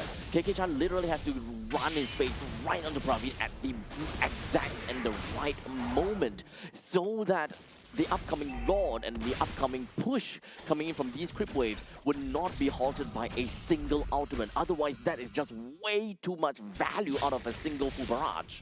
Yeah, this is a dangerous grass after all. They can't go for that 3-on-3, that tri-lane push, especially with such a creep clear tool coming out from inside of Team Sri Lanka. They have found a way to hold on for now. But still, both sides, they don't have a clean engagement tool, right? That's why you don't see them jump in and brawling against each other. It's more like a wave going against a wave. And they're unable to latch onto each other because they're just liquid. And now Team Hashan, right now, going in Sri Lanka, they're going for that stick, but KK-chan just dragging him away. And now the Lord is up. And Hashan does able to get out with the split, and also the flicker coming through from the side of Team Sri Lanka. Now, there's 3 flickers being used from the side of Team Hong Kong China. They go for the Lord here, and this is going to be the enhanced one. The damage reduction is there. You want to stick to the Lord, but it's so counterintuitive because the full barrage is there. Yeah, so same thing as always. Bait out the full barrage, find a way to make sure the full barrage does not stick. Now, it's a lot easier to be said than done. KY Zheng, where does he stand in this game? Where does he go in? When? Because it's going to be so difficult. The main thing that you want to do is you want to kill Hashan, right? However, the moment that he's attached to someone, you can't kill Hashan. You shouldn't, because you'll outright just like kill your own teammate instead. Yeah, they need to hold that to that mid creep wave, get that mid prio going. But sadly for them, that mid creep wave gone down to the super creeps already. And Team Sri Lanka actually might have a staggered timing here for the creep waves if they want to full barrages. Now KY Zheng, he's in a slight bit of trouble, but takes down Hashan at this point. King's Calling might not be enough here as Ramanayake overextends and goes down. Full barrage being used, but the creep wave is not fully taken care of. They can actually go for the turn right now. There's still a catapult left remaining now with Hashan and Ramanayake out. Praveen has no full barrage remaining. They're holding on to their lives here. For the side of Team Sri Lanka, Team Hong Kong China, they all need to hit the crystal, and they do it. They get that 2-0 clean victory for the side of Team Hong Kong China. Congratulations over to Hong Kong China, as this game between these two teams, this is a situation where none of these two teams, as you mentioned, right, it's not about a very initiation-heavy composition, nor a counter-engaged composition. This is all about overall execution. The moment that you get into a fight, the moment that you get into a battle, you need to capitalize on the opponent's mistakes. And that is exactly what Hong Kong China did. They actually, look, the defense coming in from Team Sri Lanka should have been very much fortified. They have a single full barrage. As long as Ixia is constantly just behind the core, there is hardly anyone that can just jump right in and get a kill down on Ixia or force the Ixia to go for full barrage. Unless, you know, the ball is going to be onto the court of Hong Kong China, they are the one that needs to make the play, not onto Sri Lanka. So the moment that Glue went a little bit too far out and he did not manage to latch on to someone, that's game. Yeah, I mean, Ramanayake as well, right? Unable to cut his losses, jumping in with the King's Calling. Well, you picked that Min Seedar first, right? You were expecting great things out of the King's Calling. And yeah, there were times where they were able to shut down the Suyo because of that. But when it boils down to that 50-50 fight, KY Zheng, he had a grasp on it, right? Where he's able to deal the damage on the Harith in the first game, on the second game as well as the carry, as well as positioning really very good in terms of just trying to force out these objectives. Well, there's no catch available because both of these teams, they went for non-meta drafts. And this is very non-meta. This is why these drafts are not meta in the first place, right? Because the lack of catch is so obvious, right? When there isn't Cho, when there isn't Kalea, when there isn't a Paquito. Like a clear win condition. Yeah, there is very little weird win conditions. You're going up against 5-on-5 and 5-on-5 every single time, and that's why teams like to stick to the meta. And this is what happens when, well, you see a Hilda, you see Uranus, you see a Vexana. Yeah, I think at least for Team Sri Lanka, the idea that they're trying to go for is to bank onto the hook coming from Ramanayake, right? And that is probably their entrance, their way of bringing someone from the side of Hong Kong, China onto them. But once that is done, what happens then? You probably will want to go for, at that point in time, King's Calling? King's Calling just so that the rest of the members from Hong Kong, China, they can't just run right in that easily with a simple dash or not. But Team Sri Lanka, I think that the main problem is they were too quick or too eager to make a play. They constantly have the idea, you know what? In order for us to defend well, we need to have we need to kill KY Jung. We need to ensure that the carry goes down, so let's send the Minsita and the glue after her. I think they had a bit of PTSD from that first game, right? Mm-hmm. From the first game where the Lord being inside the base caused them to lose. This time, however, they had that lineup where if the Lord is inside the base, they can stay inside the base. Because now they got the King's Calling, they got the full barrage. They could have played those AoEs extremely well. But in the last team fight, King Calling was way out of line. It was trying to catch KY Zung as much as possible. And Praveen, you saw the full barrage was being used on the Lord. And that's when the resources got divided for the side of Team Sri Lanka. Indeed. Yeah, so really, I gotta say, Team Hong Kong, China, it was a battle of perseverance, right? This was a game of who could last longer, and they eventually won the war of attrition. It's literally a stamina play. Although it is kind of difficult to, kind of see how both of these two teams, like from their own perspective, right? From Team Hong Kong, China, what do they have to do? Team Sri Lanka, what do they have to do? At that point in time, everything is in a mass hysteria, and they are probably just really desperate because they know that this is the battle of the lower seed. How else are they supposed to go up any higher if they do not get to win this game? Yeah, I mean, in their bracket itself, there's Team Pakistan, there's Team Nepal, and these are all newer teams as well. Team Mongolia, actually, Team Mongolia in the bracket is also doing extremely well. But in the group itself, right now, it looks like Team Hong Kong China is no longer at the bottom of group number D, right? So we'll be taking a look at Group C next, which is, it's going to be Uzbekistan versus Team Kyrgyzstan. Yeah, Team Kyrgyzstan. I'm looking forward to see, because Team Kazakhstan had good stuff to say about Team Kyrgyzstan. And Team Kazakhstan was extremely good yesterday. Yeah, honestly, they had great showing. As such, we actually do have quite a lot of expectations coming up for the teams that is upcoming here. In fact, so far, every single one of these games that has been, kind of showed to us, they have been either entertaining or they have been really strong competitors all the way through. So when it comes down to this upcoming game between the Central Asia region, I'm just watching it. I'm gonna keep my eyes completely peeled and open to see what Team Kyrgyzstan and Team, what was that again? Kyrgyzstan and Uzbekistan, yes. What these two teams has got for us.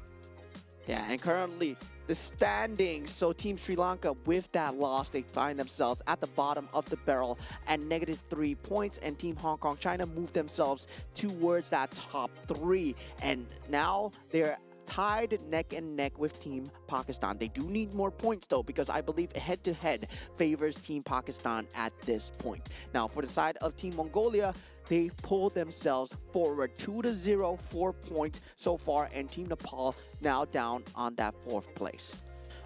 And of course, well, just like that, we have got the entirety of the standings from Group D. We have -3 on Team Sri Lanka. We really had hope a little bit more from Team Sri Lanka, to be fairly honest, because we talked about that, right? Game number 2. They could actually bring the game all the way to game number 3. Yeah, and definitely, I feel that for the next few games going forward as well, it's going to get even more exciting. It's getting tighter. Team Uzbekistan, Team Kyrgyzstan, we have not seen. And we're going to have a team that we're familiar with, but we have not seen yet, which is Team Singapore, that's going to go up against Team Indonesia after that game as well. So after Team Uzbekistan and Team Kyrgyzstan, we're going back to Group A. Oh, yes, you're right. And then within of Group A, we have Team Singapore versus Team Indonesia, and I think the Team Malaysia versus Team Myanmar. Yes. Oh yeah. Okay, so we've got a lot of games to look forward to. So for every single one of you guys that are tuning in from home, or perhaps you are here in Resorts World Sentosa, you guys have got a full day lined up for you guys, and we truly hope that you guys will be very excited for what's about to come up. Yeah, definitely looking forward to what's going on for the rest of the brackets here today. I have a soft spot for Group B that we saw in the first two games. I mean, Team Iran, first Maniac, first Savage. Then afterwards, we got a Savage falling from Team Jordan. Yep, that lineup or that group was great, but maybe this upcoming group will be greater. So make sure you guys come back and take a look at that game. See you guys.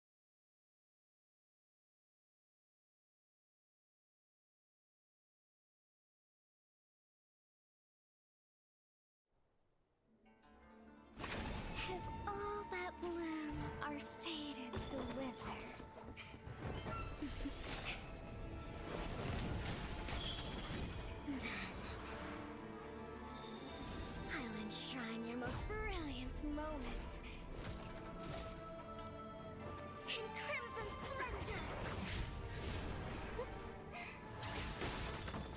Even something so crude can be graced with a splatter of beauty.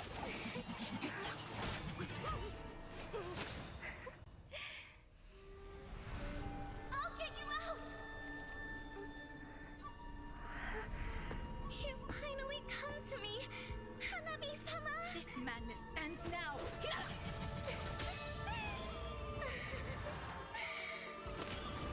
At last, I'm shivering with excitement!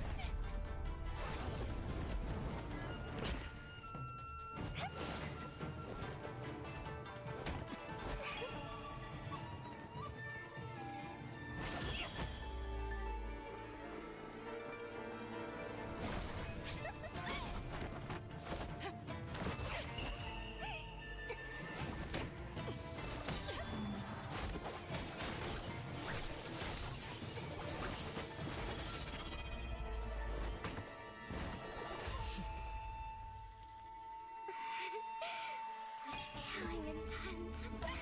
Does this mean Hanabi-sama finally understands Kirara?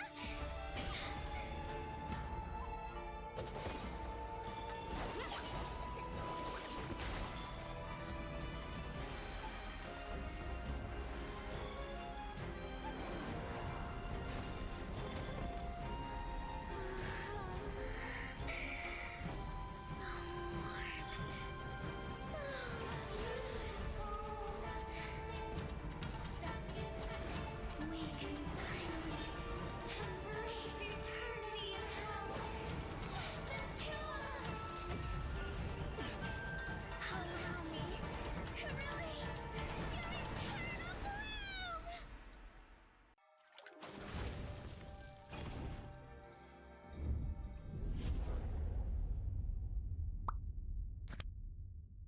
The human body was built to move.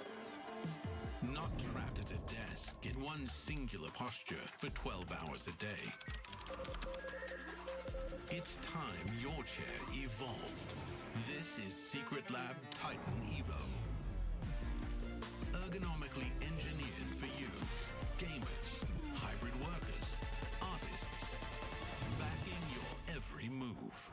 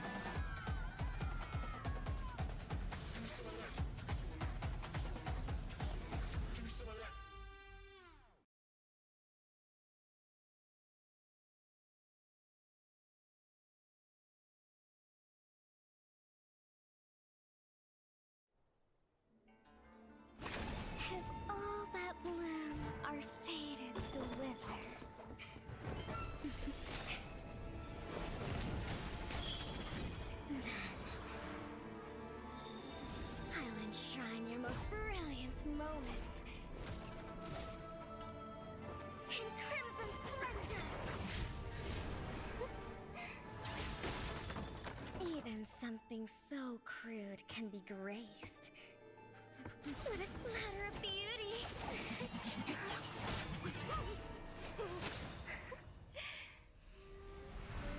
I'll get you out! You finally come to me, Hanabi-sama! This madness ends now.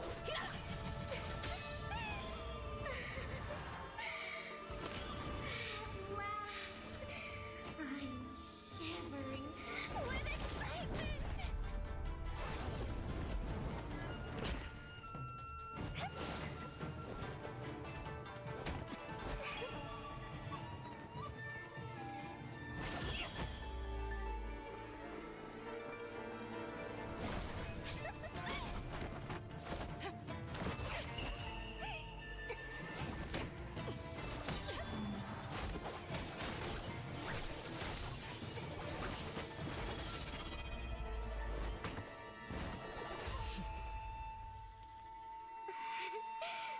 Such killing intent. Does this mean Hanabi-sama finally understands Kirara?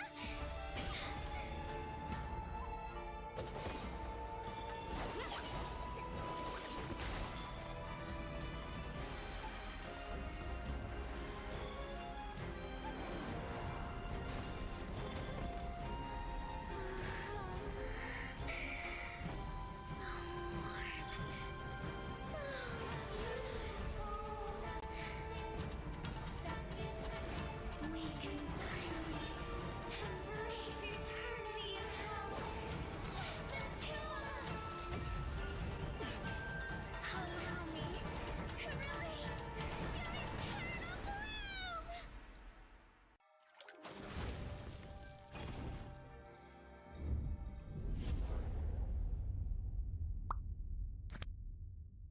The human body was built to move.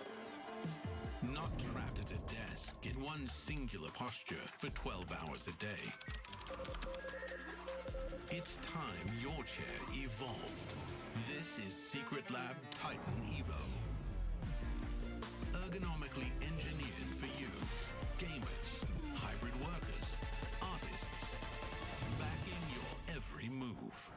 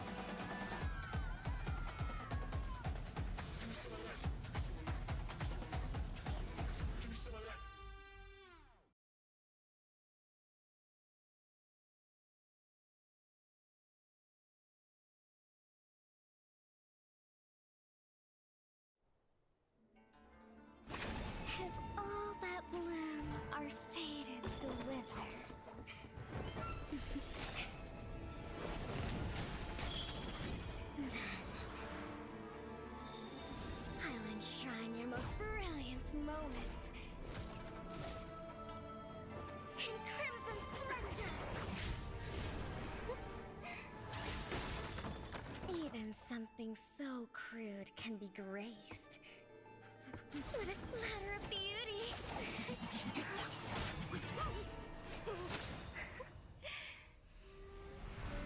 I'll get you out! You finally come to me, Hanabi-sama! This madness ends now. At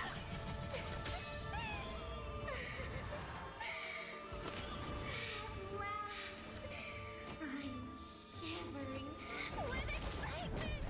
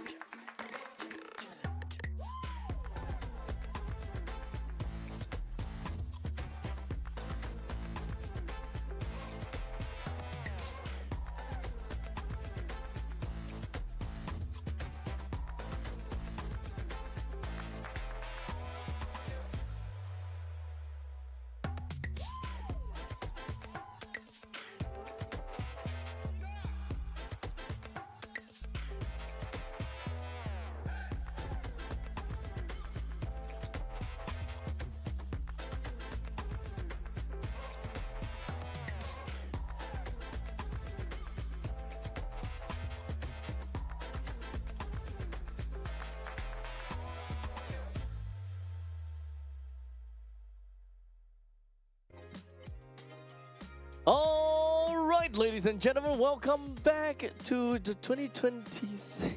Oh, you look so stiff. Man's looking so stiff. But welcome to the 2026 Asian Games Esports Events Mobile Legends Bang Bang Qualifiers Day number 2. My name is Abstract. With me here is Moment. We are back at it again. We are going to be looking at a team, or the two teams, which have yet to play a single game in the stage as of yet. And that is Team Uzbekistan versus Team Kyrgyzstan. Yeah, just being glad that it's getting out there, right? MLBB is getting out into the international community. Uzbekistan and Kyrgyzstan have now joined the fray. And when you talk about games, right? When you see a new character come in, like Hirara, right? People get excited, right? Yeah. Even though Hirara is But you said she's like horrible. Yeah. but still, like every time there is a new character coming in, there is hype. And now there are new teams coming in as well. And I believe it goes to say, right? We saw Team Kazakhstan. They were so clean, especially in this bracket. And they got good things to say about Team Kyrgyzstan as well. Yep. Not too sure about Team Uzbekistan, though. So definitely for this side, it's very fresh when it comes to a clean slate. Honestly, all I just really want to find out is what kind of meta are they going to be playing? Are they going to be slightly similar to Kazakhstan, or are we looking at something completely different? That is the general idea, the direction that we want to go for. But there's also another thing that we want to know, right? Because yes, some of these teams are relatively new. It's still in the entire ecosystem or community is still in its infancy stage. But aside from that, the players, are they recognized? Are they acknowledged before, or do they have experience? That is where we dive deep into Wikipedia and try our best to find out. But unfortunately, we were not able to see anything about any of these players. So very likely they did not have much of the experience as of yet. So this is going to be one of their main big experience. Yeah, I mean, definitely an international experience coming in because, well, you get the chance to go against some of the top tier teams. Not now, but I feel that we are breeding the next generation of superstars for Mobile Legends Bang Bang here, right? We saw the cleanliness coming in from side of Team Jordan, Team Iran as well. Yo, Team Jordan, dude. Oh, Team Jordan, dude. Yeah. Oh man, a savage, man. That was crazy. Man. That's crazy. That's crazy. And that's from a region where they're going to battle against Team Saudi Arabia. But looking at the side of Team Uzbekistan, for the first time here, we have on the gold lane, we have Zotov. And on that roam, we have Yoriev. And on the mid lane, we have Son. And for the jungle, we got Mama Rasulov. And also on the EXP, we're going to have Rustamov. Well, Team Uzbekistan, we want to see what they have got in store for us as they are now seated right there and then. The very first game of the day, the very first game of, well, their run through.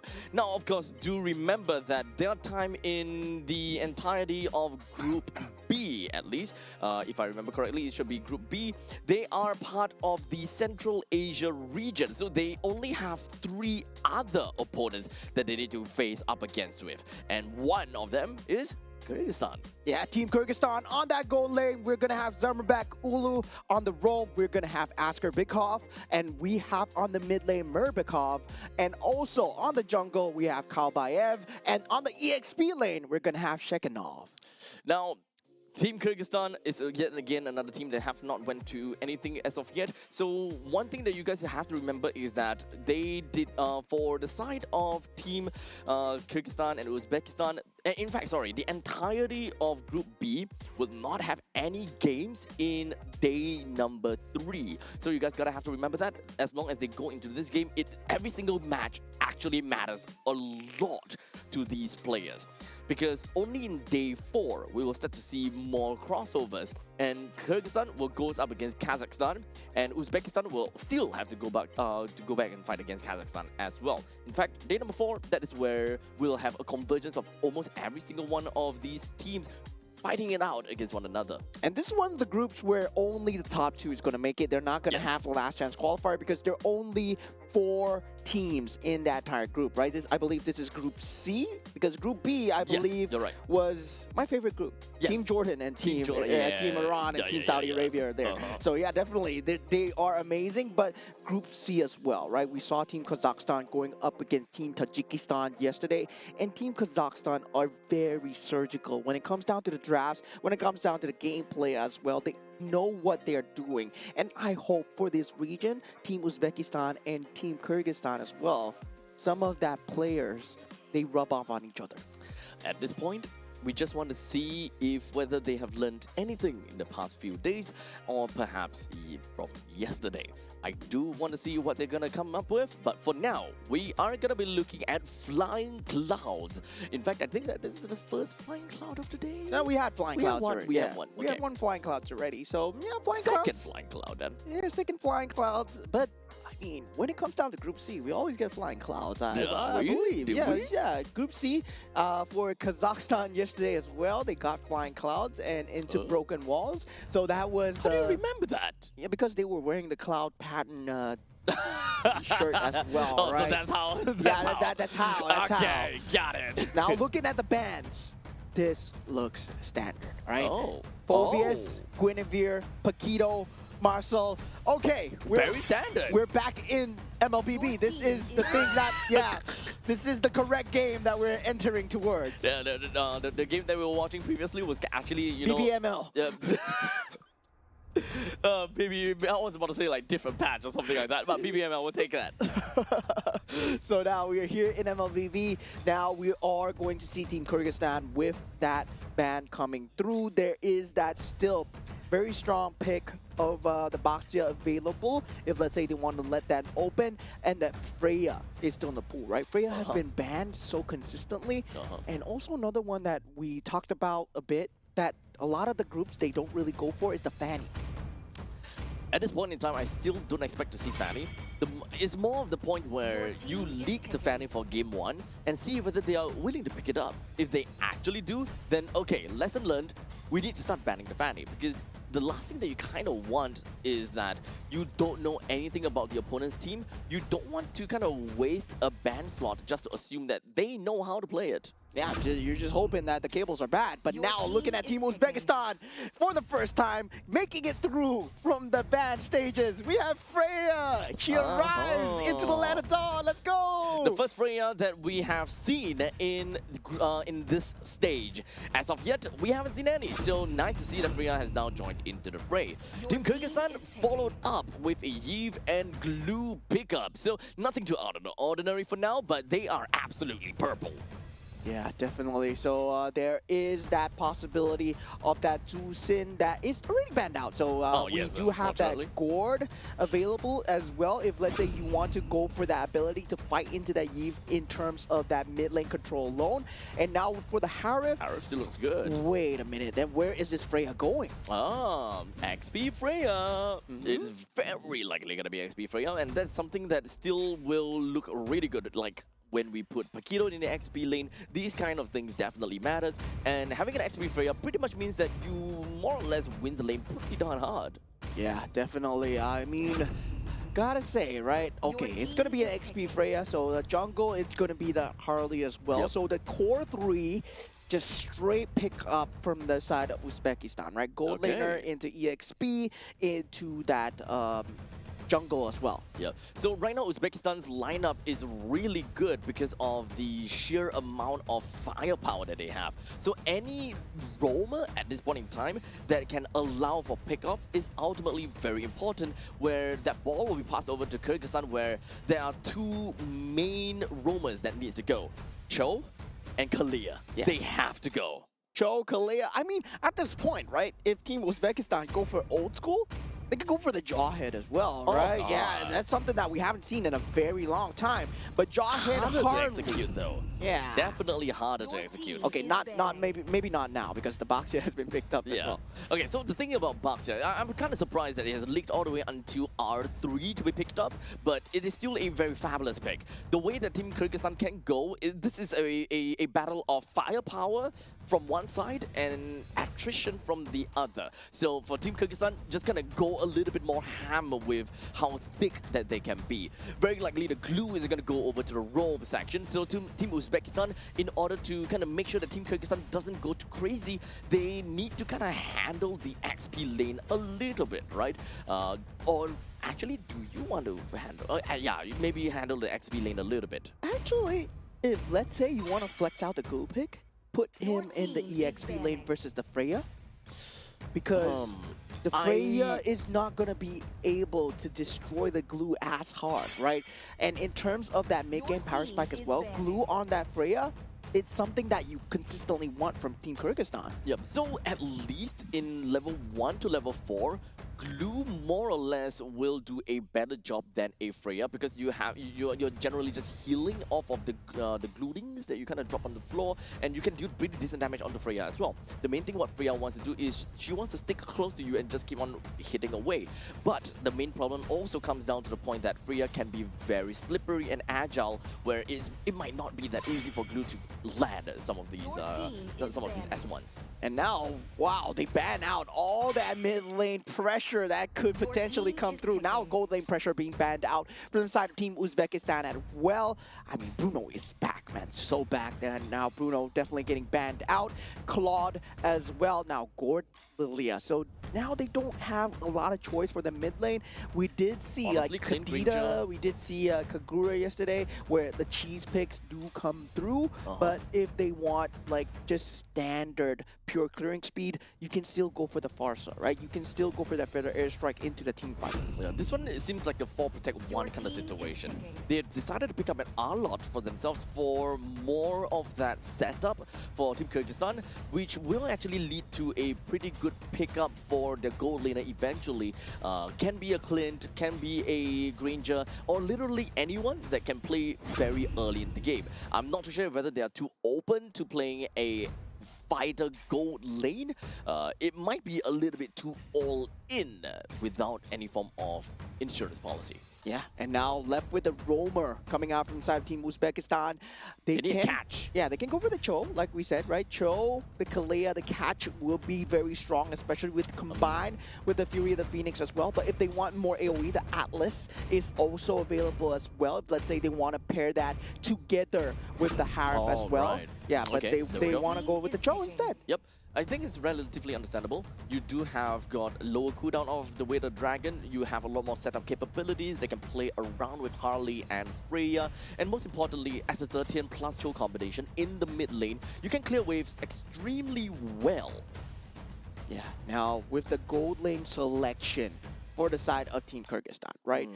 I would say right now, Ruby looks extremely good, but they go for the Granger instead. Yeah, but that's just all me. in, yeah. Yeah, that's just me being a super gambly player, right? Optimistic in some sense, yeah. But I would look at it that way as well, because from what I know, damage Ruby is actually pretty nutty at this point in time, but no one have really experimented too far into it in a professional tournament as of yet. Yeah, definitely not now. I would say we might Sooner see or it later. We might see it later. We Yeah. might see it later because I know Team Malaysia versus Team Myanmar, maybe they might want to experiment with that. But now going in so far, looking at the drafts, looking at what the players have picked up for themselves, Granger will be that last pick. In terms of that poke damage, Eve, Granger, R-Lot, very good setup, but Uzbekistan, right? Team Uzbekistan has so much entryway to start any fight as they wish. Yep, and of course for Team Kyrgyzstan, even if the initiation were to happen, they do have a lot of ways and means to kind of peel for the team. This is a very tanky lineup where they can just literally just crash their heads in over to the members of Uzbekistan, and they probably don't even care too much. And here we go for the first time on the main stage, Team Uzbekistan versus Team Kyrgyzstan, as we see what they're made of in Group C, and already an early skirmish as Rustamov wants to go for the proxy, but he's not being allowed, getting chased down, does not have the flicker, has a vengeance, and goes down to Team Kyrgyzstan. Okay, so this is uncalled for, especially as a Freya going over to XP,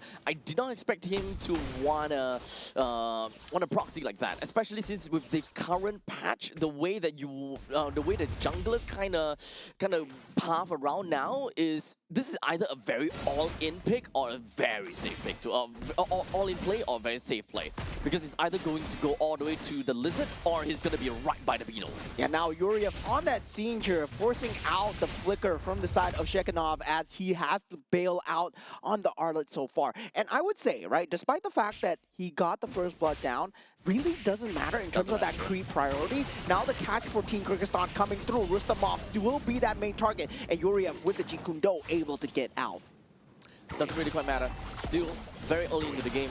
Most of these farms that you want to funnel into is either going to go to Kalbaev, or you would want to kind of throw it over to Zemerbek. Other than that, everyone else is not exactly too important. Maybe Midabekov is the other one that you will want to give the farm over to as the mid laner. The more farm the mid laner gets, the better it is for the mid game. Oh, here we go in that mid lane as well. Fury the Phoenix being popped so far, and now getting knocked up onto Shekinov. He will be the target coming out from side of Team Uzbekistan as they do go for the turtle after that mid skirmish. Now with Kalbaev on that scene, he will be trying to go for that retribution here, but will manipulation has been set up from the side of Murbekov. But now with that being going the way of Team Kyrgyzstan, the turtle does go the way, and now Team Uzbekistan, they will be trying to get out as Rustamov extremely low. Team Kyrgyzstan, they have to play together as a team. It requires them to really huddle together a lot in order for them to find any form of substance on top of the opponents. They can't just stray away from one another, because that is exactly what Uzbekistan wants. One way of playing is Team Kyrgyzstan's way of playing is a absolute bane to Uzbekistan's win condition, because as long as Kyrgyzstan constantly just huddles together, it's actually really difficult for Uzbekistan to find a way to kill. Yeah, and popping out that Damon's Force extremely early is Zotov, and Summerback Ulu actually forcing it out will have the ability to have that poke damage as well. But very good rotations we see out of Yuriev and also the glue as well, right? Askerbekov really very good in terms of matching each other's pace. So I gotta say, we got a game on our hands here. Team Uzbekistan and Team Kyrgyzstan, they look evenly matched in terms of draft, in terms of those lane rotations as well. This is gonna be a close series. I do agree. Does definitely seem as though they know what they're playing for and what their team composition really requires them to do. So at least for now, Team Kyrgyzstan, they're still slightly, kind of far apart from one another, because this is still, the laning phase. You definitely need to get as much farm as possible from each of these lanes. But hold a second. Way of the Dragon being popped, and Shekinov just goes down to an easy pick-off from the side of Team Uzbekistan. And this is going to be the story of the game, right? You don't have purified, non-purified targets, especially on the Shekinov, and also Murbekov might be a target for the Way of the Dragon. And Zarmerbek, well, he was going to be pretty much left untouched. That's going to be a one-for-one trade, I would say, on the macro side. Hunter Strike now being picked up. As a matter of fact, right now, Kyrgyzstan is just going to be hovering around the turtle. It will be a 5v5. This is going to be big for Kyrgyzstan. Yeah, bloodthirsty Yuriev does want to go for the Way of the Dragon into the real-world manipulation. Fury of the Phoenix has been popped, and now Murbekov trying to do what he can in the back line, but Mama Rasulov does able to find a pickup. It is a double kill onto the members of Team Kyrgyzstan as 3 members go down, and Rustamov pops in, and that's 4 members down for Team Kyrgyzstan as Uzbekistan pulls ahead. Absolutely tore them apart. The problem when it comes down to that team fight is the firepower from Kyrgyzstan went everywhere. And literally, when I say everywhere, it goes a little bit here, a little bit there, and not everything to one person, which is exactly what Kyrgyzstan wants to do, you see? At this point in time, the fight is already more or less dissipated. Most of the members are kind of going far back already. So right now, it's more about the fact that Team Kyrgyzstan, they need to find a way to single one person out and then to be able to kind of call out for these kills. Okay, let's go for Yuriev, or okay, next one will go over to Rustamov. He's going too deep in, focus fire on him, that kind of stuff. Yeah, that Fury of the Phoenix timing extremely good, used after that real world manipulation, and we did see because of that Zotov, he had a free Esports. Despite him not getting the kills, he did possibly the most damage with the synchro fissures and also that jumps coming through as well. Now 7-1, 4,000 gold advantage now. Team Kyrgyzstan, the way back is not good as, oh my god, the Granger dies solo in that bottom lane. Oh man. Now that we kind of seen everything together and now we are went past the laning phase, that means level 4, we are looking at players that are way past level 8. This means that level 2 ultimates are going to be big and going to be strong.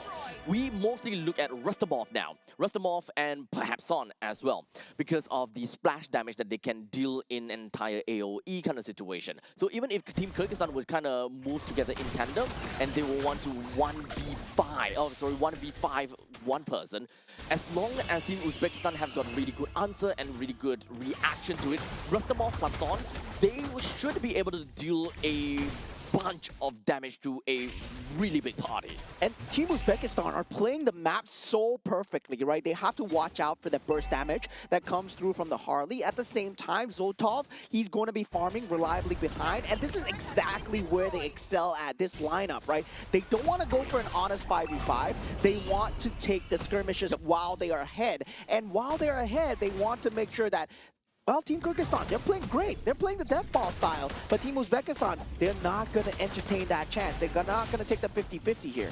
Yep. However, reaction time from Kyrgyzstan is important too. Now, with that Way of the Dragon and the real world manipulation being popped, they do get that turtle on the side of Team Kyrgyzstan. Now, Zermerbek's Ulu does go down here. This is not good enough. Real world manipulation, not enough from the side of Murbekov. And 3 members from the side of Team Kyrgyzstan are falling. Shekhinov, he's in a bit of danger here. Yoriev on the scene does not have the flicker to reinitiate onto Shekhinov. It's largely a positioning problem right now from the way that I see from the side of Kyrgyzstan. So for the Mamarasula, he's got easy openings to just make his way over to the back lines. It is way too easy for him to just go in onto Zamirbek, and it's really unfortunate because as an assassin, that's what you want to do. Look at the damage coming through from the side of Zoltov. He pops the Esports and dives the Granger behind the turret. Zamirbek Ulu not having a great time, but look at this. Final Slash being used to try and save Kalbayev as Yoriev falls extremely low. And Kalbayev, he's still surviving for now, but 3 members already down as Rustamov eventually shut down here. Team Kyrgyzstan, they're finally trying to fight back, and they do have damage on Zamirbek Ulu, so they gotta watch out for that. They may have lost a little bit, some members from the side of Uzbekistan, but it's not going to be that big of a problem, right? It's 4-2, it's 3 coming in from Rustamov, but regardless, throughout this entire team fight, they found a way to, of course, single out Kalbayev, and I think that's great, but for somewhere, Shekhinov came out of absolutely nowhere, and he's a little bit too fragile in this case. The moment that he kind of ate the outbreak coming from Mamarasula, you understood that he's not going to survive. But I gotta say, for Team Kyrgyzstan, that is a great sacrifice, great trade, right? Once we are in that zone where they have equal net worth, Team Kyrgyzstan actually have that better team fight lineup. They have the better top to back. Meanwhile, for Team Uzbekistan, they need to look for a separate angle to enter, right? Especially with the Harley, they gotta get the burst through. They have the Fury, the Phoenix, but that's the only team fight that they got going for them. Team Uzbekistan has got a grand control of the entire land of Dawn, forcing Kyrgyzstan into a very unfortunate situation where they will not be able to get enough farm. And even some of these waves are frozen pretty nicely. You see top lane and the bottom lanes, they're not trying to shaft the wave of or anything. They make sure that they hold in place, nowhere for Kyrgyzstan to try to go and farm them. And if they were to go and farm them, it would be detrimental to them. Yeah, Team Kyrgyzstan now scrambling onto the defense as Holy Crystal is being picked up from the side of Zotov. Now the Lord marches in on that bottom side. They're trying to get all the outer turrets trimmed out, but now Yoriev jumps in with the Fury of Phoenix, actually. They want to go for it behind this turret. This might not be the player. Team Kyrgyzstan, they're actually going to strike as Rustamov falls, and Team Kyrgyzstan, once Zermerbek Ulu is online, he loves this positioning. It's not a good positioning at all for Team Uzbekistan. Well, at least for Uzbekistan, they may have lost Rustamov, and they are unable to do anything too much from this point on. They didn't get a single kill on the side of Kyrgyzstan, though, so I think that that's definitely a pity. However, they've tried what they've tried the best, right? They tried their best, and if they were to win in that gamble, that would help them tremendously in trying to take out more of these inner turrets. And Team Kyrgyzstan doing a great job of the inner base defense so far. They will have that final slash available. Yuriev needs to watch out for that, and it is popped. And Yuriev does not get the Whale of Dragon off. He's getting chased down at the moment. Whale of Dragon just for the defense. Kalbayev does not get the stun onto him. Now the rest of the team falls through. Rustamov is here on the scene. Yuriev still playing with Death's Door as the rest of Team Uzbekistan falls through, and Kyrgyzstan will have to run away. Shekinov unable to find the finish onto Yuriev, and Zarmabek goes down as well. All 5 members from the side of Uzbekistan, they are still alive. And Yuriev is still styling behind them, waiting for an opportunity. And right now, Kyrgyzstan, they're at death's door. Now, real world manipulation has been popped to try and handle out the creep waves here. Rustamov, he is getting chomped down, and Askerbekov takes him out. But he will be the only one left. Kalbayev falling extremely close. Zarmabek, Ulu, they might be able to hold on here, but Team Kyrgyzstan, they do not, as Team Uzbekistan clutch through that final bit of damage. Well. Uzbekistan literally just gave everything for that one final push, even though that was really a gamble because we've got the main characters just coming back in. But you know what? They don't care. Uzbekistan knows that if technically speaking, even if they kind of lose at a team fight, they can kind of go for the push again. They're so far ahead. 9,000 at one point in time, maybe even, about 9,000 goal lead by 11 minutes in.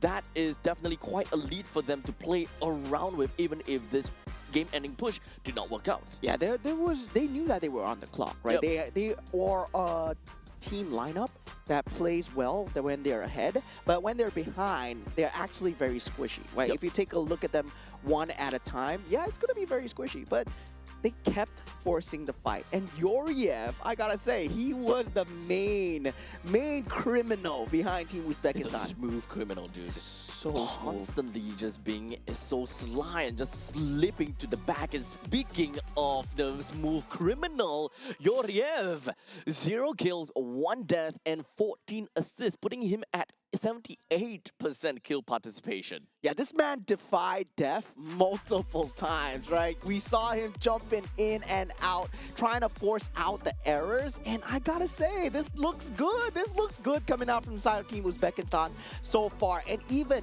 for the side of Team Kyrgyzstan, we saw the response. Their disengages were extremely clean. I gotta say, it looks like a competitive series that boiled down to a few mistakes that Team Kyrgyzstan made. Honestly, it's really hard to pinpoint mistakes from either one of these two teams. In fact, it really just boils down to them in a micro within of team fights. To be fair, we did definitely mention that Uzbekistan's lineup is technically slightly easier to execute because you are mostly reacting to what Kyrgyzstan is doing, because Kyrgyzstan, their lineup is a lot more of a higher skill ceiling because you need to coordinate with your team to understand how do you want to macro your way around that team fight. If you don't land a right final slash, for example, or if Kalbayev were to crash onto the wrong person with the shield unity, there is so much that could go wrong. Yeah, definitely. We did see flickers and moments of brilliance coming out from the side of Team Kyrgyzstan.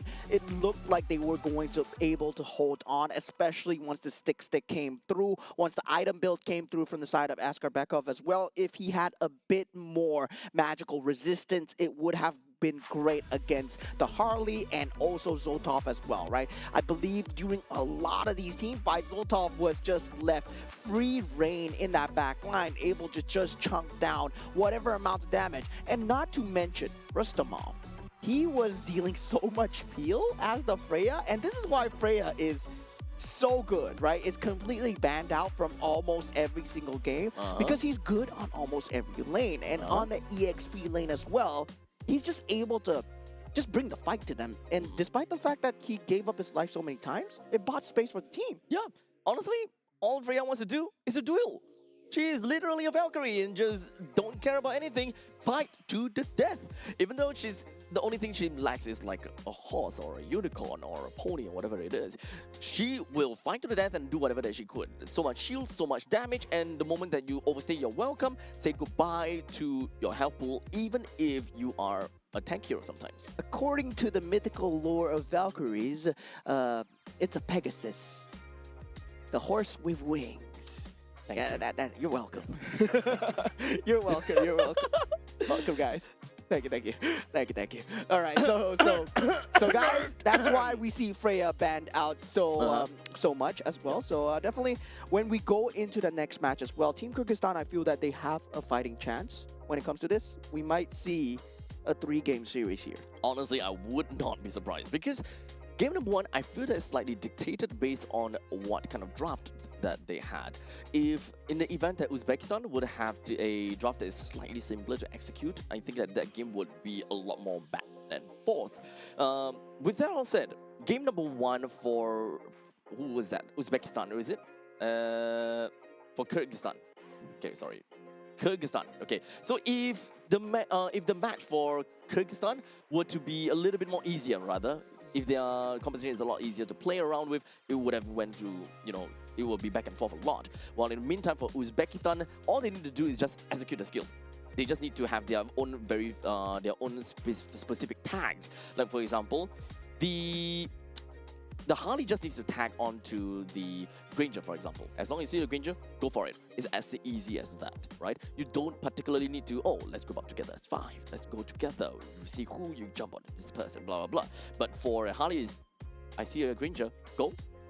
Yeah, but there was a very clear identification of the win conditions as well, right? Because I would say the team fight for 5v5 for Team Kyrgyzstan was so good. You have a real manipulation, you have stick, you have Granger with the range. So if you think about it with the final slash combined together with that, that's a 5 that you don't want to go into. And I believe for Team Uzbekistan, they identified that really perfectly, right? It's not as simple as it seems, where yeah, if they were taking that 5-on-5, they would win easily. No, there was a lot of target prioritization. There was also a lot of key targets that they managed to take out. While something was going on the side of the map, Harif was taking out a turret. And while Harif was fighting, well, Harley was taking out a turret. And that was just pure macro gameplay for them as well. So, once you said target prioritization, you're gonna have to really identify if whether it is a fight that you are able to take on to. Once again, tough decisions. It's always all about the tough decisions that is being made. A good team really knows how to make you choose, and sometimes those options that you give them aren't exactly real options. Those are just an illusion of choice. Yeah, and then going into game 2, right? The problem of that Freya. Do you want to give the Freya over? Right now, the sides are going to be switched, and it's going to be flipped. So that means Team Kyrgyzstan is going to have that first pick as well, right? So definitely when it comes down to that, they can leak a bit more. Right now, we did see the Marcel and also the Paquito being banned out, but the Freya was not. And this is the first time Freya was leaked out into the pool. Yep, so I think that they have learned from this and they would not want to see a Freya in this sequel. Now, of course, map randomized into flying clouds, allowing for heroes that is otherwise not that good in lane to still be very sticky in lanes. Yeah, so keeping the consistency, right? Flying Clouds first and Flying Clouds second once again. So they will have that consistency for that map selection coming through. Now, for the bans coming through, will they have that similar consistency, or will we see different heroes being leaked out into the pool? We did see the Guinevere being banned out. We did see the Marcel and also the Paquito being banned out. So here we go. Harley says goodbye, and of course, Fulvia says goodbye as well. Some of the other options that we generally want to look out for is no Freya, no Paquito, and if anything other than that, it is going to be Marcel and Guinevere, the 4 heroes that I noted down. But now that the Harif joined into the banning pool, one of these 4 that I mentioned is definitely going to be leaked. Yeah, there's going to be the Guinevere, there's going to be the Marcel, there's going to be also the Paquito in that pool as well. So now the Marcel being banned out, okay, now Guinevere as well, Freya, that's going to be huge. And also, yeah, a lot of the top tier bans, when you think about the mid lane, the Zhu Xin, the Eve, that might deserve a priority ban. You have not seen them out from the players yet, but the Guinevere will be the ban of choice coming in from the side of Team Kyrgyzstan. Team Uzbekistan now with the Paquito and also the Freya choice. Oh, it's an either-or situation again, huh? So at least for Team Uzbek... Okay, so I am willing to say that they are not gonna ban either of these. They are gonna leak both the Paquito and the Freya, just so that if Kyrgyzstan were to get the Paquito or the Freya, then Uzbekistan, they themselves can have the latter. Paquito versus Freya. I would say I would still ban out the Paquito, and I'd rather play against a Freya. You'd rather play against a Freya? Yeah, currently in this patch, I feel that Paquito is still very, very strong in terms of the EXP lane. But no, yeah, you're correct. They banned out the Claude instead. No, so Paquito They'll open it up. and Freya are both open. Yep, so at least in this form, okay, so Your team Kyrgyzstan is gets the picking. Paquito, got a lot more mobility as compared to a Freya. However, a Freya does have a lot more sticking power within of a team fight. You will be able to stick to one member or the opponents all the way until the end of the fight. Yeah, and for Team Kyrgyzstan, right, it's about not letting them stick, right? So getting that Paquito, it leans towards that playstyle. You can go and lean more towards that mobility as well. That Claude being banned out, yes, now you need to secure a good gold lane for yourself so that you can get the macro factor going. There is that Moskov still available. You can play the carry if you wish. Now for the side of Team Uzbekistan, they open up with a Khalid. And I believe this might be a team fight lineup that we're going to see here. Maybe it's Usin. Uh-oh. Your team is picking. So the Freya is going to be leaked out again. Does that mean that Kyrgyzstan wants to go greedy? Because technically they can. Kyrgyzstan with the Freya in The gold lane. honestly, they can be quite interchangeable if you think about it. They don't have to fully commit that Freya into the gold lane. The Freya can actually just go to the XP. Okay, now they pick up the Bruno. It's not going to be possible unless Freya jungle. Yeah, so with Team Kyrgyzstan's lineup, right, they want to go as mobile as possible. I would say Freya to them is not too big of a deal. It's detrimental. And meanwhile, for the side of Team Uzbekistan, right, they want to go for the team fight with that capability coming out from the YSS, having that vision, and also having the ability to go on people solo as well. Now, the Valentina being picked up, Raging Sandstorm will be available for Team Kyrgyzstan. All right, so what is going to be the play over here for the side of Uzbekistan? They already have Aroma, they have... Okay, they Your pick up a team Juicin. is So this is actually quite a standard opening pick in the previous meta before. This is counted as one of the golden ways that you can start the game with the Yi Sun Shin. Normally, back then, you know, being top prio, followed by Juicin, and then you pick up a Khalid after. And really good ways of being able to zone the opponents. You have good ways of conquering the entire river lines itself because of how strong Juicin and Khalid is able to control the mid lane and wave clear. Yeah, now Your Team team is Uzbekistan, they ban out a Hild, a very good ban coming out from the side of Team Uzbekistan because Team Kyrgyzstan, they want to play very individual, right? They want to play into skirmish units. Divide and conquer is the name of the game when it comes down to Paquito gameplay. If not, you can go 4-1, which is definitely you play with the Bruno, Valentina, and then you go for that team fight as well. So definitely for Team Kyrgyzstan, there is an option of you going the Hylos. You can go the Atlas as well. The Cho is also a possibility because it is a very individual unit if you want to go into that playstyle as well. And for Kyrgyzstan, I think possible because of Paquito. Or solely because of the fact that you have Paquito, you can play into these kind of pick-off strategies with the Cho or the Kalia in this case. They do have a Valentina though. So bringing in the Valentina, you are understandably gonna have, you're gonna be at the back and call of Juicin and will have a little bit of difficulty reaching out to Juicin unless you have someone very, very committal. Khalid versus Cho is gonna have a really tough time. If you want, and most likely, you want someone that is able to stick in lane a little bit better, Kalia would beat Cho in this situation for Kyrgyzstan. And for Team Uzbekistan, right, YSS, currently I think as of this meta, gold lane YSS is no longer viable. So it's going to be that jungle YSS, and yeah, banning out that Moskov, banning out that late game capability, just securing that early game bully coming out from side of Bruno, right? And we talked about the meta shifting towards that early game centric playstyle where you want to win the lanes and bring the snowball in, win the game as hard as possible. We see it way more possible now with the jungle rotations coming through. Team Uzbekistan, they rely more on the team fight and they go for the Terizla instead. Yep, Terizla is still a very decent pick because every single swing actually deals a heck a lot of damage. You can still be quite a menace over to Paquito, especially since you have very naturally strong defenses, which will ensure that the Paquito don't just wipe you out in an instant. And now Team Kyrgyzstan, they go for the team fight route, right? They go for the Belleric into the Leo Mord as well. Belleric Bruno, still a very old school combo. Yes, you don't really have that much of a setup, but when combined together with Valentina now, Penalty Zone, and also Raging Sandstorm becomes a key opener on that table. Now, for the side of Team Uzbekistan, they answer back with a Granger, going poke for poke here. And now both sides, they have the best of both worlds here. So looking at this, at least for Team Uzbekistan, they do have a double marksman composition that allows them to play early into the game.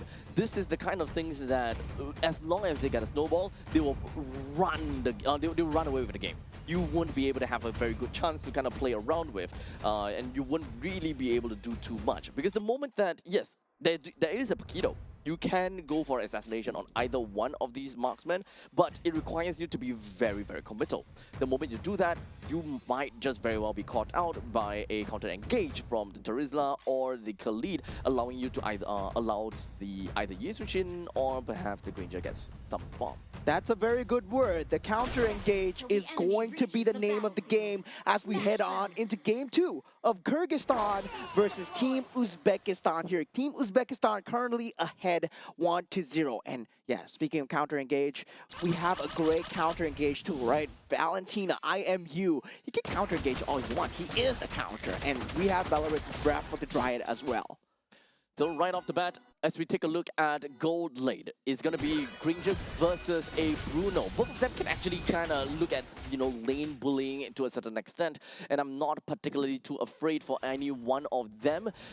Most likely, it's all about a poker game. They just want to play around with one another and just kind of, test each other out. Theory on paper, Granger wins against Bruno. So sadly, Granger was led to the downfall of Bruno when it comes down to that meta sunrise sunset. Oh, now, so yeah, Zotov is going to have a great time, especially if he plays this perfectly, because there's no way that the soccer ball lands onto Zotov at this point unless he makes a spacing or positioning mistake. Well, we shall see about that. Of course, it also depends on what kind of items that oh, okay, he's going to rush straight for the boots. Okay. At a certain point in time, some of them choose to not run or rush for boots. They go straight in for the Heart's Claws in order to get more domination in lane, in order to get yourself to be a lot more sticky in the lane. But of course, there could be a very high probability that it decides to go for that because of Flying Clouds. Yeah, now with the rest of the team falling in here, this bottom lane looking like a bloodbath. Leomord pops his ulti, Kalbayev. He is there on the scene, taking out Rustamov. That will be first blood. And Team Uzbekistan, they cannot respond. Terizla is already down, and they won't have that frontline body. There's a fast kill, very decisive out of the members from Kyrgyzstan.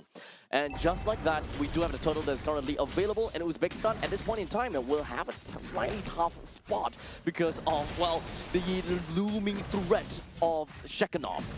Yeah, and that's the problem right now with Team Uzbekistan's lineup, right? When you pick up the YSS, you're hoping for a damage, you're hoping for that pickoff going through, and you're relying on so much other else to rely that setup for you. And for Team Kyrgyzstan, they have a jungler that can set up for himself. He can just run in with the horse. Yep, literally just summons Barbil, and we'll see how from that point on he's going to play around with. Now, in the XP lane, we have more or less had a very good idea how it worked out because there is just so much mobility and movement coming from Kyrgyzstan and just punishing down to the bottom lane. Oh, popping the ultimate out of the side of Mirbikov as he is forced to use IMU away with Sun's ultimate as he was in slight bit of danger, did not want to force out that flicker. I would say IMU versus flicker, IMU way less committal. Yep, especially since the cooldown will to kind of wear off a lot faster as well. Now, It is still pretty early into the game. We are still in the laning phase right now. It doesn't really quite mean anything for now. The fact that Rustamov went down once, it could still shake. The game could still definitely shake up quite a bit the longer that the game goes into. But we still need to remember that Kyrgyzstan's lineup, they play very heavily into the early stages. And they pretty much all in the early stage. Uzbekistan, on the other hand, they are a lineup that can be very strong in the early game as long as they have the snowball. But they are not fully committed in that. They are still a lineup that can be a monstrous duo with that Granger and Yisunshin in the late stages of the game. Yeah, early game has been secured though, right? They went for that gank going on to Rustamov at this point. They want to secure that space onto Shekhinov so that he can start making plays throughout the map now with that matchup, right? Once you hit that level 4 on the Granger, Yep, well, no Bruno is not going to have a good time. And yeah, that's where the fall of Bruno came. The Granger came and the Bruno went bye-bye. Yeah, so as long as it reaches past level 4, the Bruno kind of will have quite a bit of difficulty from this point on. It also, I would love to see that old part whereby you play the Berserker's Fury into the Bruno, you go for fast item build-up, and immediately just kind of force Zotov in a really tough spot. But that's not going to happen, unfortunately. But regardless, we're going to be looking at the Turtle up in the top lane, and Uzbekistan, they're looking for a probability. What is it like between these two junglers? Well, Kelbayev at level 7 and Mamarasulov level 8. Yeah, it's still 50-50, right? It's always 50-50. Now for the side of Team Kyrgyzstan, they will be starting the Turtle first. They do have the Bruno on the scene now, popping the ultimate from the side of Team Kyrgyzstan. Now Kelbayev takes out the Turtle. Now Shekhinov in that back line, takes out Zotov as well. That's all the damage gone. 3 members down from the side of Team Uzbekistan. Team Kyrgyzstan get a clean cut. 3 men down from Team Uzbekistan just like that. And to be honest, this is understandable. Kyrgyzstan has got a lot of early game firepower and they can storm into your home without you inviting them in. And by the time you see them, your door is already broken through. Yeah, take a look at the replay right there. Shekhinov going into that back line into Zotov, right? So much value from Shekhinov. Yeah, Shekhinov showing why, right? Paquito is going to be that top tier van. And Zotov, despite using that flicker, as long as you use the flicker same time as the Granger, you're going to keep that rotation going. You know when the Granger's flicker is because that's exactly when you pop your flicker on your Paquito. Yep, you pretty much will be, or constantly be able to kind of stick onto him. Yeah, now here we go. Raptor Dryad has been popped. Great counter initiate, but they do disengage coming out from side of Team Uzbekistan with that Raging Sandstorm. And Team Kyrgyzstan, well, they were looking for blood there. Very good escape coming from Rustamov. He wanted to ensure that he don't give any free kill over to Kyrgyzstan, because any kills from this point on is just going to further accelerate the growth of Kyrgyzstan to an extreme extent. At this point, take a look even when it comes down between the XP laners, right? It is Terizla versus the Paquito. It is technically understandable that a Terizla would not have that good of a time in terms of farming as opposed to a Paquito who is an assassin, more or less an assassin kind of guy. Yeah, I would say he's like a Suyo, right? Assassin-esque fighter. He was the original Suyo. And now with Suyo falling off into the sunset, we see the sunrise of Paquito as well. And Shekhinov just dealing so much damage to Sun. They have to watch out for the bushes right now. But good macro plays coming out from the side of Team Uzbekistan, trying to just give up the turtle, try and get the macro side going, try and get farm on the opposite side of the map, right? And this is where we see the resource allocation come through for the side of Uzbekistan. With the bottom lane T1 turret destroyed in the hands of Team Uzbekistan, it doesn't seem like they are too far behind. To be honest, when it comes down to the standing objective, they are completely neck and neck. Although the bottom lane T1 turret is about to go down, in the end of the day, it is the middle lane T1 turret that still matters the most. The moment that you lose one of these middle lane turrets, boy oh boy, are you going to lose a lot of tempo. Yeah, tempo indeed. As Team Kyrgyzstan, they want to ramp up the tempo, but unable to find anything so far. Team Uzbekistan doing a great job at clearing the creep waves when the team fight is not going to happen. At the same time, keeping up the creep pressure. But Shekhinov is always going to be playing on the opposite side of the map. And the problem is, there's no one that can stop him right now. He is at that main power spike, that 8-minute power spike that you see from the Paquito, and essentially he can one-hit KO almost anyone in the map right now. He's honestly a really scary guy right now. And he even picked up the War Axe for himself, so even more survivability in the team fight, even more damage that he could have brought onto the team fight even. So we'll see how Uzbekistan want to get themselves right out of this difficult spot. Yeah, 8 minutes into the game, this turret will be that target of choice. Penalty zone into that back line. Great steal from side of Murpekov, but now Team Uzbekistan, they are trying to disengage. Rustamov does go down, and Team Kyrgyzstan, they will get one and the mid turret. What a great play coming out from the Valentina. They got what they came here for. They wanted to get that T1 turret in the middle lane. And fortunately for them, they got even more out of it. They did manage to get themselves a kill, and that is going to help them accelerate their lead a little bit more. They may have only gotten a total of 5 kills for themselves, but with the fact that they managed to take down all 3 of the outer turret, giving them 3,600 gold lead, at this point in time, they're going to stabilize a little bit. The first 2 lords of the game should understandably go over to the hands of Kyrgyzstan if all goes well, and it's actually up to Uzbekistan to make a move in order to change the course of this battle. Yeah, Mama Rasulov not near the Lord at all. Already down at half HP, past his way there. But now for this fight itself, there is no flicker available on the Valentina this time. That initiation will not be there, but the Wrath of the Dryad is something that they need to watch out for. Yuriev, first contact now. Kalbayev does go in, straight disengage coming out from Team Uzbekistan. Beautiful indeed, a beautiful dance, as they will have the capability to go for this Lord once the ultimate is down. And now with that, they do go in with the penalty zone. Team Uzbekistan, they don't have the damage though. Rustamov, the only one there, as Zotov, he's playing cross-map. Yep, Rustamov doesn't matter to him. Even if he were to kind of throw his life away, I think that that's completely fine. Because the main idea of the fight was to drag on that long stance as long as possible, just so that Zotov is able to get a nice push in from the top lane and destroy the T1 turret. That is money bags at the outer side of the lanes for the side of Kyrgyzstan that is waiting to be picked up.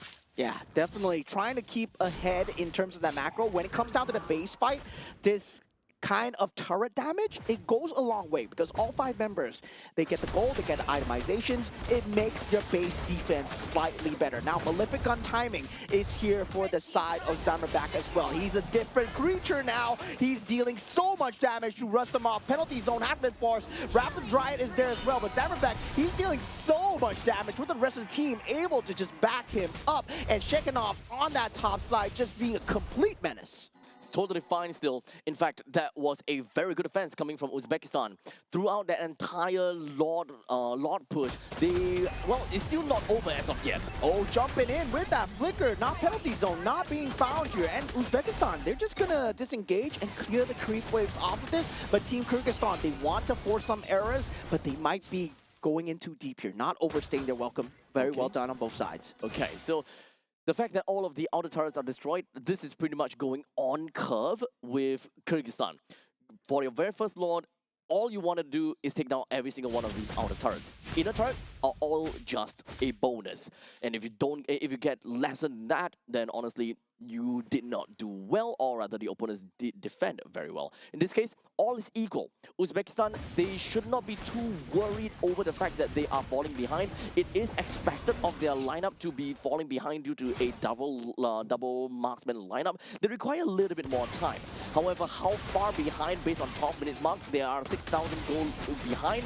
I think that they can come back. Oh, well, jump in by Shekhinov. That is not going his way. Zotov finds himself extremely low, but Zamerbek still in that back line, able to dish out the damage as Zotov is forced to run away, still has that flicker available. Uzbekistan, they can't go for the re-engage. They know that Shekhinov is low, but they don't know where he is, so they will take one and leave for now. 18 minutes.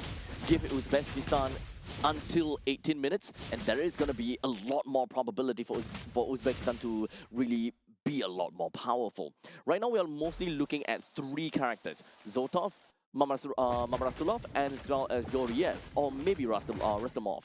Because right now, we don't have someone that is really strong in terms of holding on to the Lord, and holding on to the Lord is actually really darn important. Rustamov mostly has been that sacrificial lamb, right?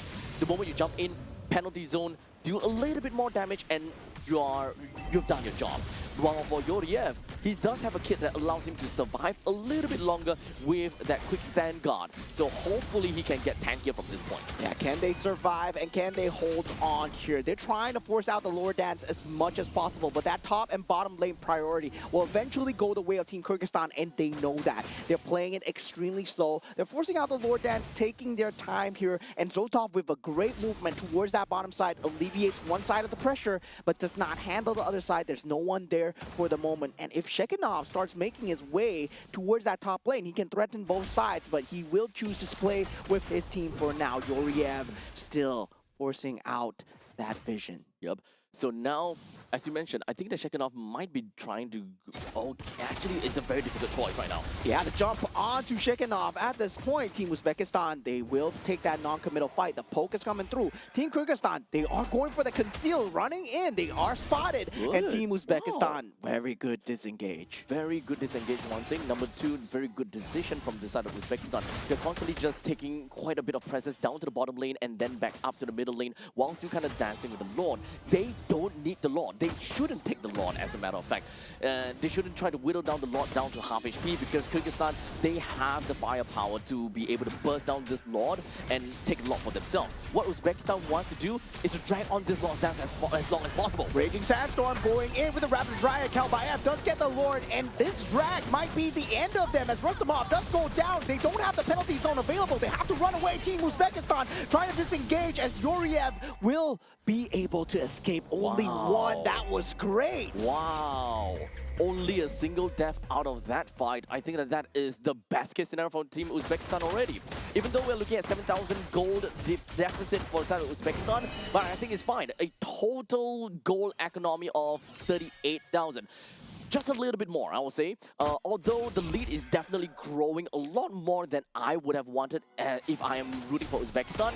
From 18 minutes, I think we're gonna have to drag it out to 20 minutes. Yeah, Lord going in, destroying the inhibitor turret. That is on that bottom side of the lane. Team Kyrgyzstan, right now, they're feeling it as they don't have Kalbaev. Rapid Dryad has been used time after fought. Now Kalbaev is here. Mibekov takes him out. And also Yoriev goes down. Only 3 members left from the side of Team Uzbekistan. They still have a creep wave coming in as the inhibitor turret will be going down. That flicker usage just in time for the side of Zotov as 2 inhibitor turrets are down.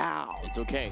If it's just about 2 inhibitor turrets, I think it's fine. But if they were to lose the top lane inhibitor turret, then that is going to be a little bit rough for them to deal with. Yeah, and that's exactly what's going to happen. Team members are not out in time. Merbekov falling extremely low, but Zotov unable to find the final ounce of damage. There we go, there we go.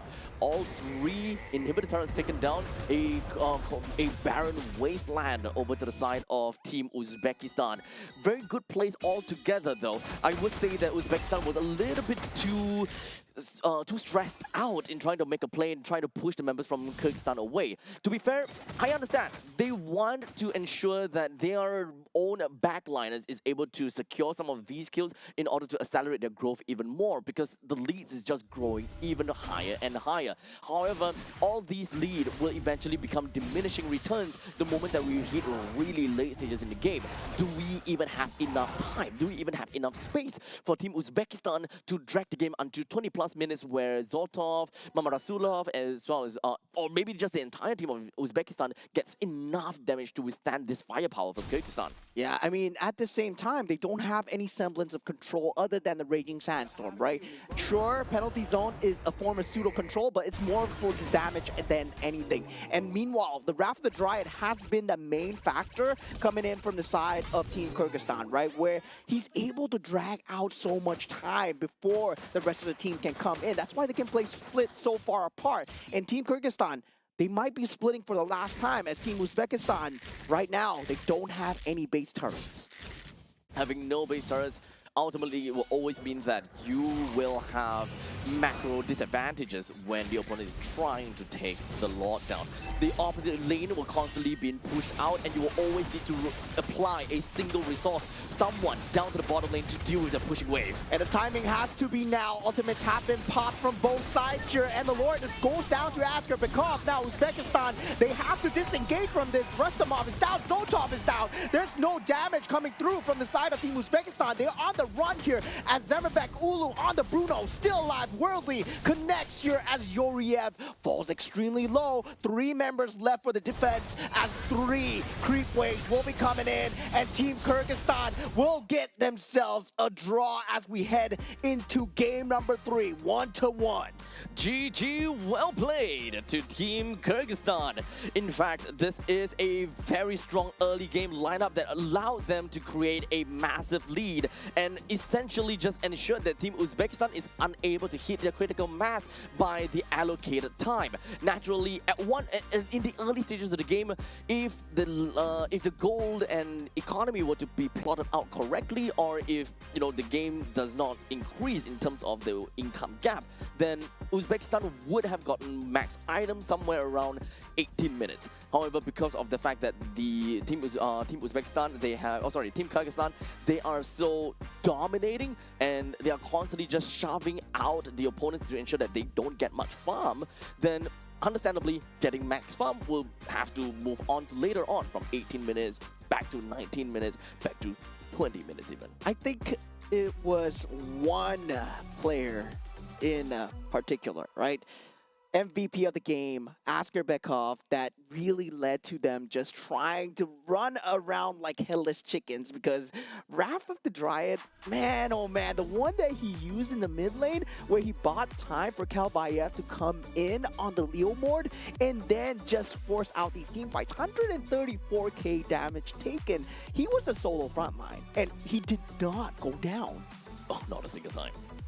Yep, not a single time. He's got so much items on himself, and he's extremely sticky in team fights as well. He may have took a lot of damage, but look at that. He does have Guardian Helmet, so he's constantly just going back over and over and over again. It's a really annoying hero to deal with, and he even have got Brave Smite on top of that. I gotta say, a clean macro game coming out from the side of Team Kyrgyzstan. Another factor where Team Uzbekistan were unable to recover is because they weren't able to traverse to the outside of the map, right? They weren't able to get a kill even. Yeah, because of Shekinov, because of the Paquito. Yep. This is why the Paquito is so strong. The moment you go out of the map, you get caught by accident, well, Shekinov is gonna punish you. Yep.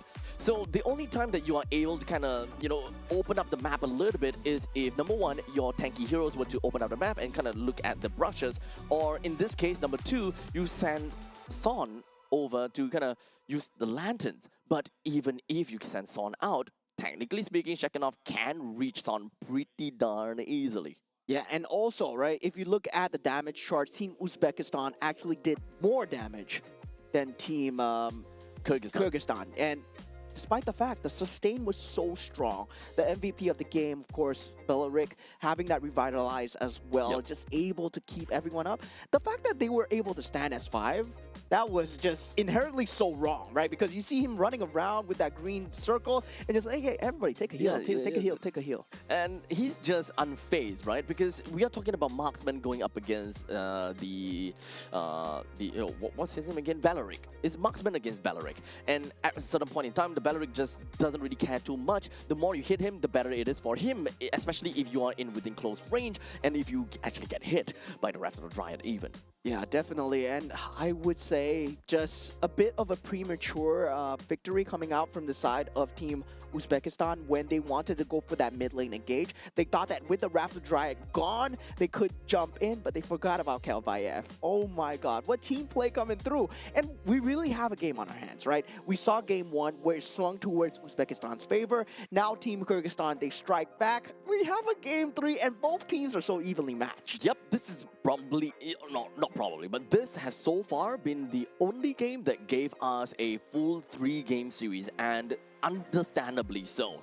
Both of these two teams are very strong in their own regards, and they have showed their competence in each of the games that they have won with. And even in the games that they have lost, it is not an outright defeat.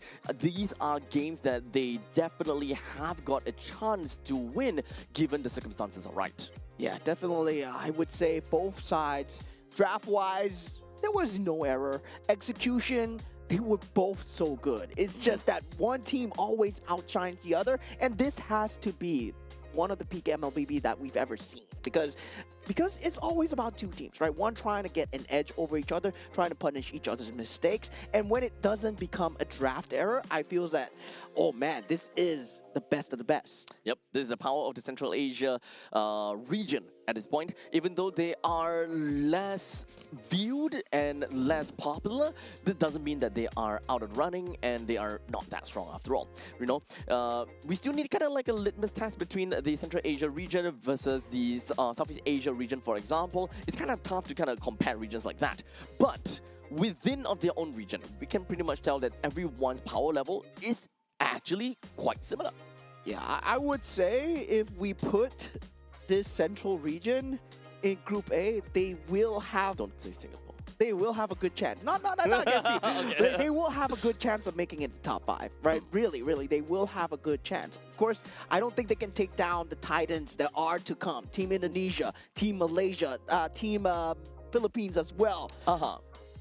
They can't take down Titans, but they can get that top 5. Yeah, maybe they will be able to make some of the Southeast Asian teams, you know, kind of sweat a little bit. You know, Vietnam, Laos, Mongolia, Singapore. Singapore. Yeah, I'm sweating already. wait, is Mongolia even? Yeah, no.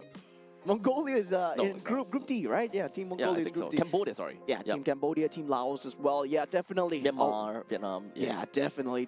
I feel that the way that they play, the way that they approach the game is very similar to how Team Philippines approach the game as well, right? In terms of that macro play style, they play for the resource control. We saw that was a very long game. It was close to maybe 18 minutes game. It is outright a 19 minutes game. Yeah, it was a 19 minutes game, but there were only 14 kills. It was 13-1. And so we did see that, yes, the macro gameplay is still going strong. It was still exciting to watch. You can see that for Team Philippines, they play the same play style, and I can see that rubbing it off in Central Asia here.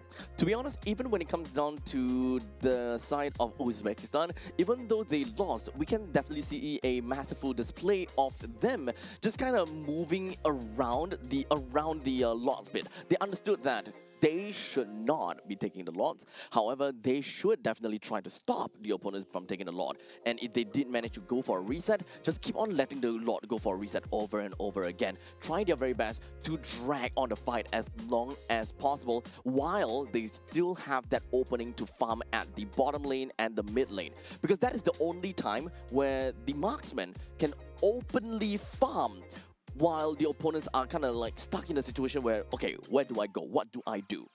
Yeah, definitely. The Lord Dance perfectly executed.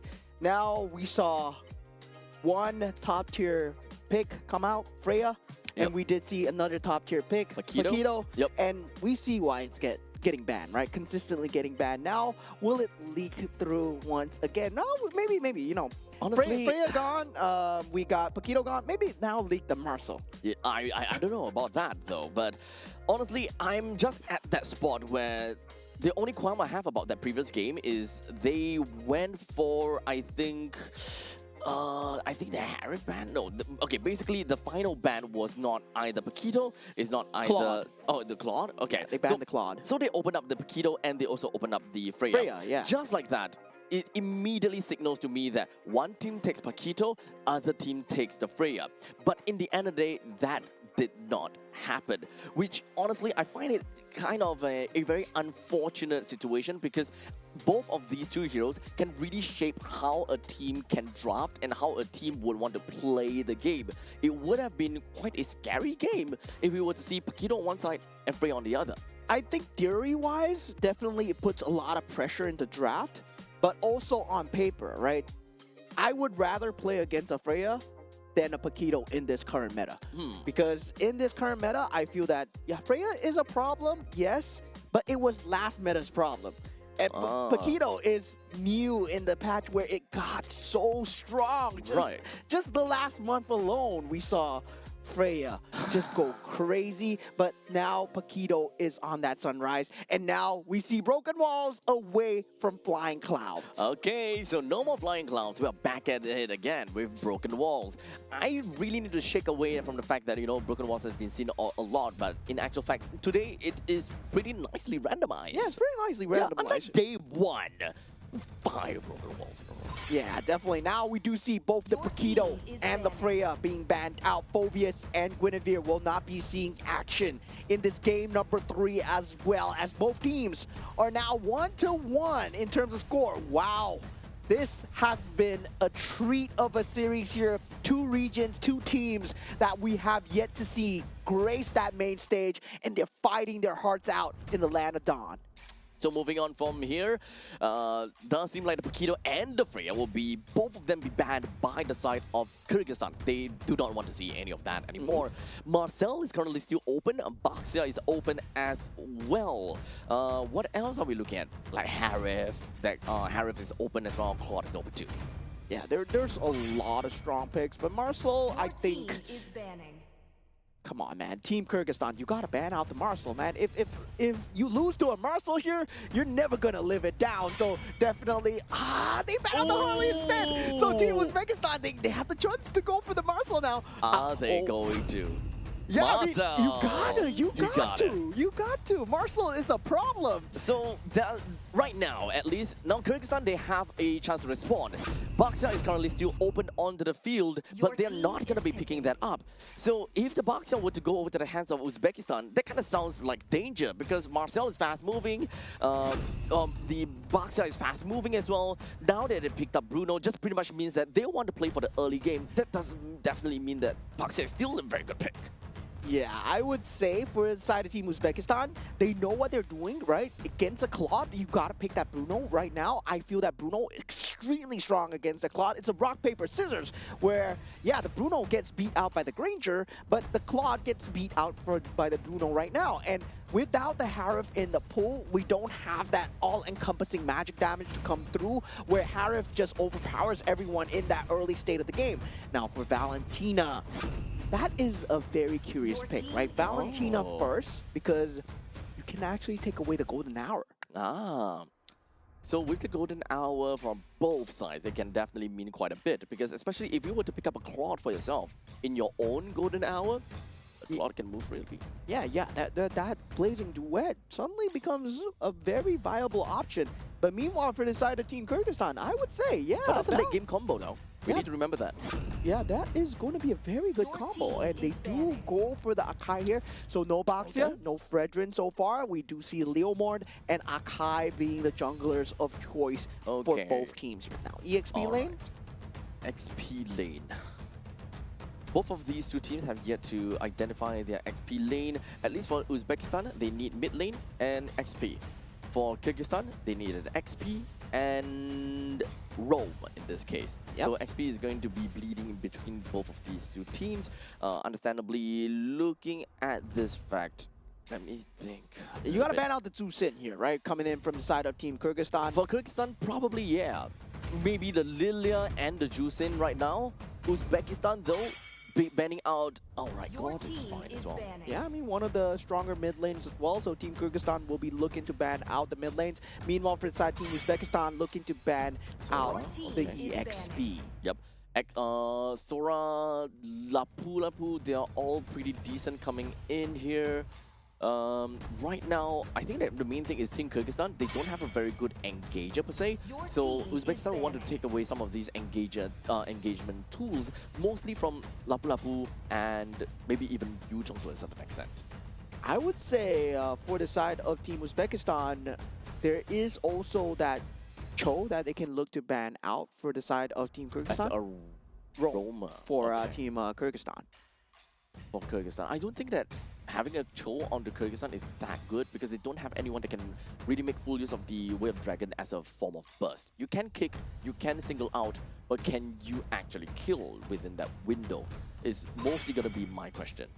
Okay, Your well done. team is Then, I mean, the Kalea as well. I mean, I'm just surprised we haven't seen my girl Kalea so much, so often, because it is still a very strong pick, and most of the teams, they have been just ignoring it. But meanwhile, for the other teams, like we see back in Group A, they do actually actively ban out the Kalea in that top 3 as well. So, yeah, now right now, it's still open in the pool. So for Rome and XP for Kyrgyzstan, they can actually play very tanky front lines. just so that it's very difficult for them to give free kills over to the side of Uzbekistan and provide some window and farm over to the Claude to play over in the later stages of the game.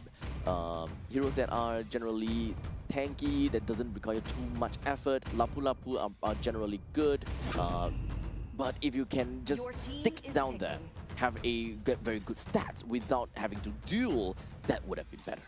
Yeah, so for Team Kyrgyzstan, they're going with what works, right?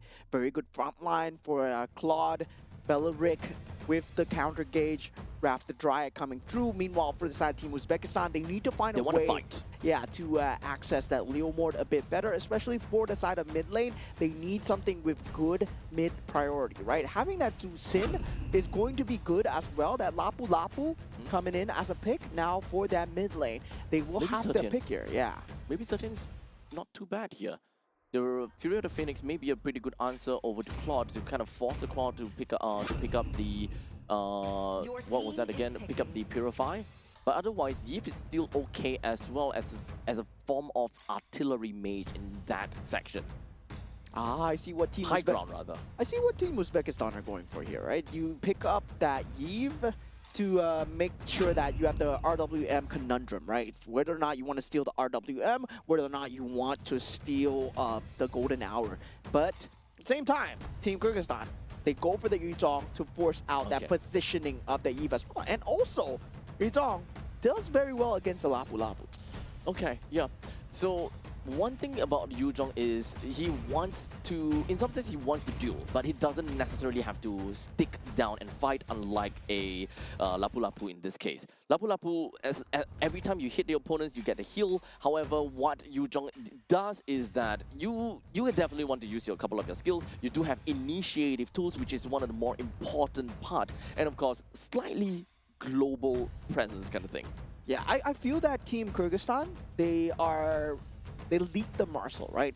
But they are also leaking the strats to deal with Marcel right now. Because I can see the vision 5 going in, seconds right? till the You have the enemy Blazing reaches Duet the threat in the back battlefield. line. You have the Smash Black them. Dragon threat in the back line. And in the front All line, you troops got the deployed. Beleric and also the Heavy Spin as well. So there is a lot of possibilities here as we go into game number 3.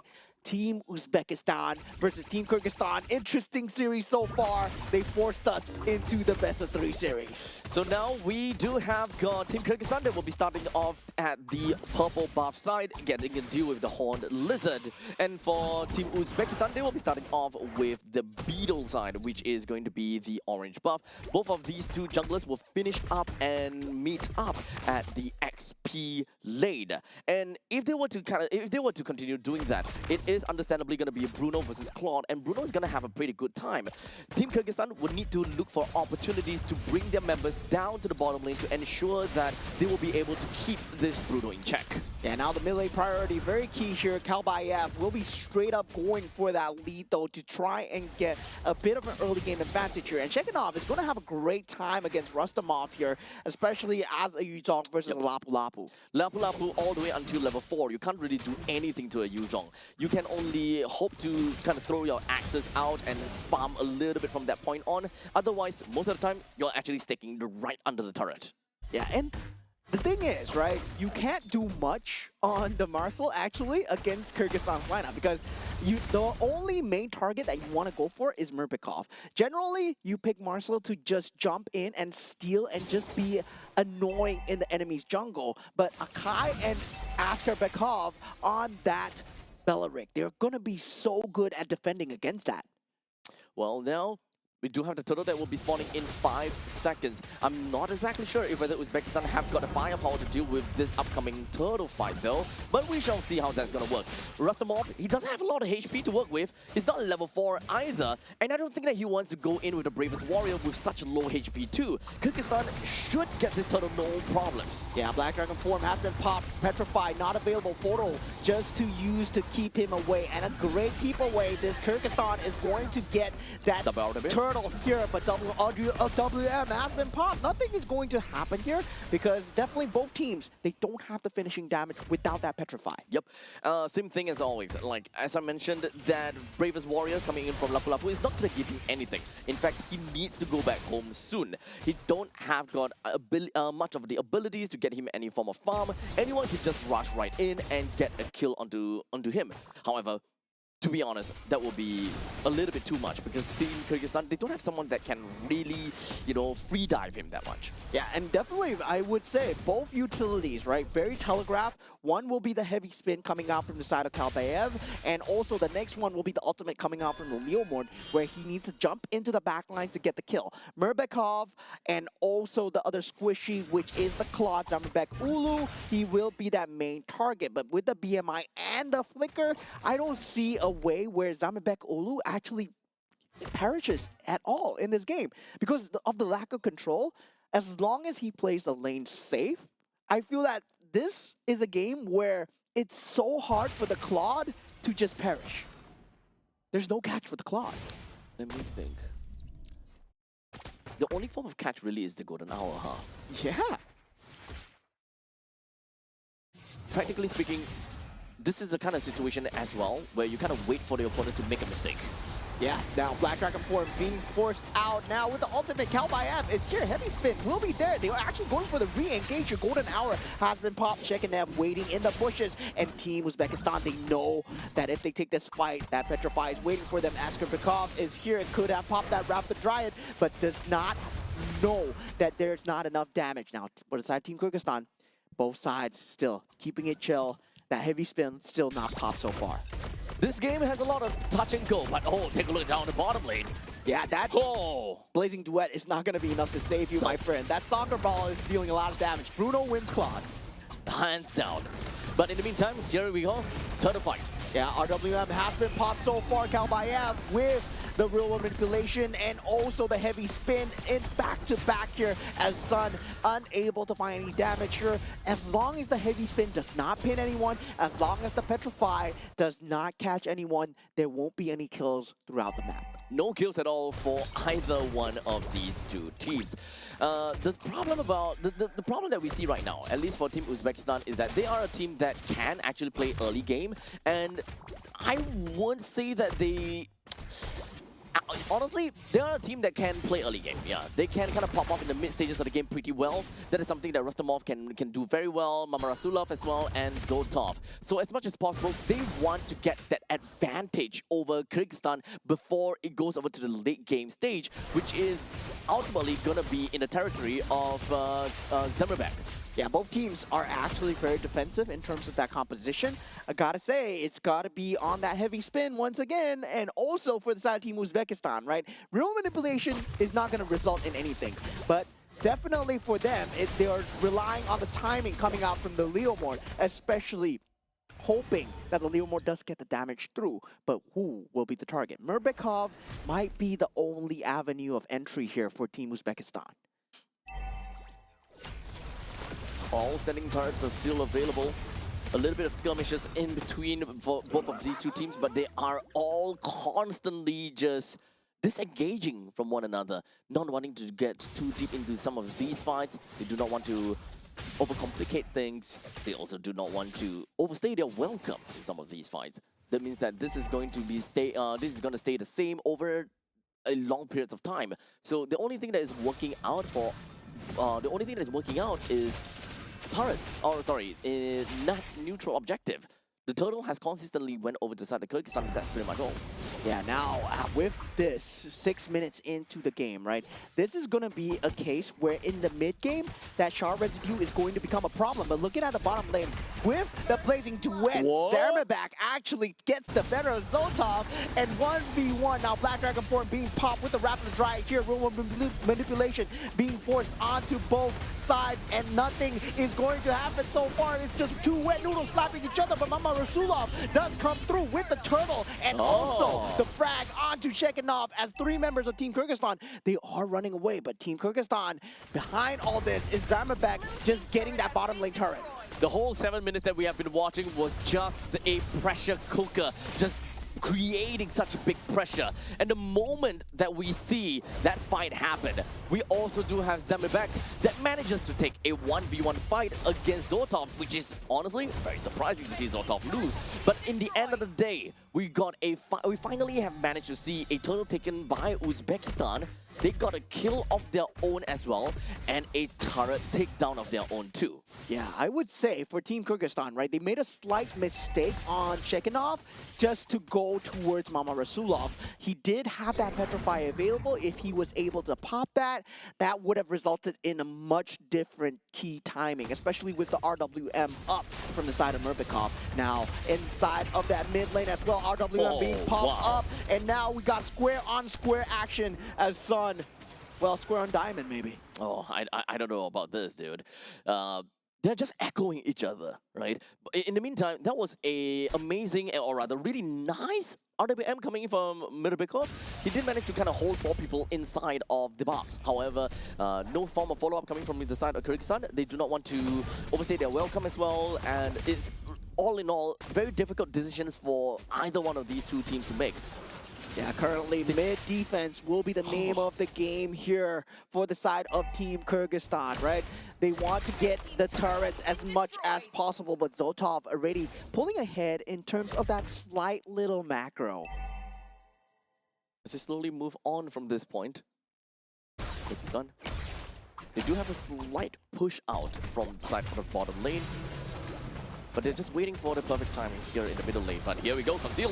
Yeah, conceal play, but I don't think this is going to result in anything. That Maybe. Petrify needs to come in onto Zotov, but he still has to flicker away if he wishes to do so, and Zotov does. And the RWM comes through. Shekhinov actually goes down here, going in slightly too deep. Kalbayev with the heavy spin, not pinning anyone to the wall at the moment. Damage is not there from Zamanbek. Ulu, Team Kyrgyzstan, they have to retreat so far. Rustamov will be that only casualty as Kalbayev does go down. Zotov is still alive, but he's so close to death here. Murbekov finds the finish onto Zotov, and it's going to be 2 for 2. What a result here. It's still so even for both teams. After all that has happened, both teams only lost 2 members? Oh boy, this is all about min-maxing, isn't it? Okay, let's take a look at that, right? So, out of the entirety of the fight, Zotov went down, Rustamov went down as well. Okay, thank God we do have the instant replay. We have a pretty good idea. Shekhinov for Rustamov. So, it's both of the XP laners that lost one another. However, Kalbayev did go down coming in from the side of Kyrgyzstan. So, at this point, kind of equal. Yeah, it's still very equal. Okay, I think the only problem is Zotov went down. Yeah, that's going to be a huge problem as well. But the thing is, Team Kyrgyzstan, they've shown that they have different avenues of starting fight, right? Forcing the fight out with the Black Dragon form, having the Rapid Dryad in the back as well. Shekhinov can essentially go down as he wishes, as long as Askerbekov is alive for Zamerbek. Meanwhile, Team Uzbekistan, they won't have that same insurance to defend Zotov. That golden hour is going to be so important in trying to just defend out Zotov. Kyrgyzstan, unfortunately, I don't think that they have what it takes to defend this Lord, though. They do have a pushing wave in the middle lane. Most of their HP is really down also. Less than 50% HP, some of them even. Yeah, Petrify is back up for the side of Shekhinov though, but Murbekov falling extremely low. The sustain is not the same level as before in game 2, and this is the Marcel problem that we've been seeing, right? There's so much vision, and also with the help of Zotov Soccer Balls, they will be able to bring it down here. Team Kyrgyzstan though, jump in with a heavy spin here. Black Dragon form is being used in the back line. There is no flicker. Zotov actually has it, and Shekhinov will be going down in the back line. Askerbekov not able to get the Rapid Dryad down. Now Murbekov going down as well. Zamerbek has to turn tail and highway it away as Kalbayev will be the last casualty. Team Kyrgyzstan loses 4. Yep, unfortunately, right as the fight ended, Zotov had the biggest power spike when it comes down to the Malefic gun. The moment that he picked up a Malefic gun, unfortunately, Shekhinov is a little bit out of range already. It's really difficult for him to pick that up. This is the exact moment that Zotov got his Malefic gun. Shekhinov can do whatever that he wants. He can drop down from his dragon form into this Petrify and hope that he will be able to get a kill down with Zotov. But whenever he has the flicker, he will find a way to get out. Yeah, Rapid Dryad has been used here, but there's nothing to follow up with this. They're just trying trying to just take and chip away the Lord. Real manipulation pop from the side of Murbekov. This is Team Kyrgyzstan's box. Now the other box has been popped as well from the side of Sun. Rustamov takes out Karlbayev at this point. Golden Hour extremely good. Black Dragon form not enough here as Zemobek falling extremely low. Blazing Duet still not being popped. Rustamov trying to get his HP back up. He's been surviving these team fights time and time again. We're now back over to a solid push from the side of Uzbekistan, but I'm not too sure whether they can even do anything from this point. They manages to bring down the middle lane T3 turret, and so is the bottom lane T3 in 13 minutes in. And that was the pressure cooker. 7,000 goal lead right now from Team Uzbekistan from a single very decisive win. Yeah, and the problem is, right, unable to have any defensive items on the Yuzhong, only the Oracle so far. I believe if he went for a physical defense item, he would have a much better time into jumping into these team fights. Now, that healing factor, not going to be enough. They know that they have two frontliners, but Shekinov needs that tank ability to be able to jump into the back lines. That third item will go a long way here, but can they get it in time for Team Kyrgyzstan here? Unfortunately, I think that Zotov is currently completely out of reach. We have seen Shekinov try again and again and again to try to catch on to Zotov. I'm not too sure whether it's about timing right now. I'm not too sure if whether it's about target prioritization anymore, but this Bruno hurts a little bit too much for this Yuzhong to handle all by himself. I think it's a problem of Yuriev, right? Where the Marshal is able to give them so much vision, they can see the flank coming. They can see the entire team fight before it even begins. And there's a disrupt with the photo coming through as well. So Team Kyrgyzstan, they don't have the plays coming through. Now with the concealed play, they want to go for this Lord. They want to fight outside their base. And this might potentially be the last year Black Dragon form has been used. You see the disengage coming through. And Team Uzbekistan are playing this so well. Now this push control has been taken by the side of Shekinov, and Karlbayev once again goes for that jump, but with the heavy spin, not pinning anyone down. He gets the Lord though. Team Kyrgyzstan, they're actually doing it, but Zotov still alive, and Shekinov able to not get out as three members goes down, and triple kill for the side of Zotov. So far, Murbekov will fall as the Maniac secure. Team Uzbekistan are doing it with the last creep wave. They will take the series 2-1. So what if you get the Lord? So what if you're playing as a Kai? So what? You heavy spin everyone else away and take the Lord. As long as we kill everyone, and as long as we all survive, and as long as every single one of these creep waves marches into the opponent's base, we will be undefiable. Bruno is back, baby. Bruno is so back, dude. Bruno is so back. We are so back with Bruno. Oh man, that was a banger of a series. Indeed, we saw game number 1, game number 2, and game number 3. It was so back and forth from both sides. And I gotta say, right, it has always been that top tier band that really wins the game for them every single time. First game was the Freya. Second game was the Paquito. Third game was the Marshal. It always comes down to something that leaked out that created a composition that, you know, it becomes very pivotal. That character that leaked out became a very pivotal part of the team that allowed another character to work out very well. In this case, of course, Zotov, he did whatever that he could thanks to Yuriev with a total of 1 kill, 0 death, and 12 assists. Total of 93% kill participation, by the way. Yeah, we should have seen this coming, right? From the way that he was playing on that game 1 as well. This was the MVP of game 1 as well. Yuriev, he does such a great job of that vision control. 1, 0, and 12. He sees the team fights. If you take a look at the photos that disrupt the team fights that's going on, it was on the Black Dragon form. It was before the heavy spin could have been used. That heavy spin could have come out a lot sooner, but that 1 to 2 milliseconds of disrupt man, it changed the entire pace of the fight. Well, it's really unfortunate that I don't know if whether this is a part of where it's unfortunate or not, or Kyrgyzstan is just kind of testing the ropes a little bit. They let a couple of them through, and like, okay, we give Paquito, okay, we give the we give this, we give that, and in the end of the day, they still gave them Marcel. There's way too much heroes to ban at this point in time. Yeah. Really way too much, and this is why first pick, first ban actually is so pivotal to the team. Yeah, and I gotta say, for the side Team Kyrgyzstan, right, going against the Marcel, they went with the Yuzong strategy, with the Akai, and also the Belarig, right? The triple tank, the TT strategy, right? And that was kind of a good move by them because they survived through the early game very well. They survived through most of the mid game. But when it comes down to when that matters, that split-second timing, that Marcel is still a huge problem. That is that gap that we were waiting for, you know, that window of opportunity for either one of these two teams to kind of break out of the game. Zoltov constantly has been waiting for that power spike. The Malefic Gun did such wonders over to this Bruno. The moment he gets this Malefic Gun, no one's touching him. This is not a lineup that Kyrgyzstan will be able to touch as long as there's a Malefic Gun onto the hands of Zoltov. I mean, Endless kiting, dude. Bruno is so back. I mean, we're talking. No one talks about Bruno. We don't talk about Bruno at this point, man. Remember in M6 when Malefic Gun was introduced and Bruno just became top tier, right?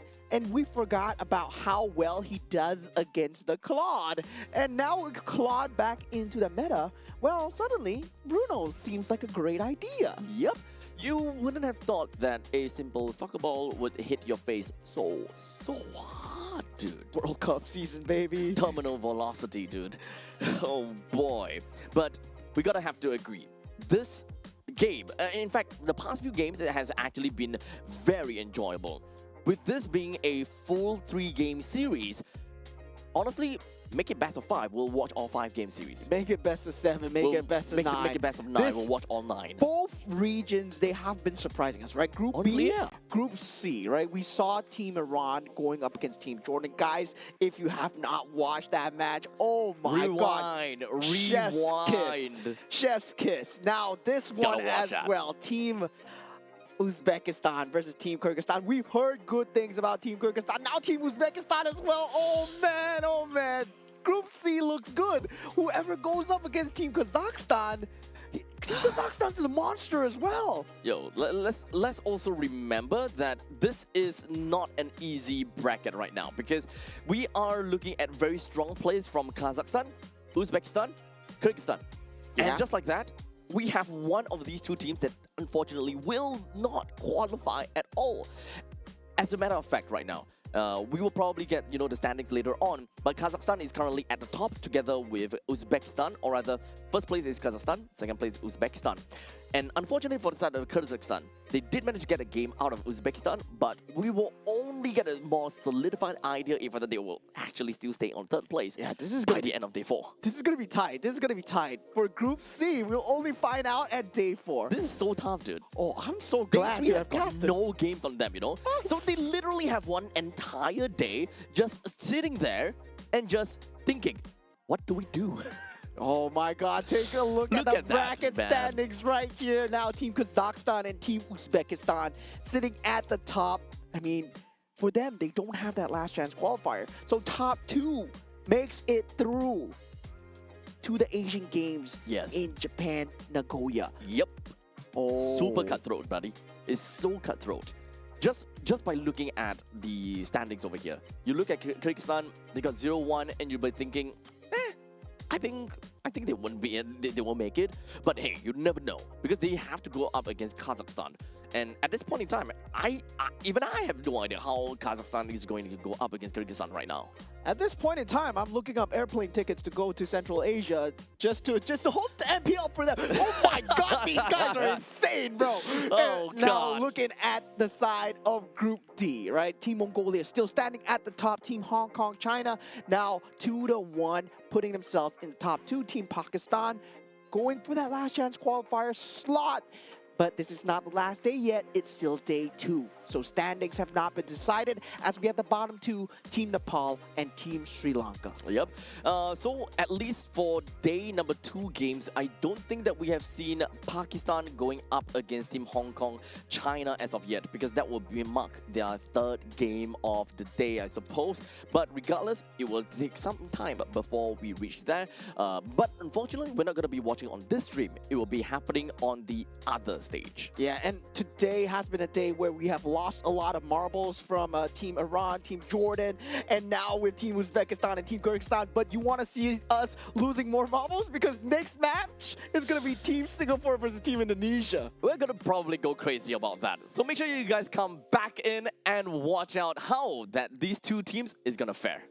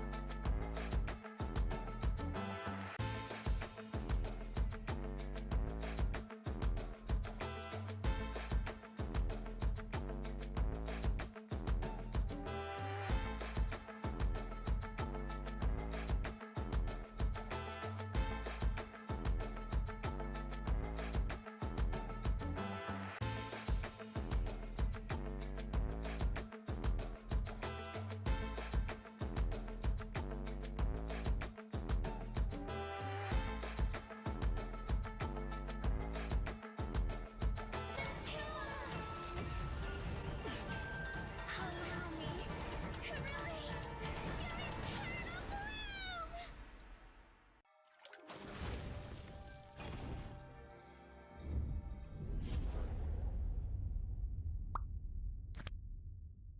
The human body was built to move. Not trapped at a desk in one singular posture for 12 hours a day. It's time your chair evolved. This is Secret Lab Titan Evo. Ergonomically engineered for you, gamers, hybrid workers, artists, backing your every move.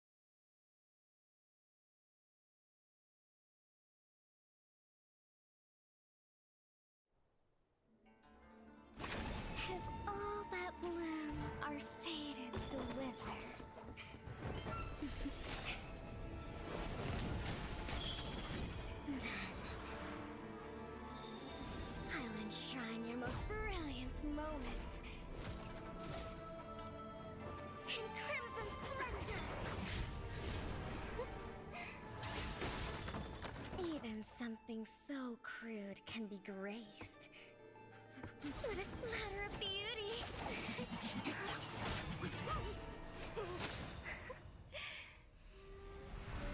I'll get you out!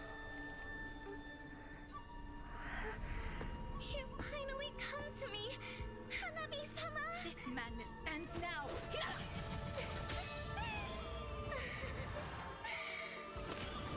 At last, I'm shivering with excitement!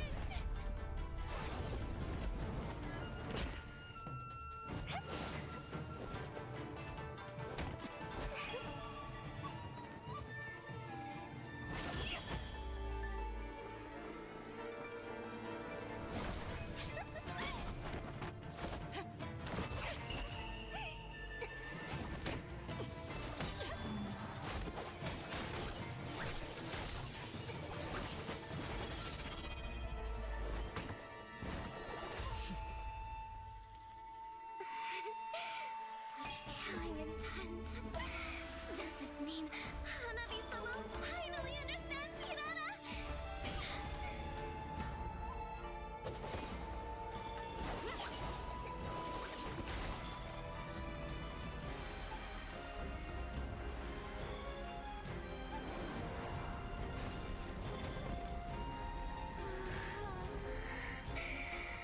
So warm. So beautiful. We can finally embrace eternity in hell. Just the two of us. Allow me to release your eternal bloom.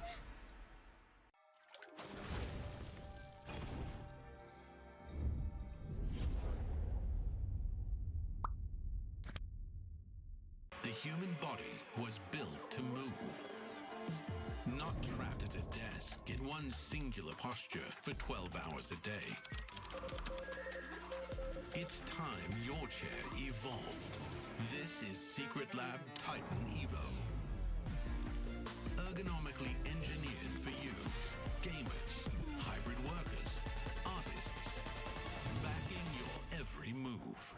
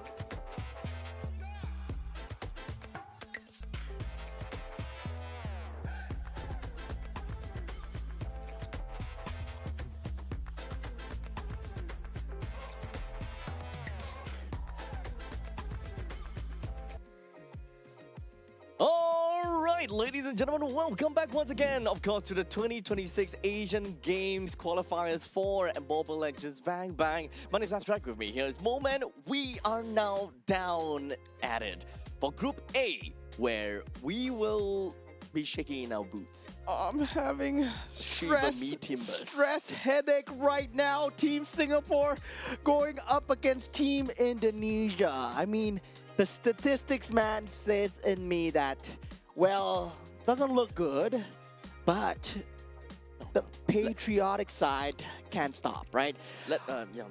Yes. But Copium. paper alone, we've lost Yep. 0-2 to Team Vietnam. Yep. We've lost 0-2 to Team Laos. Yep. But against Team Indonesia, we're gonna have a chance. Oh yeah, we're definitely gonna two of them. Yeah, no issues. Definitely for sure. I mean, Manifestation. yeah, definitely for sure. Yes. If BTR can win, definitely Team Singapore can do the same as well. Right now, all at this point in time, throughout the entire game, I'm probably just gonna be looking at my show caller the whole damn time, as he's probably gonna give me, strike me a smirk after every game. Yes.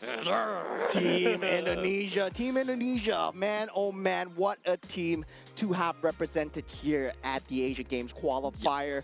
We did see them have a great show yesterday. Very Amazing clean. show. Actually. Very clean, I gotta say. Yep. And we haven't seen Team Singapore on stage. Not so yet. This will be the first time on stage. These are names that we are very familiar with.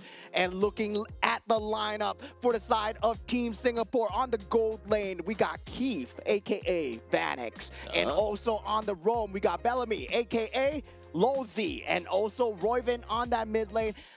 Used to be known as Godzilla, now as Roy. More like Roy than went to Godzilla. Roy then went to Godzilla, then back to Roy again. Yep. And of course, on the jungle, we got Jun Xiang, which is also known as Yon. And on the EXP lane, Tristan, who is known as Gear. Yep. So understandably, when it comes down to this lineup, we definitely know what they are capable of because, we've been casting MPLSG for quite some time now. And when it comes down to their individual performances, they are definitely strong within their own regards. But when it comes down to them playing as a team, well, it's been a long time since we kind of seen them together as one. Oh man, the boys! KGP, man. The back. Eugene! Boys are back on stage, and now I'm so excited to be casting for them once again here at the Asia Games Qualifier, but not in this fashion, right? Not in this fashion, yeah. Because the team that they're going up against is going to be a huge mountain to climb. This is Team Indonesia. On the gold lane, we got Dingarai, also known as Arfi. On that roam role, Alexander, also known as Alec. Dalvin, also known as Hijume. And Afan, also known as Yasuke and Shauki, aka Nino. And these guys, they've been tearing it up on the global stage. They are definitely one of the titans that Team Singapore have to go past, and they are going to be a massive obstacle. Day number one has not been looking great for them. We gotta have to agree. So hopefully when it comes down to today's game, perhaps they went through the VODs a bit. They understood a little bit more about how to, go past the members here from Team Indonesia in order for them to get a nice finish. Hopefully be able to get at least one game. If they can get two games, even more perfect. But of course, no pressure, no pressure onto them. I just want to see them play the best MLBB that they can. Yeah, definitely. I would love to see the prime versions of themselves here today at this show match. I would say it's going to be a great show, right? Back into Group A where, well, Mobile Legends Bang Bang, it's the strongest here, and definitely one of the strongest teams to go up against as well, Team Indonesia. What a way to go. Indeed.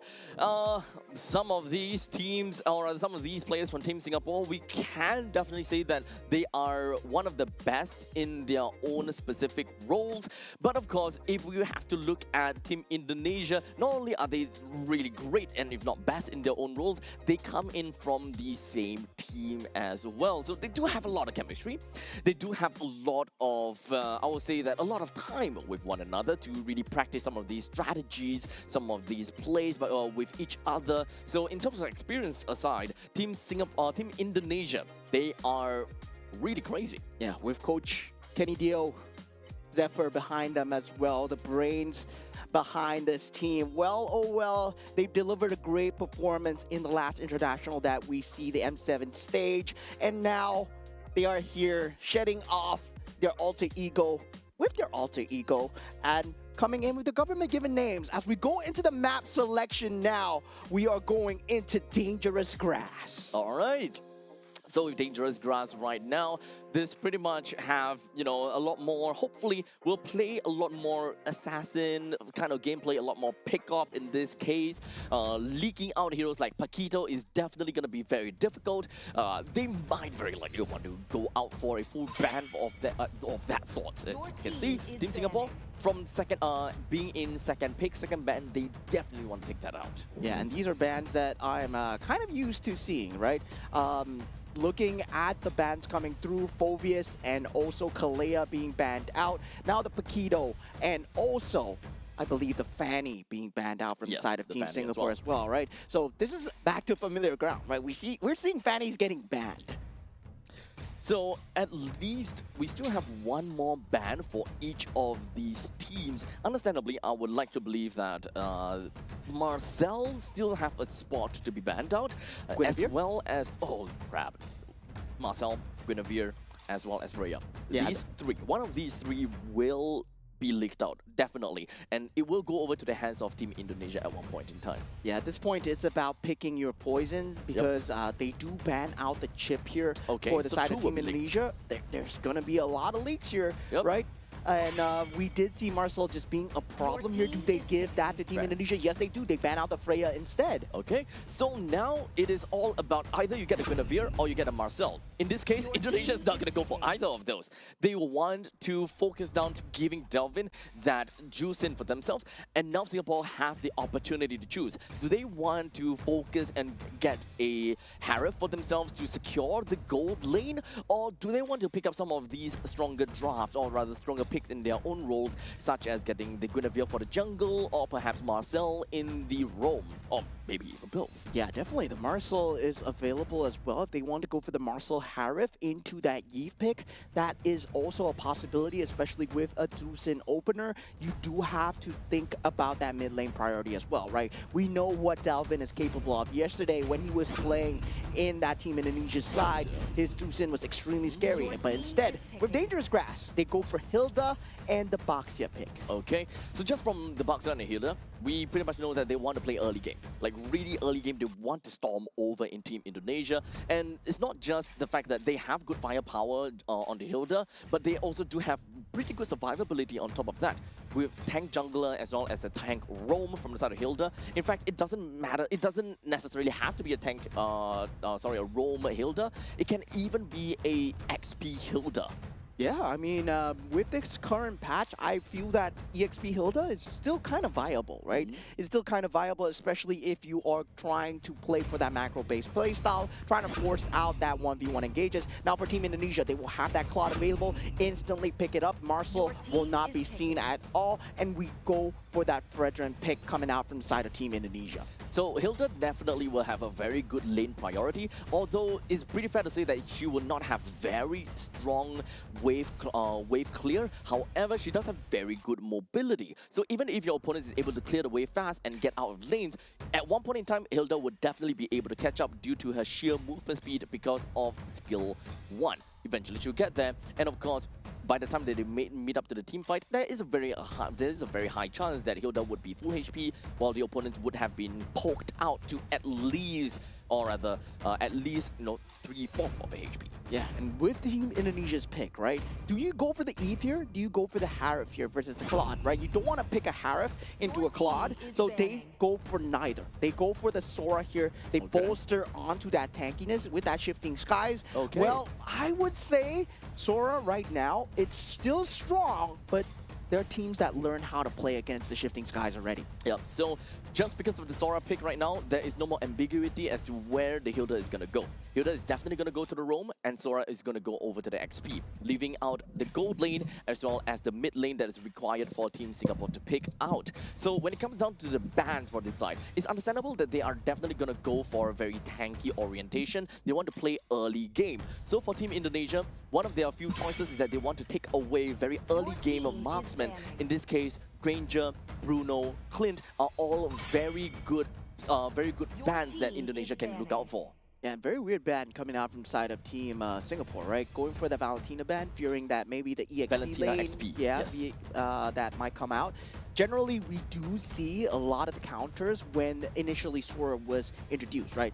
You gotta go Shifting Skies, well, IMU, get the Shifting Skies for yourselves, go into the cloud form. Being on par. Yeah, just be on par as much as possible. So yeah, that is one of the early bans that we do see out. And for Team Indonesia, it will be that Eve ban, which is very good against that Zusin in terms of that mid lane priority. Yep. So for Team Indonesia, they have a lineup that really wants to allow them to play control. They want to control the game as much as possible, allow the Claude to be able to move around the map a lot more freely, so they need to have quite a bit of mobility. Allowing the XP to be freed a lot earlier is ultimately very important. So it does seem like for Coach Eugene have decided to take away the CC just to ensure that Team Indonesia don't get a free lane out of XP. Yeah, definitely. Sora giving him an easier time. Well, you do get that snowball going, and then you get to use more instances, right, where the Sora is not kept in lane, especially by the CC as well. That's one of the key factors that we do see the thought of CC going into that EXP lane as well. Now, meanwhile, for Team Indonesia, they still want to secure a good priority mid lane. They can still ban out maybe the Zetian, and also there is that Gord available still in that pool as well. Gord, dude. Yep. Okay, so Lilia being taken away is also one of those heroes that is really good into a dive composition, which is what Team Singapore is trying to do. They want to do target prioritization, which is something we see a lot. They need to be able to call out some of these shots a lot faster and and very well. Hilda is very single target oriented. Baxia is going to be the same thing as well. Sora does have very strong power when he goes over to the storm form. If you do want an edge over the opponents in terms of firepower. Yeah, and going for the side of Team Singapore right now, they will have that choice of gold lane here. Not a lot of gold laners are being banned out. They can go for the Moskov, but they might not want to show their hand not at all. too early, right? They do need to get a semblance of late game versus the Claude. The Harith, I don't think they are going to go for it, but mid lane right now feels like it's going to be the Kimmy. So at least the Kimmy will be that part of the insurance policy that Team Singapore is trying to look out for, but that also means that there will be a small little lapse in the early stages of the game where they don't have that bursty firepower in the event they want to play a bit more burst. So right now, Team Singapore, they're a very commando team comp. The moment that they go in, they want to finish it right there and then. So this way, Team Singapore can play a very early game-oriented gold laner, which does mean that having a Kimi in mid lane, you are not limited to playing early game marksmen such as Clint, the Bruno or Granger. You can actually start to play gold lane fighters like Ruby, for example. Yeah, on the contrary though, you can still play the Bruno for that kind of bully against the Claude, but the Arlot does come out. I'm surprised that it wasn't banned out instead of the CC, right? Because the Arlot and also the Fredrin combo just very oppressive, especially in this current meta as well. Now, combined with that glue, Team Singapore, they have a lot to deal with. They do have a lot, but I can understand why they prefer to ban out the CC over the Arlot. They want to ensure that they take the tempo all the way from the start of the game and do not... Yeah, okay. We have the Leslie pick coming out from the side of Team Singapore, and well, oh well. Leslie, my favorite hero, but I'm not too sure what's going on here for the side of Team Singapore. And yeah, this might be a new strat coming in. We were talking about trying to bully the Claude out lane. Yes, Leslie good at bullying, but I would say in terms of survivability, not much there. But of course, you can see the Fredrin and the glue coming. So you gotta play such good positioning though. Yeah, okay, so right now, we talk about catch. When it comes down to Leslie, Leslie is great at escaping catch, only to a certain extent. Leslie can go invisible, so these kind of targeting spells will no longer be applicable. So it's technically a good answer over to Arlott, so that he's unable to be too sticky onto you, constantly just second skill right into your face. But my question is if whether glue can still attach to you as a Leslie when you're invisible. Yes, you can. Yes, you can. Okay. Yes, you can. That the answer is yes. And now we are going into game number 1. Team Indonesia versus Team Singapore here. Team Singapore yet to find a win, and Team Indonesia sitting at the top of Group A so far. Yep.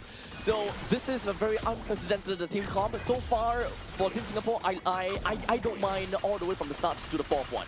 But the Leslie definitely threw me completely off guard. I do want to see what kind of hidden tech Team Singapore might have for themselves. Yeah, definitely. Going with the marksman emblem as well will not have that kind of sustain, but both have that quantum charge available. Now, in that mid lane, there's already an early game skirmish. Bellamy going for it at the start here as Junxiang in a bit of trouble as Afan is here. That taunt is available as well, and now Junxiang trying to get away, but Alexander finds the damage through and flickers away to safety along with Delvin. Team Indonesia, very clean use of the battle spells. That is a very long team fight in the middle lane, and it is really unfortunate that Baxia is the one that went down throughout the entire fight, and Team Indonesia was not able to find one onto Delvin, which had to expend a flicker in order to get herself out of the kill range. Yeah, at level 3 at that point, couldn't draw the Baxia towards him at that point, but they found the damage through, right? Delvin just laying down the law with that lantern, and now for Tristan versus Xiaoqi here, the Sora, once you reach that level 4, it becomes a huge problem to deal with,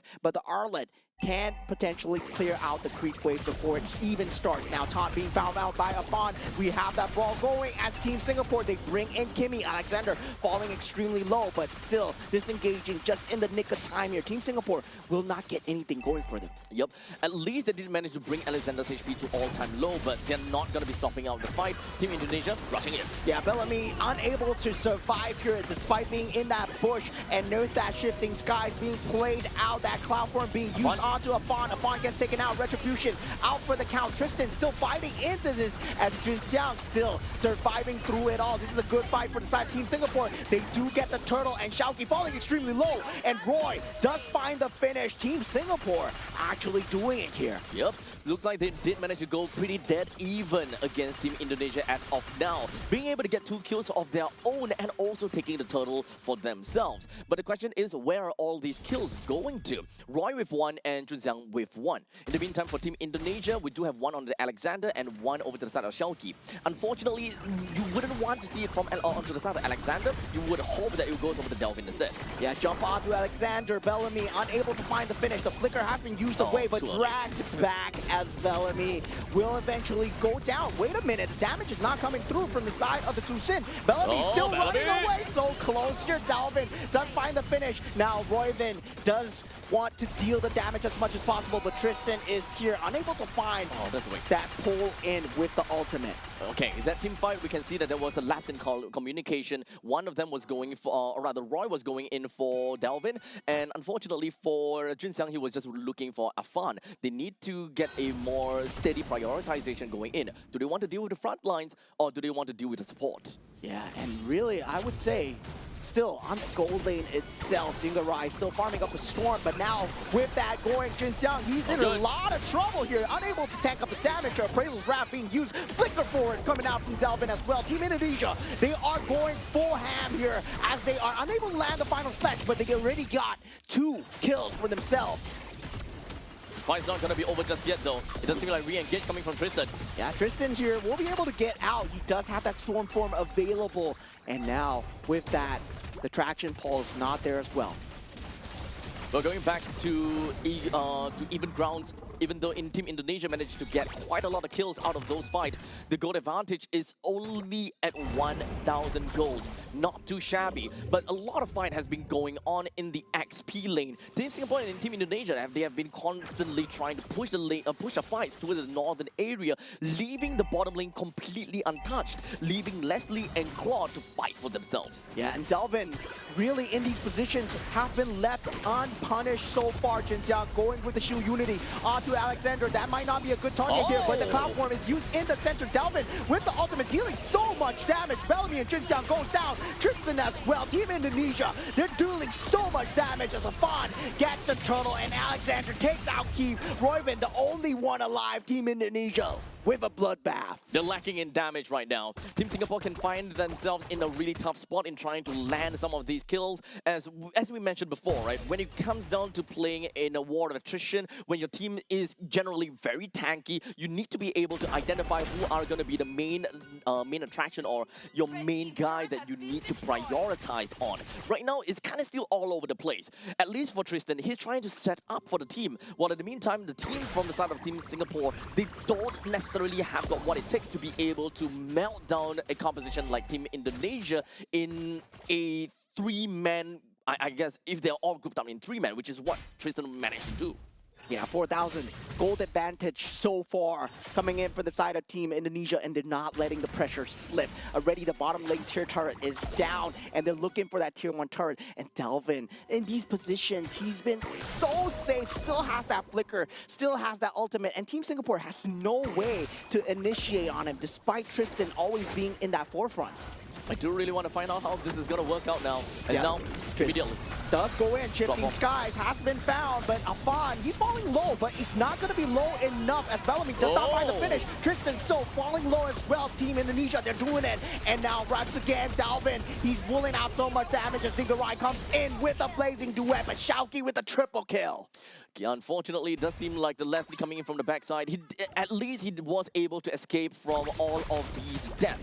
He did manage to do quite a number of damage over to the side of Delvin, but unfortunately not quite enough. She's not exactly at critical mass as of yet, and right now just need to stick around with the team to ensure that she don't get singled out, because this is a team comp from the side of Team Indonesia that can really put this Leslie in a really tough spot. Yeah, 6,000 gold advantage. This is why you don't give the Arlet away to the side of the Fredrin user, right? That final slash together with that taunt combination, it becomes much of a bigger threat, especially with Delvin being able to stand all the way in front. They don't need vision. They got to sin, and Delvin is doing so well. Alexander just teasing out the damage going through, and they will eventually get the turtle, and that's the objective gaming settled, and they set their eyes on that mid lane. Tristan goes in with that cloud form, Shifting Skies, unable to find that full damage through, and they still lack the damage from the side of Team Singapore. They can't focus fire anyone down. Tristan is constantly trying to look up for opportunities in order to set up for the team and of course drag everyone back towards the turret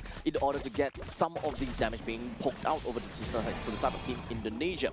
Unfortunately, we're looking at 8 minutes into the game and close to 7,000 gold lead. Final slash, that combo coming out from the side of Shauki. He's doing extremely well. Jinxiang falling extremely low here. Gets dragged back in from Dalvin as well. Afan still with the appraisals round, landing it down. No members going down as of yet. They're playing in between the turrets, but Dingarai coming in with the blazing duet. Finds the finish onto Bellamy and to Jinxiang as well. Double kill as they want to go for more. Tristan falling extremely low as Shauki gets unstoppable streak with a triple kill onto Keith as well. Great final slash coming from the side of Shauki. Whenever you weren't expecting, it came out and just literally dragged everyone back down to Naraka. Just kill them as much as possible and just bring them down to the underworld. Team Singapore, they're having such a tough time. And with that all said and done, the instant replay gives us a massive idea, right? When it comes to Team Singapore, they thought that they're safe. They thought that everything is good and fine, but that stun plus that final slash really threw them completely off guard. Such an aggressive flicker coming out from the side of Dingarai as well, feeling the pressure, feeling the heat, sees the blood in the water, dealing so much towards the Baxia as well. Baxia falling extremely low, and Dingarai pops that blazing duet, and eventually that's a tag from Team Singapore gone. Team Indonesia, they're just tearing through those turrets as they are unable to stand within their own confines of their space. There is so much fights going on.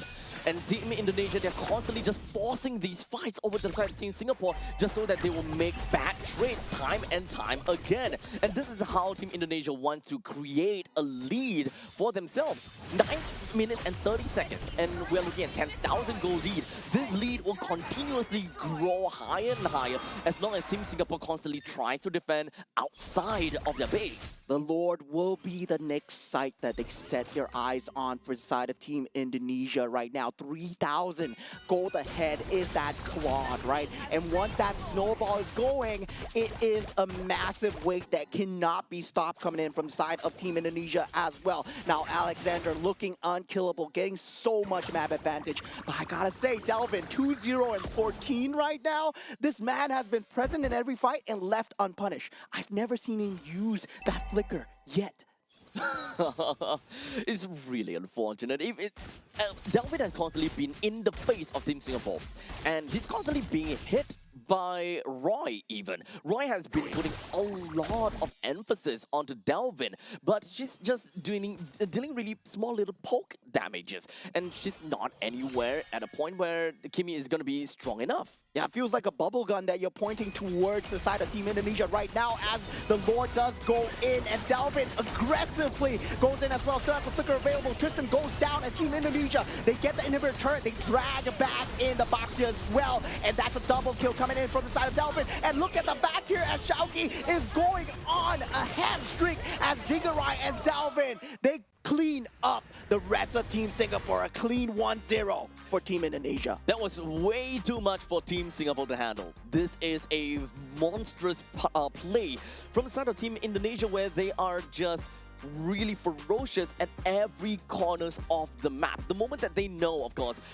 then that they have big performance, or they literally have got anything that they can in order to get themselves a power spike, they just go right in. They don't care about anything at the point in time. If they were to lose some members, hey, they are definitely going to get a more better trade, right? So Indonesia, just scrappy fights. In fact, actually, they imagine to be a scrappy fight, but it's not scrappy at all. It's not scrappy at all, yeah. If Singapore is able to take fights, or rather take kills away, then yes, it's going to be scrappy back and forth, but at least the trades still go over to the side of Indonesia.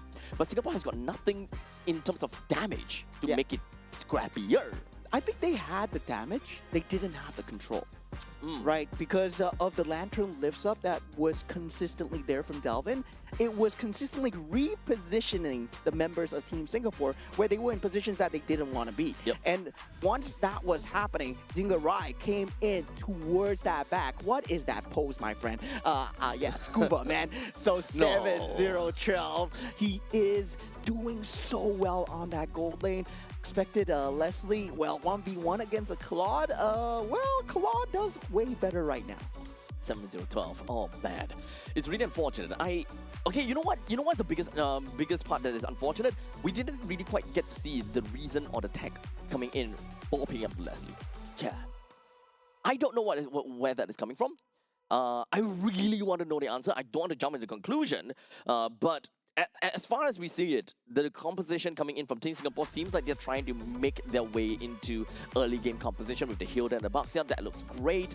And then coming in with that Kimi, just be like, okay, that is going to be insurance policy, playing for marksman and still have decent amount of pressure in the early game as well. And then boom, Leslie. Okay, everything thrown out the window. Yeah, I mean, the early game skirmishes were fine for the side of Team Singapore, right? They went on to Alexander, which should have been the key target at level 1 to 2. And they did manage to get the first blood going towards their way as well. But they were unable to convert that objective and goal difference onto Delvin as well. So Delvin being left 5-0 and 14, Dingarai being left 7-0 and 12. And this is uncharacteristic, where you see the Baxia, he's unable to go towards that bottom side of the lane at all, because Team Indonesia, they were always presenting that pressure on the opposite side of the map. And this is what makes the Claude so good. When the pressure is off, he can solo farm for days.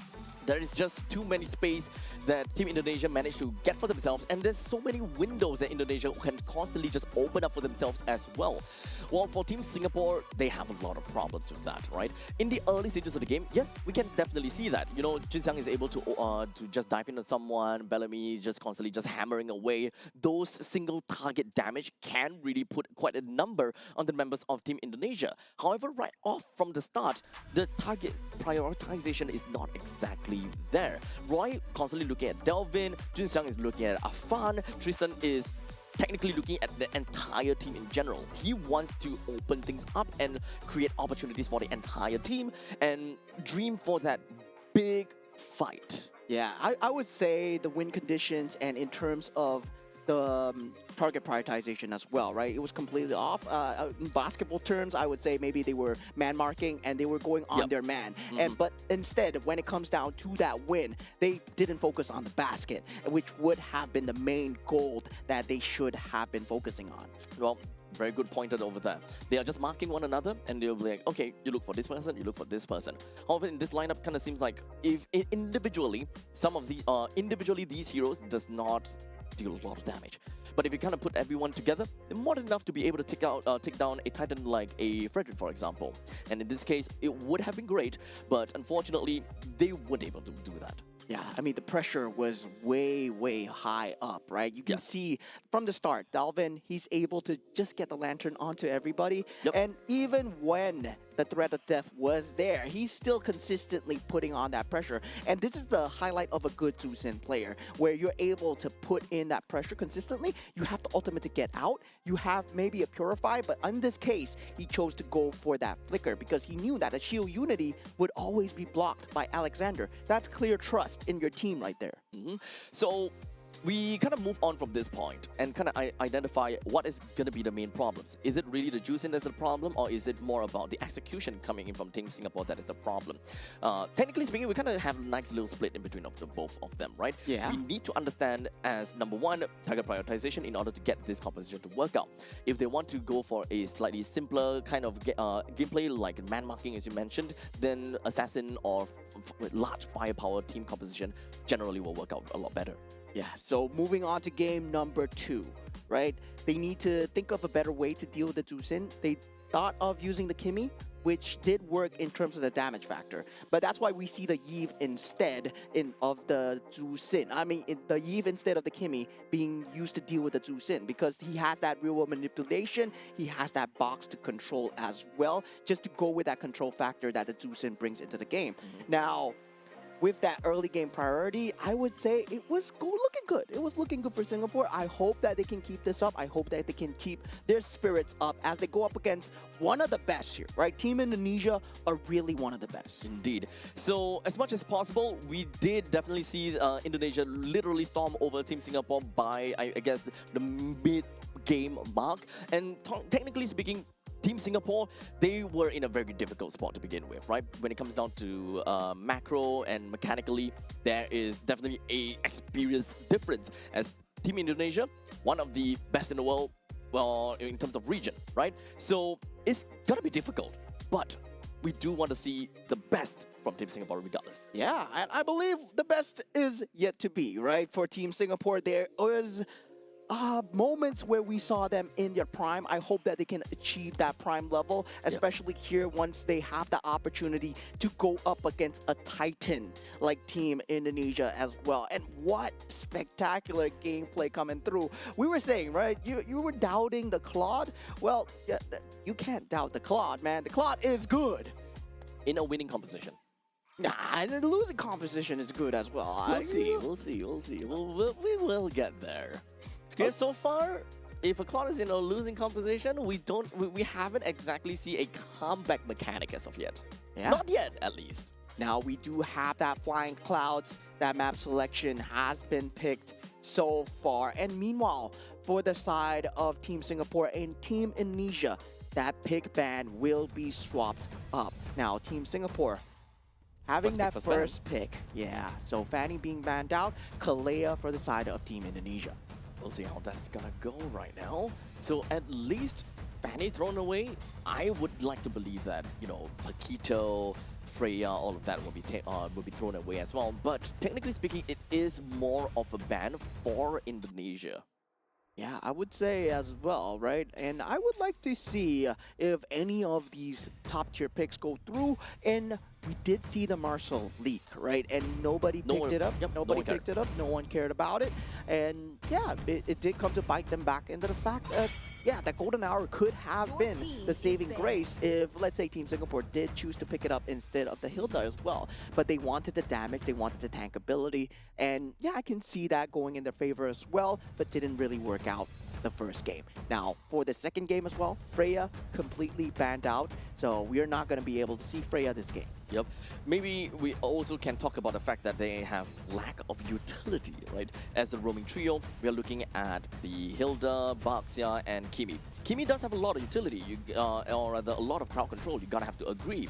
But however, you don't have a very surefire way to actually lock people down for extended periods of time, as opposed to if you have someone like an Atlas at a roam position, or Your if you have a team Cho is in a roam banning. position, for example. Yeah, and now with the Baxia being banned out, you got to consider, you gave Team Indonesia the combination of the scariest heroes that were possible. I mean, you have the two Sin, you have the Claude, you have the Fredrin and the Arlot combo, and that is generally not given together. And Team Indonesia, if they have that combo, they're definitely going to take it for themselves. Now, meanwhile, for the side of Team Singapore, what final ban do they go with? Do they want to ban out the Paquito, or do they want to use it for themselves and force Team Indonesia to ban out the Paquito here? To be fair, I do think that Tristan can play a pretty mean Paquito, so taking away the Paquito is not necessary to them. However, there are still a lot of open heroes. Your So, okay, team is great that they banning. actually ban out the Juicid. But now it's up to Team Indonesia for what they want to ban. I think at this point in time, they would lick out of Marcel. I don't think that they are too particularly afraid of Marcel. Right now, what they might be looking for is number one, Paquito needs to go, or we are just generally going to be looking out for Harif in this case. Yeah, Harif as well. I mean, Paquito, there is also the possibility that they want to pick up the Fredrin for themselves from the side of Team Singapore, if let's say that's going to be the opener as well. And also for the side of Team Indonesia right now, they also have a lot There of we go. possibilities to go for that Claw themselves. So Team Singapore right now, first pick. Paquito. Without a doubt, they gotta have to choose Paquito, man. Yeah. If they kind of leak the Paquito away and give the Paquito over to Shauki, I Yeah. would not believe. That's just blasphemy, man. If Yeah. you don't take the Paquito for yourself right now, Shao keep playing the Paquito, I'm quaking in my boots. I don't want to see that. I really do not want to see that. Yeah, first pick, 20 seconds remaining. What do they open with? There's a Marcel. There is that Paquito. I would take the Paquito any day right now. Any day. Any day. Like, if Team Indonesia were to take the Marcel, sure, so be it. There must be some ways that we can play around. And honestly, I do want to see Team Singapore. Oh, Your okay. team is Phobius. picking. Okay, Phobius does a good job of dealing with the Paquito, I guess, in Yeah. terms of level 4. But you give it to one of the best Paquito players in the entire region, right? So, do they go for it here? They go for the Claude and the Oh. Harley. Okay. I mean, because Team Indonesia, they don't need to go for the Paquito right now, right? They can still go for it in third pick. Yeah, because the it's Phobius is ready out. Oh no, now.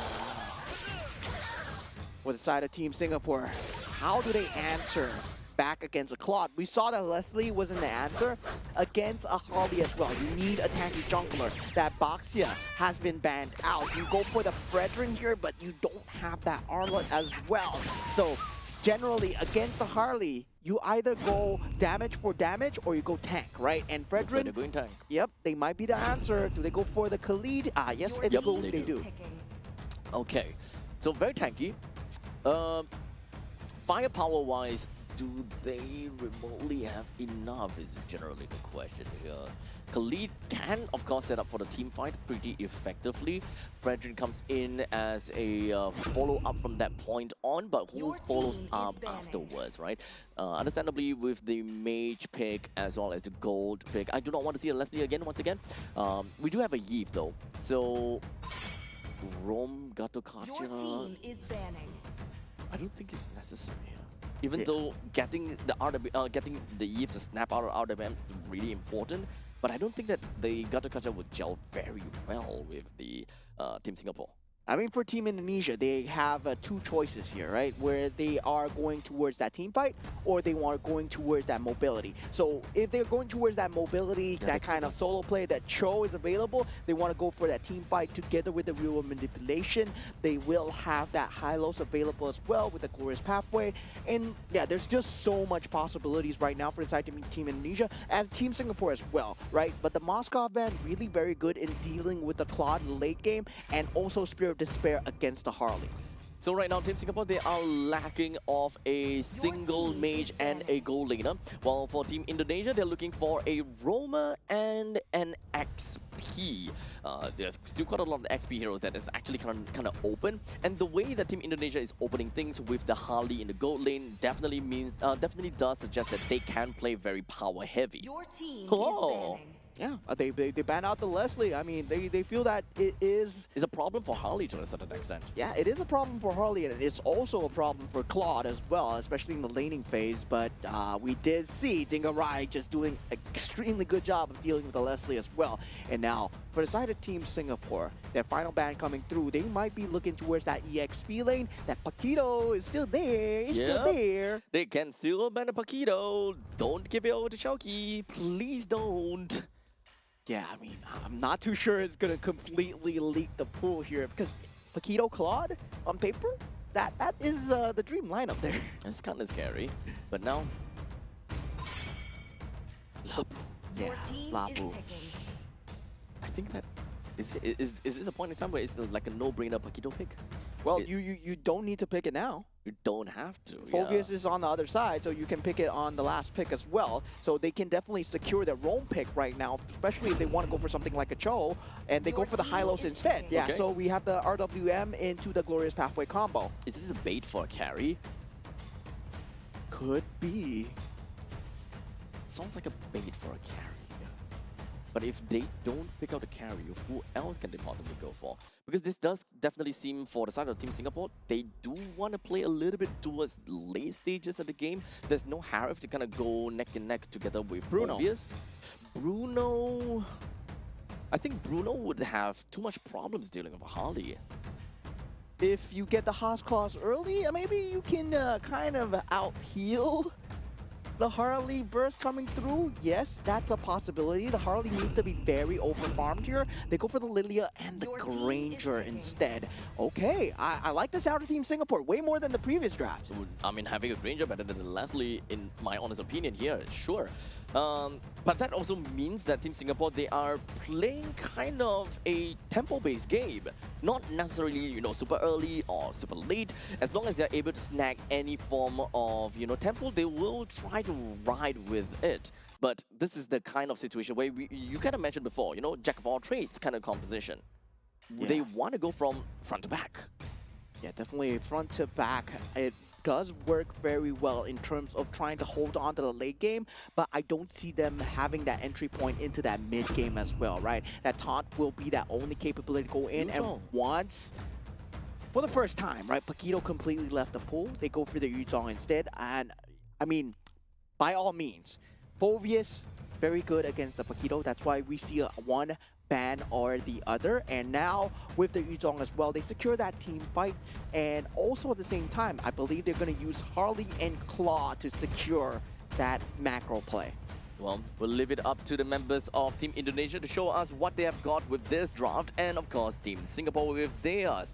As we jump right in, let's take a look at the overall composition here and talk a little bit more about the gold lane and the XP lane, and eventually down to the middle. So for the XP lane between the Phoveus as well as the Yuzhong, Yuzhong definitely will have a very strong showing in the early stages, or rather the early laning phase, all the way until level 4. Phoveus does have pretty annoying kit coming in when it comes down to Demonic Force, but but nothing too difficult for the usual to deal with. But in the meantime, gold lane between the Claude as well as the Granger, I definitely do prefer to see a Granger due to the fact that he pops off a lot earlier earlier. Yeah, I see a problem in the objective team fights alone coming in from the side of Team Indonesia, right? Where they have the Harley, they're gonna have to find the flank. But meanwhile, Team Singapore have a vision problem where the Khalid will be the only main source of vision in front to try and source out where the Harley is. I believe in the Hylos versus Khalid battle, yes, they're going to be sticking onto each other, but at the same time, you won't know where the Harley is because there's no one providing that vision for Team Singapore.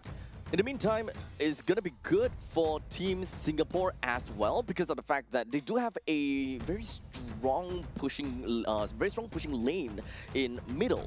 They do have very strong priority because of the Lilia as well as the Khalid in this case. In fact, Team Singapore generally have a pretty good wave clear in general. So even if they are playing from behind, they should be able to do a decent amount towards all of these creep waves. Should be able to hold out against Lord pushes all the way until the third Lord, hopefully. Yeah, and the ability to dive the back line also coming in from the side of Team Indonesia.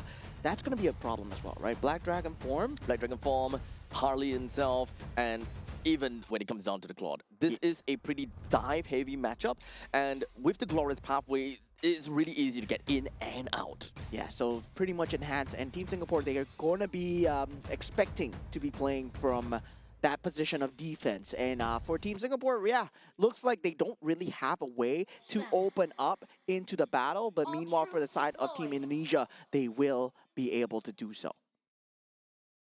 Now going into game number 2, Team Indonesia versus Team Singapore. Team Indonesia 1 game ahead as they want to secure a clean 2-0 victory. And Team Singapore look to tie things up. As we mentioned, and of course, take a look at the start of the game, look at Alexander.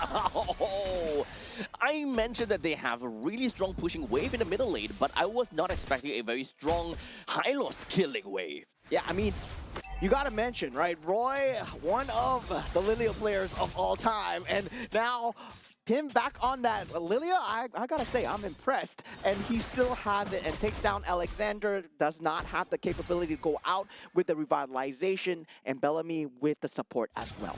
I mean, it's a nice start for Team Singapore. That is definitely gonna up their morale a little bit. However, it's not gonna be that big of a deal to Team Indonesia for losing a roamer in this case. Yeah, definitely. And now for the side of Team Indonesia right now, the ball is in their court. They do lose Alexander, but it's not going to be huge. The EXP still going even in terms of both sides. Glorious Pathway timing will still be the same, and that first objective fight becomes that main priority.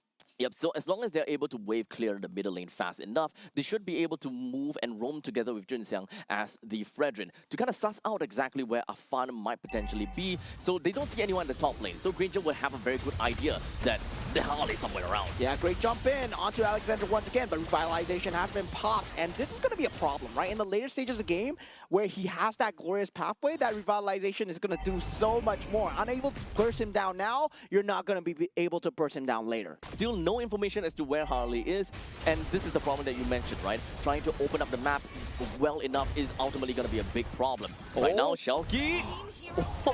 Roy. Roy is doing it. Roy is doing it. He's getting consecutive kills now. Right now, they will have that first turtle advantage going their way. Team Singapore looking good at the start, but once again, Team Indonesia not a team to be trifled with, as Dingarai, he's starting to pace up in terms of the farm, trying to funnel in into that mid lane cash in as well as the bottom lane. They're not particularly too scared about losing some of these leads over to the side of Team Singapore. They will look for the time and they will make it work out. Yeah, the flicker out coming in from the side of Tristan as the Purify and the Petrify was used, but he goes back in without the help of the flicker. He sees the team coming in, but it might have been an early call, but now with the appraisal scrap, they do take out Afan, and now with that, Team Singapore, they get the consolation 1-for-1. It's okay. I think that's relatively a pretty good trade. Tristan may have went in a little bit early, but there could be an idea that they don't want the Harley to get out of the lane because that is the point in time where they can finally see Harley. They don't want Harley to use the hat, especially in this case, especially since I think that he already used his hat in order for that kind of situation. Okay, theory crafting, pure copium here. Team Singapore gives up the first game, pulls out the Leslie. Oh, we're so bad, but now, oh, we're so good. We're so in. Yeah, we're so in. We are so back here, Team Singapore fans, as now Team Indonesia, they're down 2 kills, but still, that's just 1,000 gold here. This is just us joking around, and Team Indonesia, they're not out of this yet. Not out of it. Yeah, they will still have a lot of capabilities to come back into the game. They don't have that vision on that Harley at all times. It will be a problem once he's able to jump on to Keith or onto Roy. They need to be careful not to throw caution into the wind right now. Team Singapore may seem like they are riding the wind and having a really good time, but a small little overconfidence would eventually be their downfall. Yeah, definitely. And now Team Singapore, Tristan with that Infernal Pursuit, breaking Sandstorm into that Flicker. Great combination to lock down Afan. And this is great defense coming in from the side of Team Indonesia as well. They do take out Bellamy, but that is a great trade for Team Singapore. Of course, that is also a really nice read coming from the side of Bellamy, preemptively flickering together with Afan. Yeah, now Glorious Pathway has been used together with Black Dragon form. Now with the debut of that Black Dragon form, Roy has to pop that Black Shoes Appraisal's Wrap into Retribution as Keith comes into the battle, and Team Singapore, they clean up 3 kills ahead, but still the macro is not going their way. Tingarai, he's been farming up a storm. 4 minutes and 58 seconds. He took down every single one of these energy shield and even brought down the turret at the bottom lane. This will be a permanent swap coming in from the side of that Granger, and he has to stick to the top lane now. Yeah, looking at the team fight going in, they were trying to force this no matter what, while Tingarai is getting that macro advantage, right? We talked about Team Indonesia being a brawl team. They can play the macro as well, but now with the Appraisal's Wrap coming through onto Tingarai, does BMI away. The main thing is he wants to get as much damage as possible over to the side of Tingarai due to the fact that he did manage to get a pretty nice taunt in, so might as well do whatever that you can. Yeah, and there is that availability of the macro, right? With the Black Dragon form being used as an escape tool, Afan being used as just pressure alone, Tingarai is still going to have that space to farm. So meanwhile, Team Singapore, they need to keep it in the back of the heads, but at the same time, they can't get pulled around like a dog on a leash. Slowly but surely, even though Team Singapore seems like they're having a good lead, but the lead is not that big. Yeah, Alexander going down here, not popping the revitalization, but still trying to make use of the macro map advantage. You see Afan and Tingarai just instantly jumping onto the creep waves, trying to keep the macro up. Despite the fact that we are 7-3 right now, still no gold lead to be mentioned of. So right now, with the way that we are looking at the Granger, currently he already has the Hunter Strike as well as the Sky Piercer. There is no lanes that this Granger is gonna belong unless Team Singapore have already opened up the certain parts of the river. So right now, as much as possible, Keith needs to follow in. Yeah, now Tristan with that Infernal Pursuit. Alexander pops that Glorious Pathway. It will be there. RWM as well for Delvin. But at the same time, Shauki going in. He does not have the Petrify available. Keith getting the double kill, and Shauki now takes out the Fredrin, and also Tristan going down in the back line as Afan does get the damage through, and now it's an even trade, 3-3 so far, but triple kill coming in for Keith on the Sky Piercer. This is even bigger for Team Singapore to get for themselves. But Tingarai, you have to be really careful though. The BMI will essentially help him get away. And Keith, you can't overstay your welcome right now. You managed to get 4 kills for yourself, massive amount of Sky Piercer stacks. That is going to lead up to a really good upcoming fight. Yeah, now with that turtle being up for the grabs, Jinxiang will be falling in here. Glorious Pathway already used. Team Indonesia right now, they're 5 members strong. They want to fight this. Black Dragon form not available. Afan does have the ultimate though. He can pop Keith on the side as this is Flying Clouds. Everybody is trying to collapse into this as the turtle now falling lower. Jinxiang does get the turtle, and now Bellamy falling extremely low. Blazing Duet being used as Zingarai takes out Bellamy, and Team Indonesia, they want to collapse with the RWM right behind. And now for Team Singapore, they have to retreat as Royven goes down, not able to pop the black shoes in time. And Tristan will be going down as well. Team Indonesia, they're just killing everyone. And now with the counter initiate onto Dingarai, that's a great consolation, but 4 for 1. That was a really big appraisals wrap, but unfortunately, all in all, Keith still went down, so the amount of Sky Piercer stacks is gonna get halved down. Yeah, Team Indonesia showing that they might have lost the battle, but they didn't lose the war, right? They're waiting for the power spikes, getting the farm across the initial members. And if you take a look at the team fight, yes, a great consolation coming out from the side of Jinxiang with the appraisals wrap into that taunt, and Keith getting that Sky Piercer stack down. Oh, such a juicy appraisals wrap. We don't get to see that very often, being slapped right onto a Claude, which is a backliner, by the way. So right now, even though Team Singapore has got a lot of those Sky Piercer stacks go over to Keith, got halved in the end of the day, and now Team Indonesia, they have managed to reclaim control of the land of Dawn, getting themselves a total of 3,000 gold lead. And this is going to be the part where things start to get really difficult. Keith will now have a difficulty in surviving because of the presence of Afan, while Dingarai more or less have got really good farm already and will play for teamfight very effectively too. Yeah, I mean, for Team Singapore, it feels like they are forced to stick together. Meanwhile, for the Team Indonesian guys, right, they can play apart, right? They can play in a single unit. They have so much survivability, and that is the highlight of their lineup so far. And this is the power of the Claude. You can leave Delvin with Alexander. Meanwhile, the other three, they can't just roam around the map. As of now, the Lord is finally spawned, and Team Singapore, they're looking for an opportunity to eventually just ride with it. Yeah, right now they still need to be wary of the Granger. He's dealing decent damage onto the members, but of course he has to resource utility and just cycle that through. With the Glorious Pathway being popped from the side of Alexander, does not get the stun so far. And Team Indonesia, right now, they will be still dancing. Yep, they will have to regroup for now.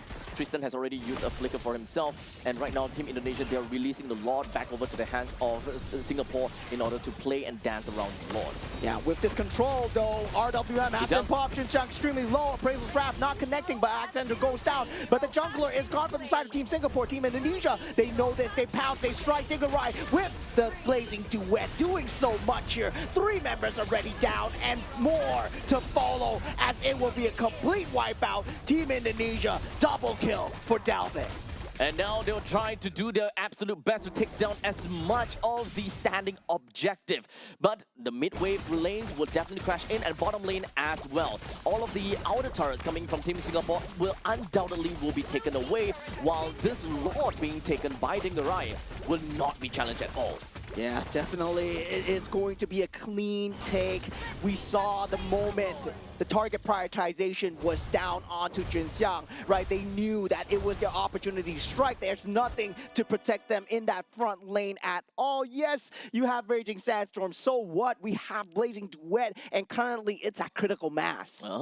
This is a very difficult fight for Team Singapore, as they all got scattered around like little ants the moment that they see that Bagon is just spread all over them. Team Singapore, they got themselves in a really difficult spot. They constantly want to get themselves the Lord and wants to be the one to be the main power holder. But unfortunately, Team Indonesia, they are way too far ahead now. They know that they can re-engage anytime, and before they even had that previous fight, they have already baited out that flicker coming in from the side of Tristan. Yeah, good teams know how to play when they're behind, and Team Indonesia right now, they aren't behind anymore as they do with that Glorious Pathway. Now with the real manipulation, Dingarai with the Blazing Duet in the back, so much damage onto the side of Team Singapore. Team Indonesia are tearing through the front lines. At the moment, they take out the inhibitor turret. 3 members already down. Shauki might go down here, but the base will not be left standing for the side of Team Singapore. As Team Indonesia, they focus fire down the crystal, and they take the game 2-0. It was a kind of a lot of a closer game for the hands of Team Singapore. But as per normal, every time when we look at Team Indonesia, they will always regain control by the mid stages of the game. And to be exact, I think it's somewhere around 8 minutes that they start to really show what they are made of, because they know when is going to be their critical mass and when they can really start to extend the lead as much as possible. Yeah, I mean, they understand that the usage of the utility was there for the side of Team Singapore, right? Once they see that the weakness was there for the side of Fredrin, they knew that, identified that one frontliner is only available for the side of Team Singapore. Once that weakness is there, they start to pounce because they were testing it out with the macro plays on the top side, on the bottom side. Let's see how Team Singapore responds. Now, of course, allowing, I'm not sure whether it's allowing, but it feels like it's mini conditioning onto Team Singapore. Like, okay, we're going to give you a little bit of this here, going to give you a little bit of this here, and in the end of the day, it's just allocating resource from the side of Singapore. They are 4-man dive onto one, 4-man dive onto one, but in the meantime, Harley's out there somewhere farming, just split pushing. We've got Claude all the way down to the bottom lane, and in the early stages of the game, just as he reached 5 minutes, he already took down one full turret with a lot of that energy shield taken away as well. And Dalvin with the Eve, securing a 4-0-13 scoreline for himself. The RWM timings on this guy, just clean and amazing, right? We saw them trying to just dive in, trying to take out the RWM for themselves, but for Team Singapore, it felt like Delvin was out of reach. He is actually very out of reach, right? No death at all, and of course, being one of the important players, he don't wander alone in most of these cases. Yes, it definitely seems as though Team Indonesia gave a lot of free kills over to Team Singapore, but it honestly really didn't matter too much because that's the roamer, that's the XP laner, and a little bit of this and that condition, and they got themselves a lot of farm,